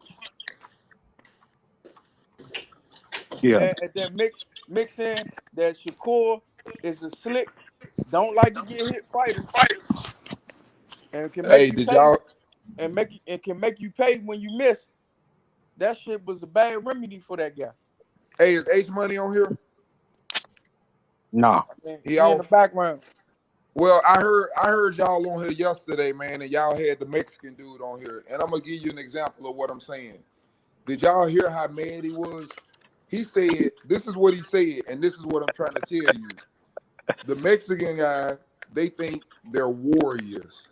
He was supposed to go in there and take Shakur to places he never took. But did you hear the Mexican dude yesterday? He said, fuck Oscar Valdez. He said, and you know why he said fuck Oscar Valdez? I don't know if y'all picked up what he was saying, but he said because, I can take you losing, but I can't take you going to no motherfucking fight and not throwing your hands. He didn't let his hands go. He couldn't. Why? Because at the end of the day, because he was getting hurt. he does not like punching when somebody that's faster than him and somebody that can put combinations together. In the Castasial fight, it showed you every time Castasial threw a 1-2 or threw a jab brick hook, the man will curl up. He can't Yeah, move his bro. feet. Every time you throw a punch and you miss, and some shit's hitting you back, that's gonna make you hesitant to throw. It's I gonna know make you exactly hesitant. why he ain't throw, but I'm just saying. Yeah, My point, what I'm trying to make is, yeah. you don't fuck with faster counter punches. They can keep talking that shit about that boy can't punch, just like Yeah. they used to say about Floyd. You don't see none of them niggas keep following though. They slow their ass down. And if you Yep. notice, the same man who they say can't punch, Floyd was and Oscar different though. Valdez is supposed to be this dog. He Yep. fucking beat him at his own game the last like 3 rounds just to let him know, bitch, you ain't got nothing here. Nah, he posed it. At the end of the day, they trying to put him with Floyd at 130. Floyd would have stopped Valdez. The only nigga who really tried that shit in Floyd's career was Maidana. Like he didn't give a fuck what Floyd was throwing. Shit, that ain't the only person. Jesus Chavez. Oh yeah, Ortiz. Virgil. I mean not Virgil. Fuck. Victor. Yeah, Victor. Like you didn't just hear me say that? Yeah. And you say Madonna, but if you go back and look at that fight, shit, when Floyd hit his ass in the gut a couple of times, he got his ass up off of him. Yeah. But go back and look at the Jose Chavez Castillo. fight. Chavez was in Floyd's chest the whole fight. Hey, yeah. Who do y'all think? Y'all think Dev could beat Shakur? No. Nope. I don't think so either. Yep. I don't see it. The only person that I could see beating Shakur, and it's only because he has that equalizer, and that's Tank. That's Tank. That's the only one I could see possibly beating him. Now, I think he's 2 weight classes above, but you need a style like a Gary Antoine Russell. I think Gary Antoine Russell gets dominated. Dominated? Nah. Man, stop it, dog. If Shakur, stop it, nah. dog. That's a tough fight, bro. Hey, dog. Hey, my man, listen. If Shakur grows into his body and gets at 140, I know Antoine a big 140 though, but I'm just telling like you, 5'10". Listen to me, if he get up in there, the thing about Antoine, once again, I've never seen him, even from when his amateur days fighting against Boots, I've seen him just do the wild thing and just go wild. You can't do that shit with them type of dudes. I promise you. That's what you doing with. What is you talking about? Okay. No, you don't get them dudes a chance. No, but that's the thing, though. When you got, my man, when you got a great, that's what they do, though. When you get inside, they grab you. Then you see what they don't grab. They can't grab. No, some of them, the fighters like him, they can't grab. They start grabbing, they gonna start getting touched with shit. That's why you Man, I don't know, bro. Gary's a tough fight for anybody. He a pit bull. Like he don't stop. He relentless. Yeah, and he can box. Don't go to them clips with him at Boots. Go to some of them clips with his other amateur fights. He can box too. Oh, I done seen him fight. I done seen him fight, and I seen his last fight. Seen a couple of fights, but I'm just saying that he's an aggressive fighter. Yeah. Aggression. Listen to me, my man. Aggression. I done seen him. You know, you have to have fight already. Hey, you gotta have smart. You gotta have smart aggression. Well, how can you outsmart like the smartest fighter in the sport currently, Shakur? Well, you have to have a very intelligent aggression, kind of like what Pitbull does. But like Errol Spence. Shakur is not smart enough. I'm gonna tell you how you gotta fight. This is how you gotta fight Shakur, basically, and you gotta be tough as fucking nails. Oh man, like Castano. Castano? Nah, he get outboxed. I'll say Errol Spence. Oh, he gonna outbox him, but I'm just saying you got to have a good tight pocket, and you got to be able to fucking move and be able to throw out of that shit and counter good. I think Earl's style is the perfect style to be a Floyd Mayweather Shakur style. Antoine Russell style is a style that beat Shakur style. Man, no dudes got too many gears, man. They see that shit, they gonna take that shit away. They got too many gears, bro. Antoine Russell got too many gears. You tripping? Listen, man, Shakur, like he said, Shakur is one of the best in the business. We ain't talking about 135. I don't give a damn. He is one of the best boxers in the game today. I know it's sparring. Well, that's no question. Yeah, Antoine Russell is too, though. That man can. Right, I don't understand. No, man. the style. Hold on, bro. Hold on. The thing is first things first. The man Antoine, this man got great footwork. He can cut the ring off, and then he can turn it into a fight. Shakur don't want to fight that man like that. He don't want to fight him on the inside at all. And Hell then the no. body work, the body work that Antoine Russell do, bro. Like I ain't gonna lie to you, man. I gotta see what Shakur do. You know what I'm saying, when he move up and how he come into his body and all that. But right now, bro, I think Antoine Russell he might stop Shakur, bro. He I might stop guarantee him. he not fighting that Hey, big. ain't nothing wrong Have you with you seen his thinking hair? that. That's not the type of nigga you want to fight. I'm just saying it's a bad style matchup, but it ain't a bad one. It's just, bro, get Antoine. This man. There is no such thing as a bad matchup. Hold for on, bro. Shakur. Well, if you can let your hands go consistently and go look at Gary Antoine, look how that man fight and the amount of punches he throws. Look how he's able to get on the inside, especially against taller, longer fighters. You know what I'm saying? Look what he did with Post Style, the longer, bigger fighters. how old But Postal is hold on, bro. Hold on. And look what he did against that style, and look how he's gonna be the bigger fighter against Shakur. So bro, like outside of man, Shakur, bro, like Shakur gotta be damn near perfect, bro. Same thing with like that. Like I don't like that fight for that. Oh, bro, anybody fighting Gary Antoine right now, I'm picking them. Anybody under a 40 and below, bro. Like he's gonna beat. He's damn near beating everybody. I think he's the goodest in that division. Only person I think will even have a chance to give him any trouble would be Regis. And I don't think Regis would be the one to beat him. Because Regis gonna sit up and move his head. See, look, you were doing good. Then you brought up Regis. Dog, can I say this? I let everybody get over. Can I say this? Go ahead, Batman. Regis would get wiped clean. Hand speed, Gary. If y'all go look at Gary Antoine, his hand speed is he faster than Shakur. What? Go look at his hand speed. When he put it together, if he close to you, put it together, he's faster than Shakur. He got Maybe. more pop than he got more pop than Shakur. That's true. He can take a punch. He can bully you, take a punch and give it right there. Yeah, that's true. He got dog. He definitely got dog in I it. respect Antoine All that Russell, shit. but don't say he faster than Shakur. That ain't gonna happen. He ain't faster than Shakur. Stephen A. Smith He was does have faster blasphemous. combinations. He is faster combinations. He does have faster combinations than Shakur. Shakur has better like one push shot speed, but not combination speed. I wish Shakur throw more combinations. Can I say this? Go ask them niggas at the fucking U.S. boxing training center who was getting fucked up there.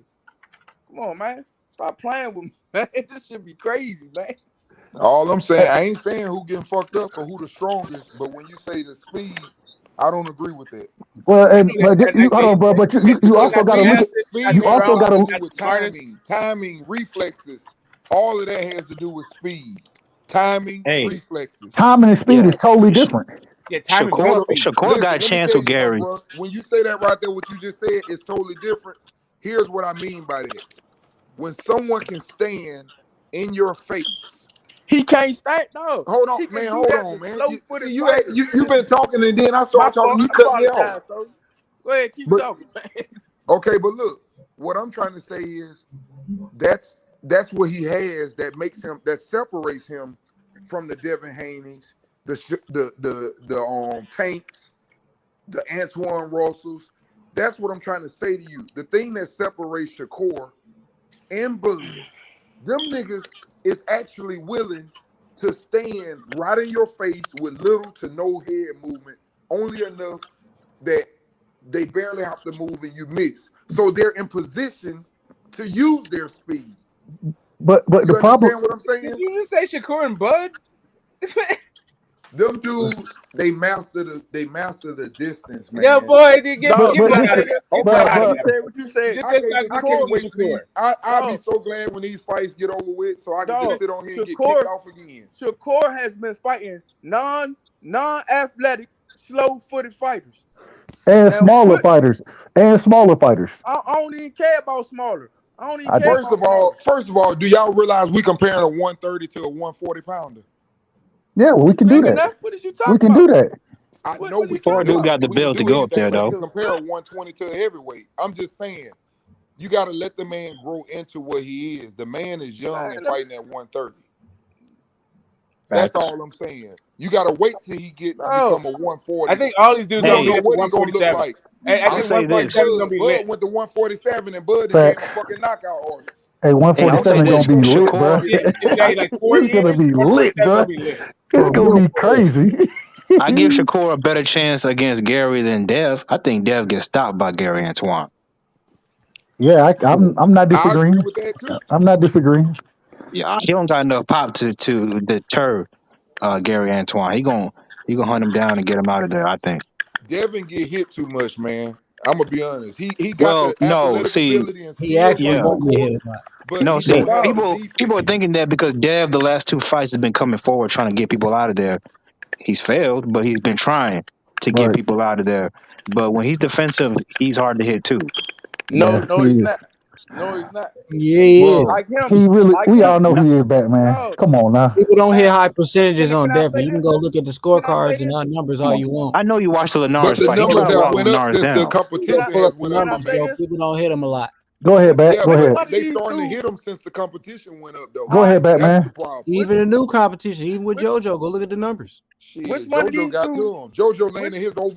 JoJo landed that overhand right cross all night. Which I one of promise these you. Go dudes? back and look at it. Which one of He these was. dudes they fighting are He landed athletic and has good hand speed? Which one? Well, none of these dudes fight black dudes, so what you expect? No, I'm just saying. I understand that, but now we're going with stylistic matchups. Which one of these dudes that y'all can say, all right, their defense is good against these We can't. average? We can't say that because we ain't seen it. We ain't seen it. No feet, talent. But when these dudes was in the amateurs, and when they was fighting fast fighters with good feet, they ain't look like this. They looked at normal. I mean, if you go back and look at them, they looked at like it was a competition thing.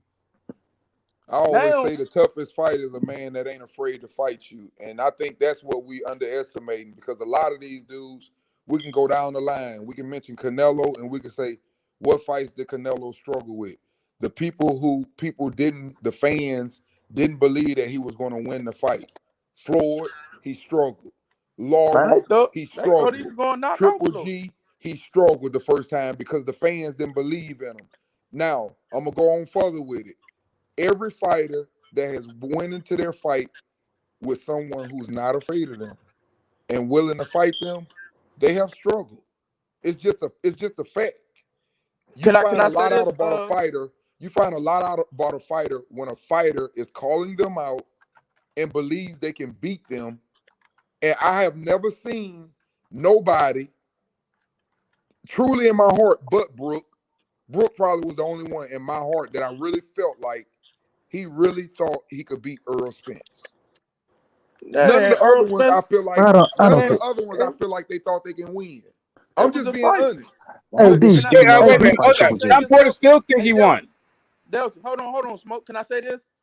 Canelo struggled with Austin Trout. Canelo got schooled by Floyd Mayweather. Canelo got schooled by fucking Laura. I don't care what nobody say. Mm-hmm. Canelo didn't look that damn well against Danny Jacobs.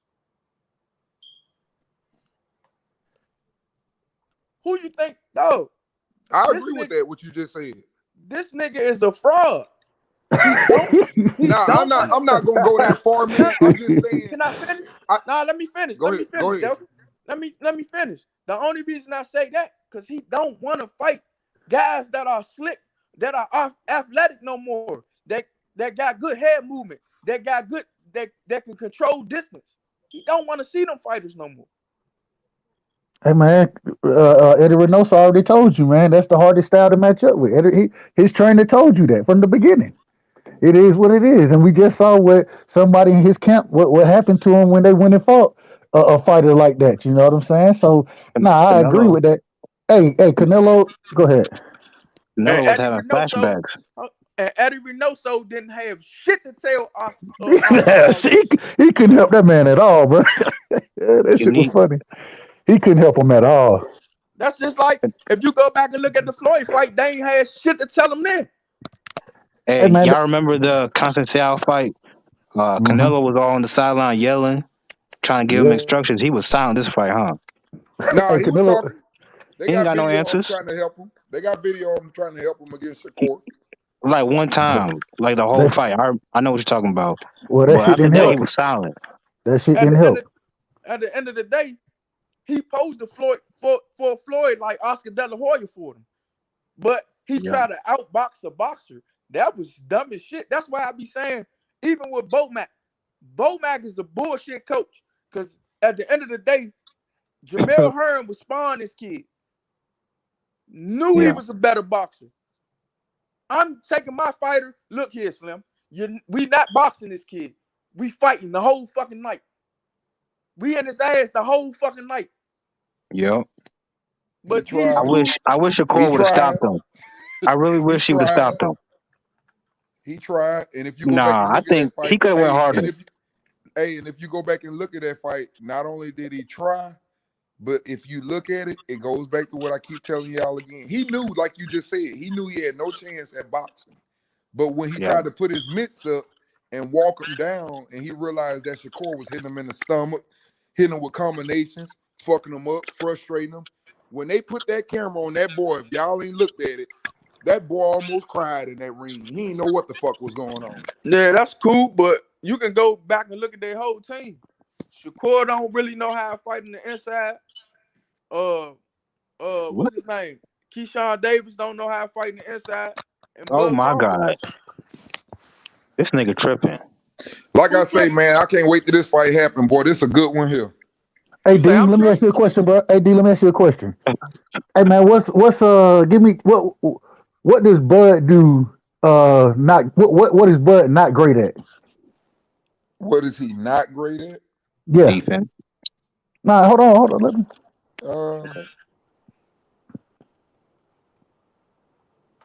If I had to say anything, I would say he's not great at very, very patient fighters.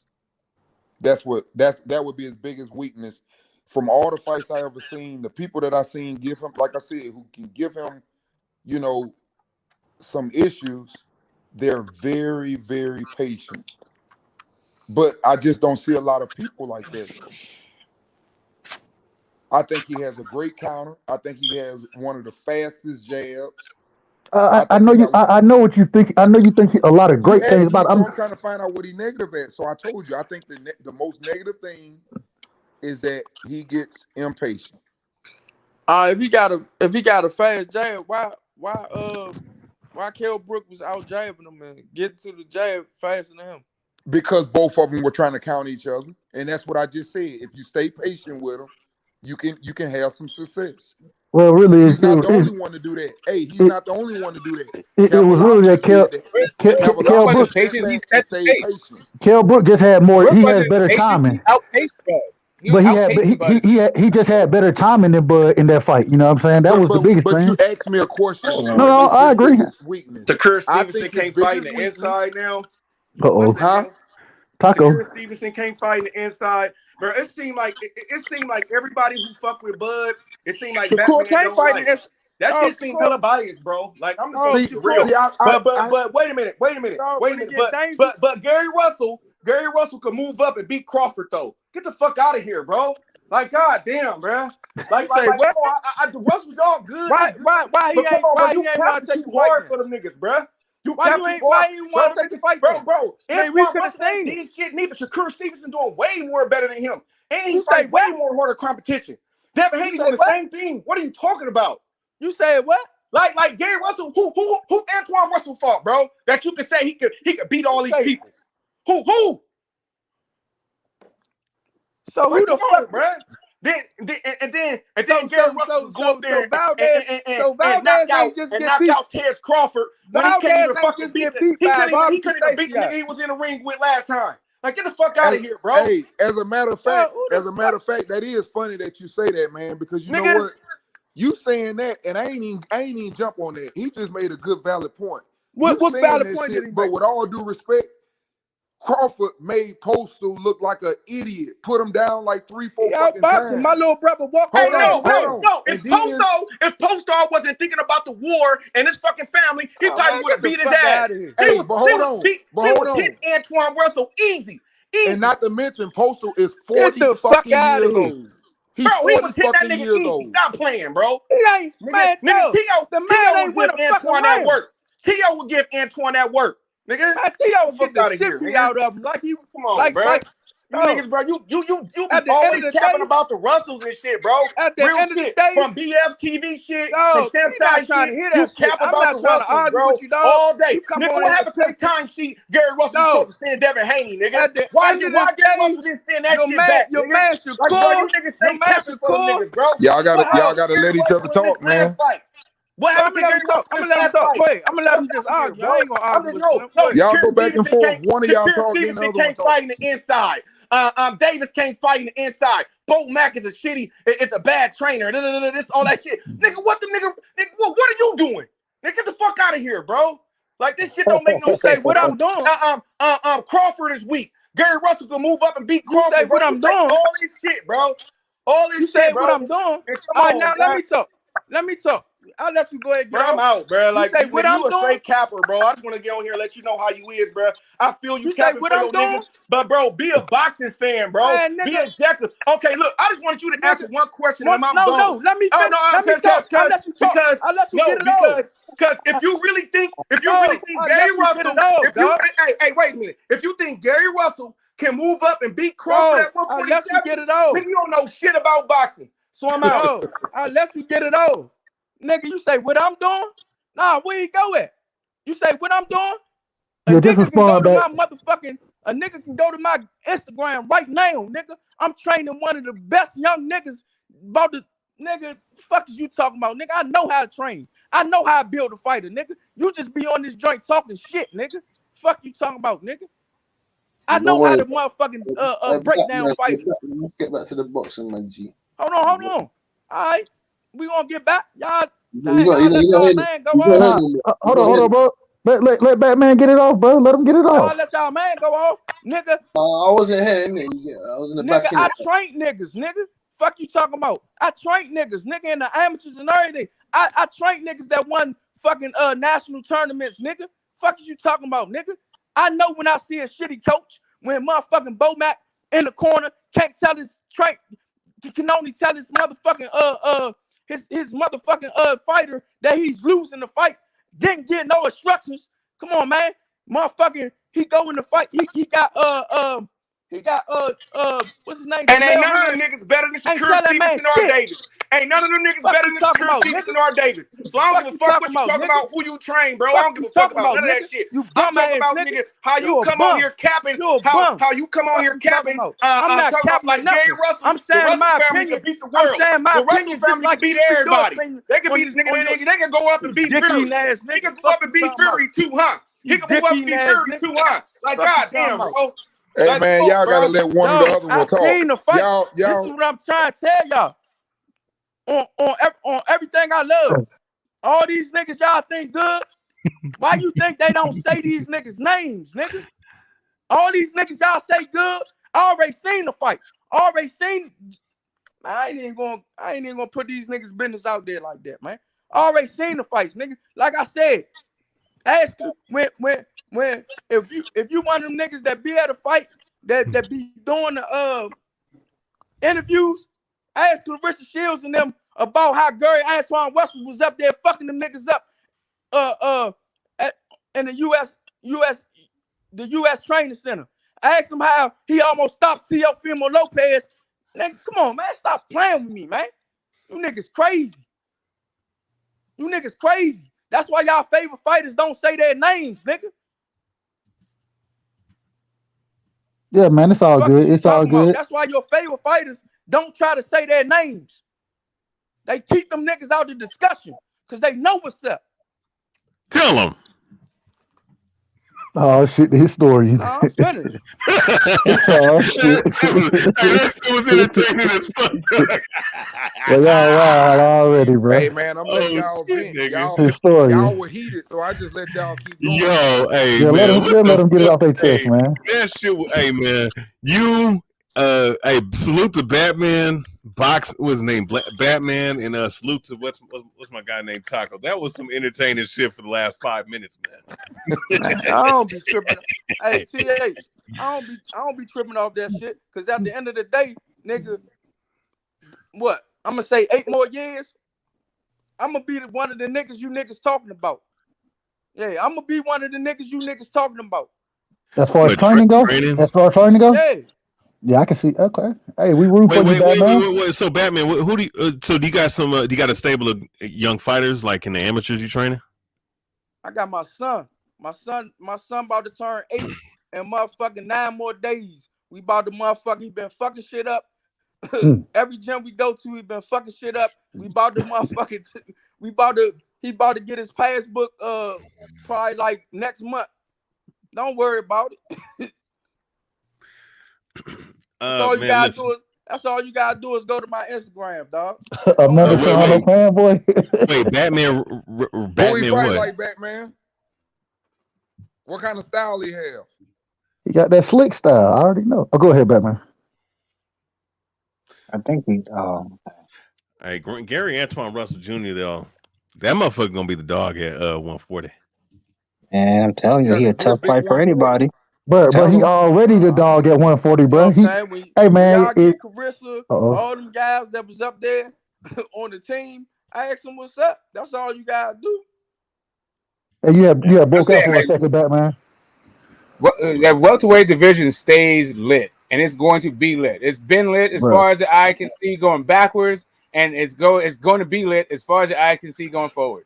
That shit gonna be, bro. Like you said, smoking in 3-4 years. Even though it's lit right now, but man, and then just think about it. When Gary Antoine, when Ramirez, when all of them move up, bro, 147 gonna be lit, bro.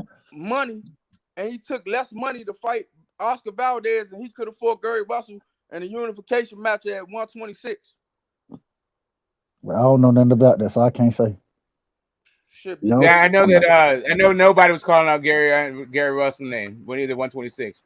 None of them dudes. Lee Selby, Warrington, Leo Santa That nigga Cruz. overrated. Hey man, Batman, how did the shoulder surgery go, bro? Yeah, Shakur was only just said straight up, I can't do it. Shakur was only calling out Warrington and motherfucking Leo Santa Cruz. Yeah. Come on, man, keep it real, dog. Hey man, I want to see Gary Russell. Then when the mic get in front of what's his name, Warface. Oh we don't want that smoke over there, you know. Well, shit, this nigga fight like once a year. Hey, bro, I want to see what happened, man. If Gary, if Shakur, if he can't get another unification bout, you know what I'm saying? Hey, bro, I want to see him fight Gary Russell, man. Gary Russell Jr. He still got another division to go to. That's what I'm saying. He gonna go to 135 before 140. No, I'm talking about Mr. Gary Russell. Mr. Gary Russell. Fighters that went to the Nationals and all that, nigga. Hey, I only fighting my son right now, nigga. Hey, do you see the size difference between Shakur and Gary Russell? If Gary Russell fought Shakur, I agree. If Gary Russell fought Shakur, I bet any of y'all he won't beat Shakur. Of course. Look at the size difference. Wait, who beat Shakur? Wait, who won't beat Shakur? He's saying Gary Russell. Mr. Gary Russell. Let's put some respect on his name. Russell Jr. The little one. The one that fight at 130, 126 up in there. Man, he'll give him a good fight. Hey, what's the other brother's name? It's Gary Antoine and Gary Antonio. Yeah, Gary Antonio, he trash. Gary Russell Jr. Though. Hey, you know what? I'm just Gary keeping Russell Jr. Gary Russell Jr. got faster hands though, so that might pose a problem. You know? Here's the thing. I'm gonna show you how. Man, I don't even be want to talk because niggas will say spawn don't matter. Hey, it's sparring. Look. Here's the thing. Sparring definitely matters, but it matters. But as far as it matters, no, sparring does matter. Don't get it twisted, Batman. It's just that we know that there's certain when it comes to certain fighters when they're preparing for a fight, they may not be sparring really all like that. It's sparring hard, you know. And when you get into the real fight, when motherfuckers, they fight like a professional and fight like a professional fight, not like a sparring match. It's different. We know that. But at the end of the day, when you get these elite fighters, it be like a fucking all out brawl. If a nigga ever been in the gym and seen two elite fighters spar, it don't be no just pity pat. Nigga, you got two motherfucking confident fighters that even with some of us, you want that, you know what I'm saying? You want that what you call it? What? God damn, man. When you playing basketball and you ain't getting, it's just the ups. You just want that motherfucking that bragging right. Come on, man. Yeah. Them niggas okay, yeah. Competition.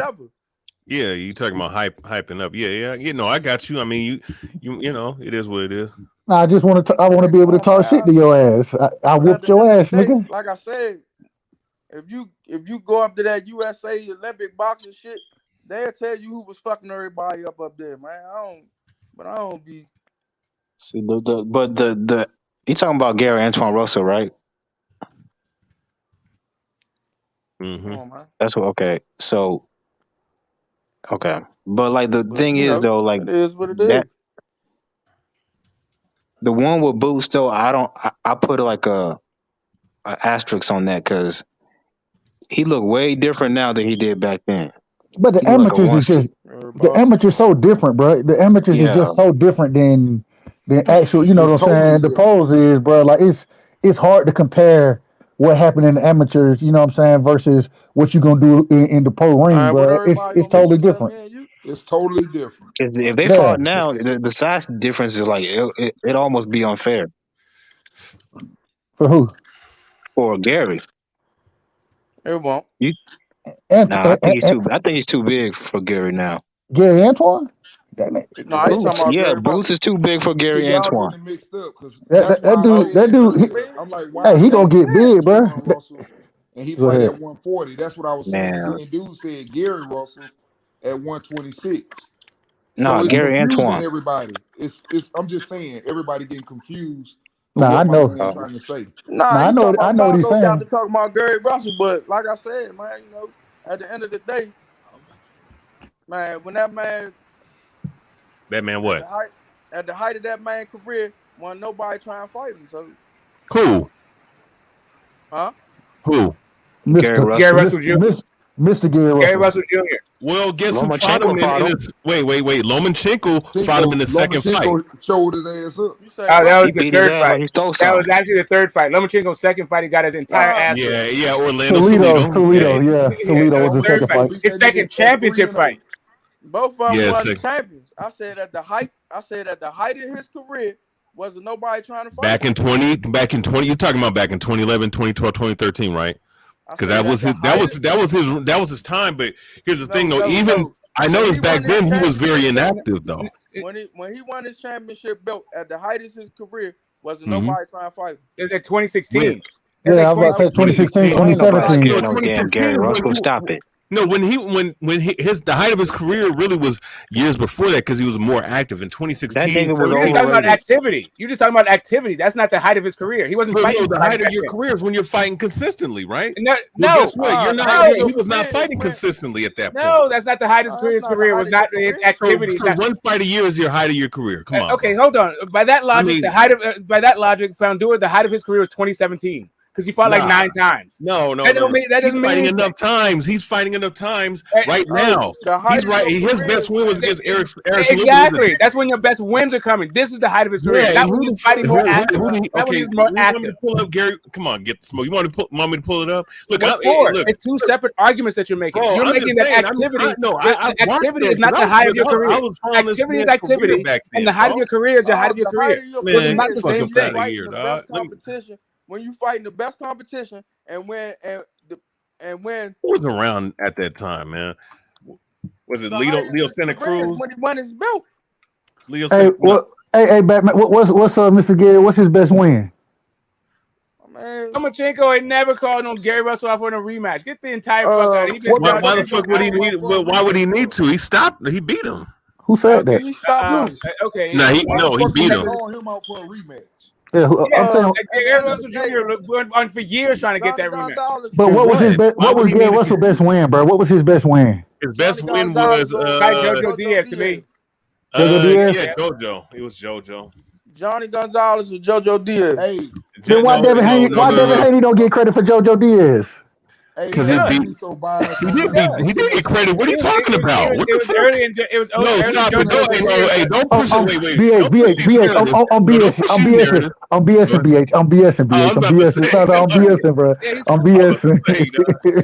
Hey, man, don't give that man no credit like that, though. We're going to sit up and say that Lomachenko ain't never give him no rematch. That's just like saying fucking Earl ain't give Brooke no rematch at 154. That's Errol stupid. Spence. No, hold up a second. That's stupid. Brooke got his entire ass whooped, got stopped, and his face was broken. There was no controversy in that fight.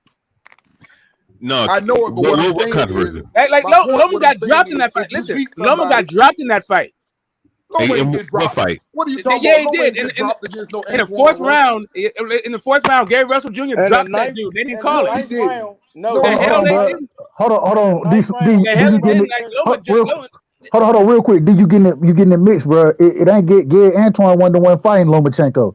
That was Gary Russell Jr. fighting Lomachenko, bro. Okay, but he just said Gary Russell dropped Loma when they fought. Yes, he did. In the fight, he knocked him down. Yeah, he did. He knocked him down in the 9th round.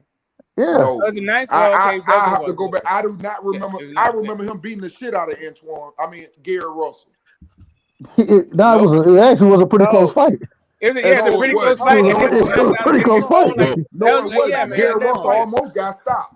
If you go back, he was getting whooped on. He wasn't about to get stopped, bro. He was getting whooped on in that fight. He didn't even get dropped in the fight. It doesn't matter if he didn't get dropped. But he was about to get stopped. Oh man! Come on, let's keep it 100 across. That was a close ass fight. That was a close ass fight, bro. No, it was not close. It was not a blood. I don't know what you're talking about. It was not close. White, black, Mexican, Ukraine, whatever. That shit wasn't close. Lomachenko beat his ass. Bro, what the fuck? Wait, how the fuck was that a close fight, bro? How the fuck was that a close fight? Please break it down for me. It's the same thing that just happened with Serrano and Katie Taylor. The round that Serrano won was so wide. The round that Serrano won was so wide that people thought that Lomachenko, like Serrano just beat the shit out of Katie Taylor.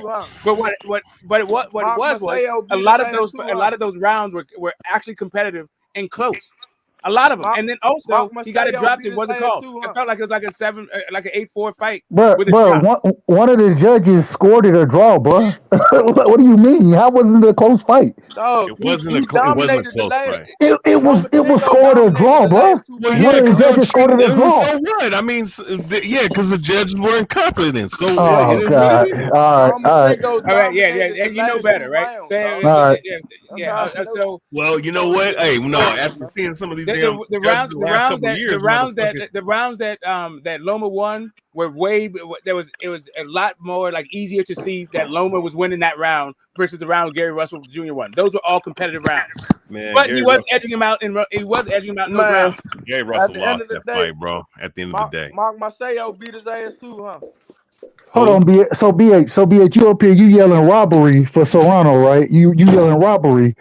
But then when the judges score a draw in one fight, you saying it ain't even close? How you gonna do that, bro? Mark Marcelo beat his ass too, huh? Hey. I thought Marcelo won that fight, but it is what it is. I had it a 7-5 fight. I wasn't mad at the decision.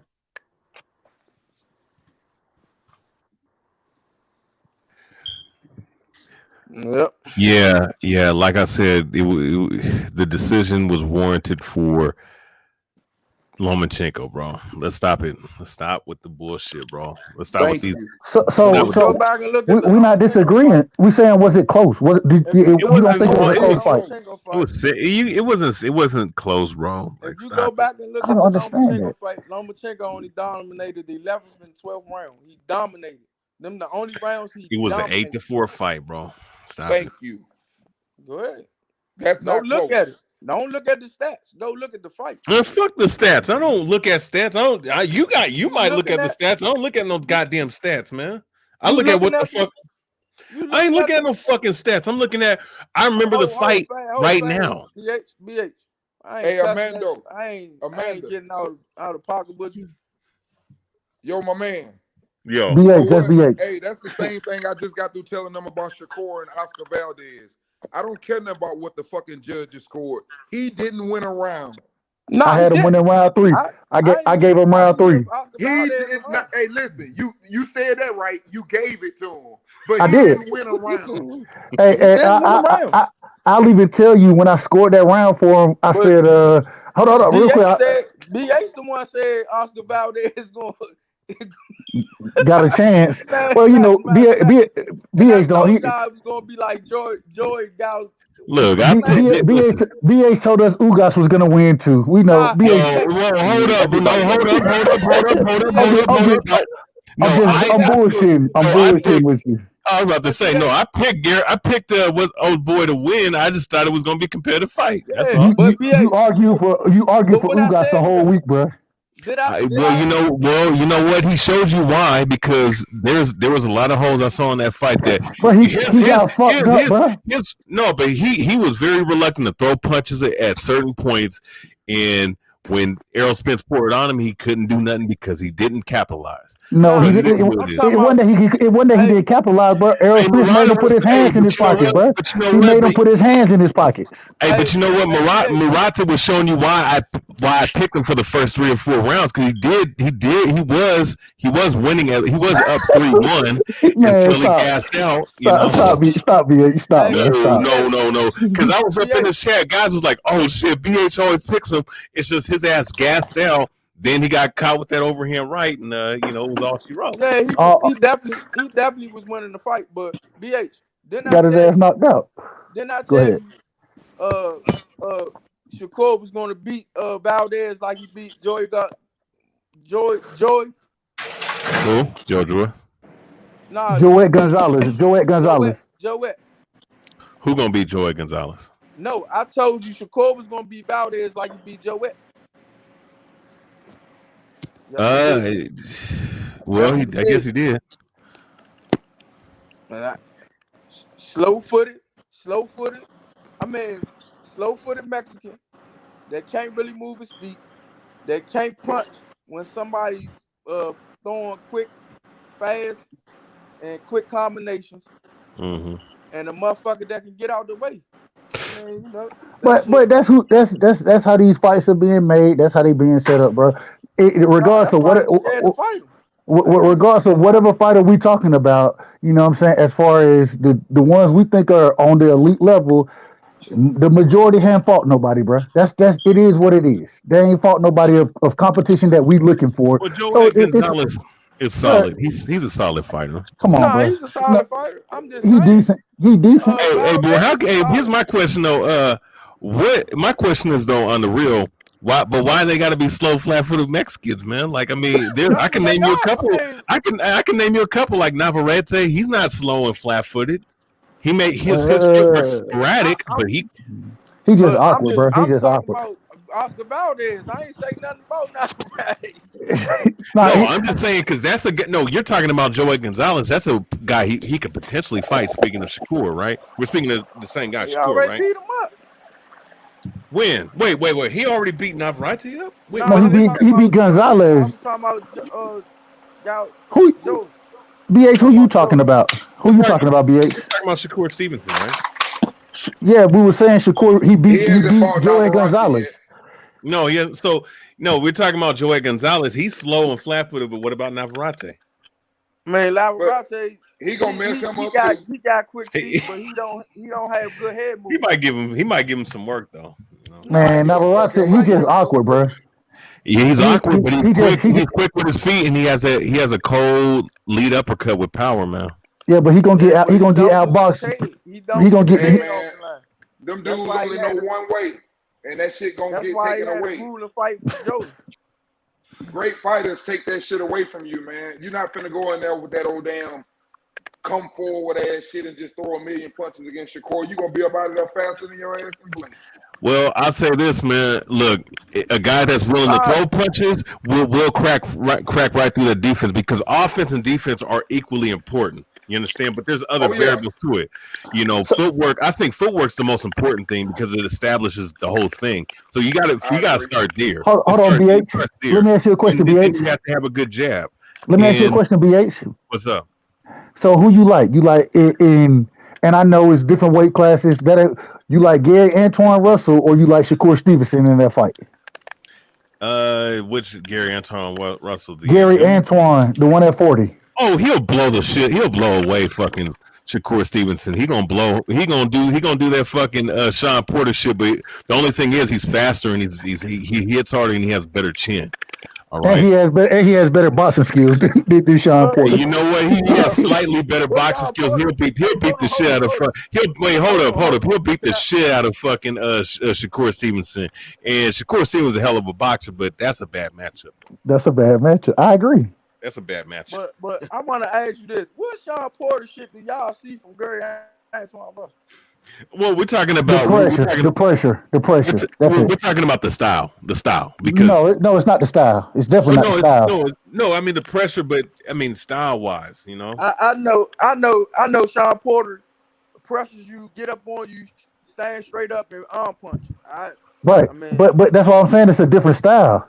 I'm saying the pressure from Sean Porter is similar to what Gary Antoine does. The styles. Gary Antoine's style is a much more defensive fighter. I go with Aaron Pride, man. I go with Aaron Pride before. Aaron Pryor. No, but is he Aaron Pryor? No, but I can see the style. I can see the style. I was gonna say I can see the style. Because Pryor, man, that motherfucker. Only thing he got similar with Aaron Pryor is an afro. Is who? Is a what? Is a motherfucking afro. Man, get out of here, bro. Stop, bro. Stop, man. You know, it's the only reason he looked at a little bit awkward against post style was wrong as shit. At the end of the day, somebody he's gonna put that shit on him with good distance and all that. Come on, man, stop it. Yo, man, he stopped post style, bro. He still stopped post style. What are we talking about? He stopped that man. 40 years old and we bragging on it. It ain't about bragging, bro. So it's the same thing, like I said before. Bud get credit for it. He actually didn't even stop him. So let's just go there. He did stop him. With 15 seconds left. Oh, man. If it was a 12 man round fight, that man would have got his ass. That man would have got his ass handed to him. He got his ass handed to him anyways. Yeah, I'm saying is, I ain't get post style around. I didn't either. I didn't see one round that post style won. Man. I don't know, man. I mean, if we gonna see D, you doing the same thing, buddy, we're doing last night. You blaming the refs, bro. You blaming the refs. Hey, my man, let me tell you something. Let me say this. Go ahead, bro. You good? Wait, get the smoke. Hey, here's the thing what I say about all the welterweights, first of all. Yeah, no more underdogs for you, BH. No more, bro. I'm riding your ticket. I'm riding your ticket. No, I did not pick White. I picked him to have a good fight. Bro, you did pick White, bro. No, I did not. No, I did not. No, I picked Tyson Fury to win. Okay, my bad. What's wrong with that? And if he did, what's wrong with that? All we saying is that when he picked he wrong with. You need to be so emotional over another man pick. Why does it matter who he picks? Because the man wrong. Why does it matter? Because if he was wrong about one pick and then he's picking another one, what do you mean? Hold on a second. Hey, right side. Hold up. You niggas want to be right so bad instead of knowing the truth. Here's the deal. Like, shut that shit up, bro. It don't matter who right, who wrong. I wrote a post that said he picked White. How y'all some old ass man and arguing over Rodney, hold up, bro. I was corny, bro. I wrote a pussy, my nigga. I wrote a post. It's weird. But okay, you just can't even talk about boxing. You niggas over here arguing about who's right and who's wrong. Like, how old are y'all, my nigga? Where y'all woman at? Go get some. Why are you coming on here to tell it to bitch? Like, you coming on here bitching about us bitching? Weird ass up. Smoke such your goofy ass up. Okay, whatever, man. Like you all in the sauce and don't know the flavor. You all fucking mixed up. You over here talking about weird and why don't you go get some pussy instead of like, well, take your own advice. Why don't you go take your own advice? You don't even understand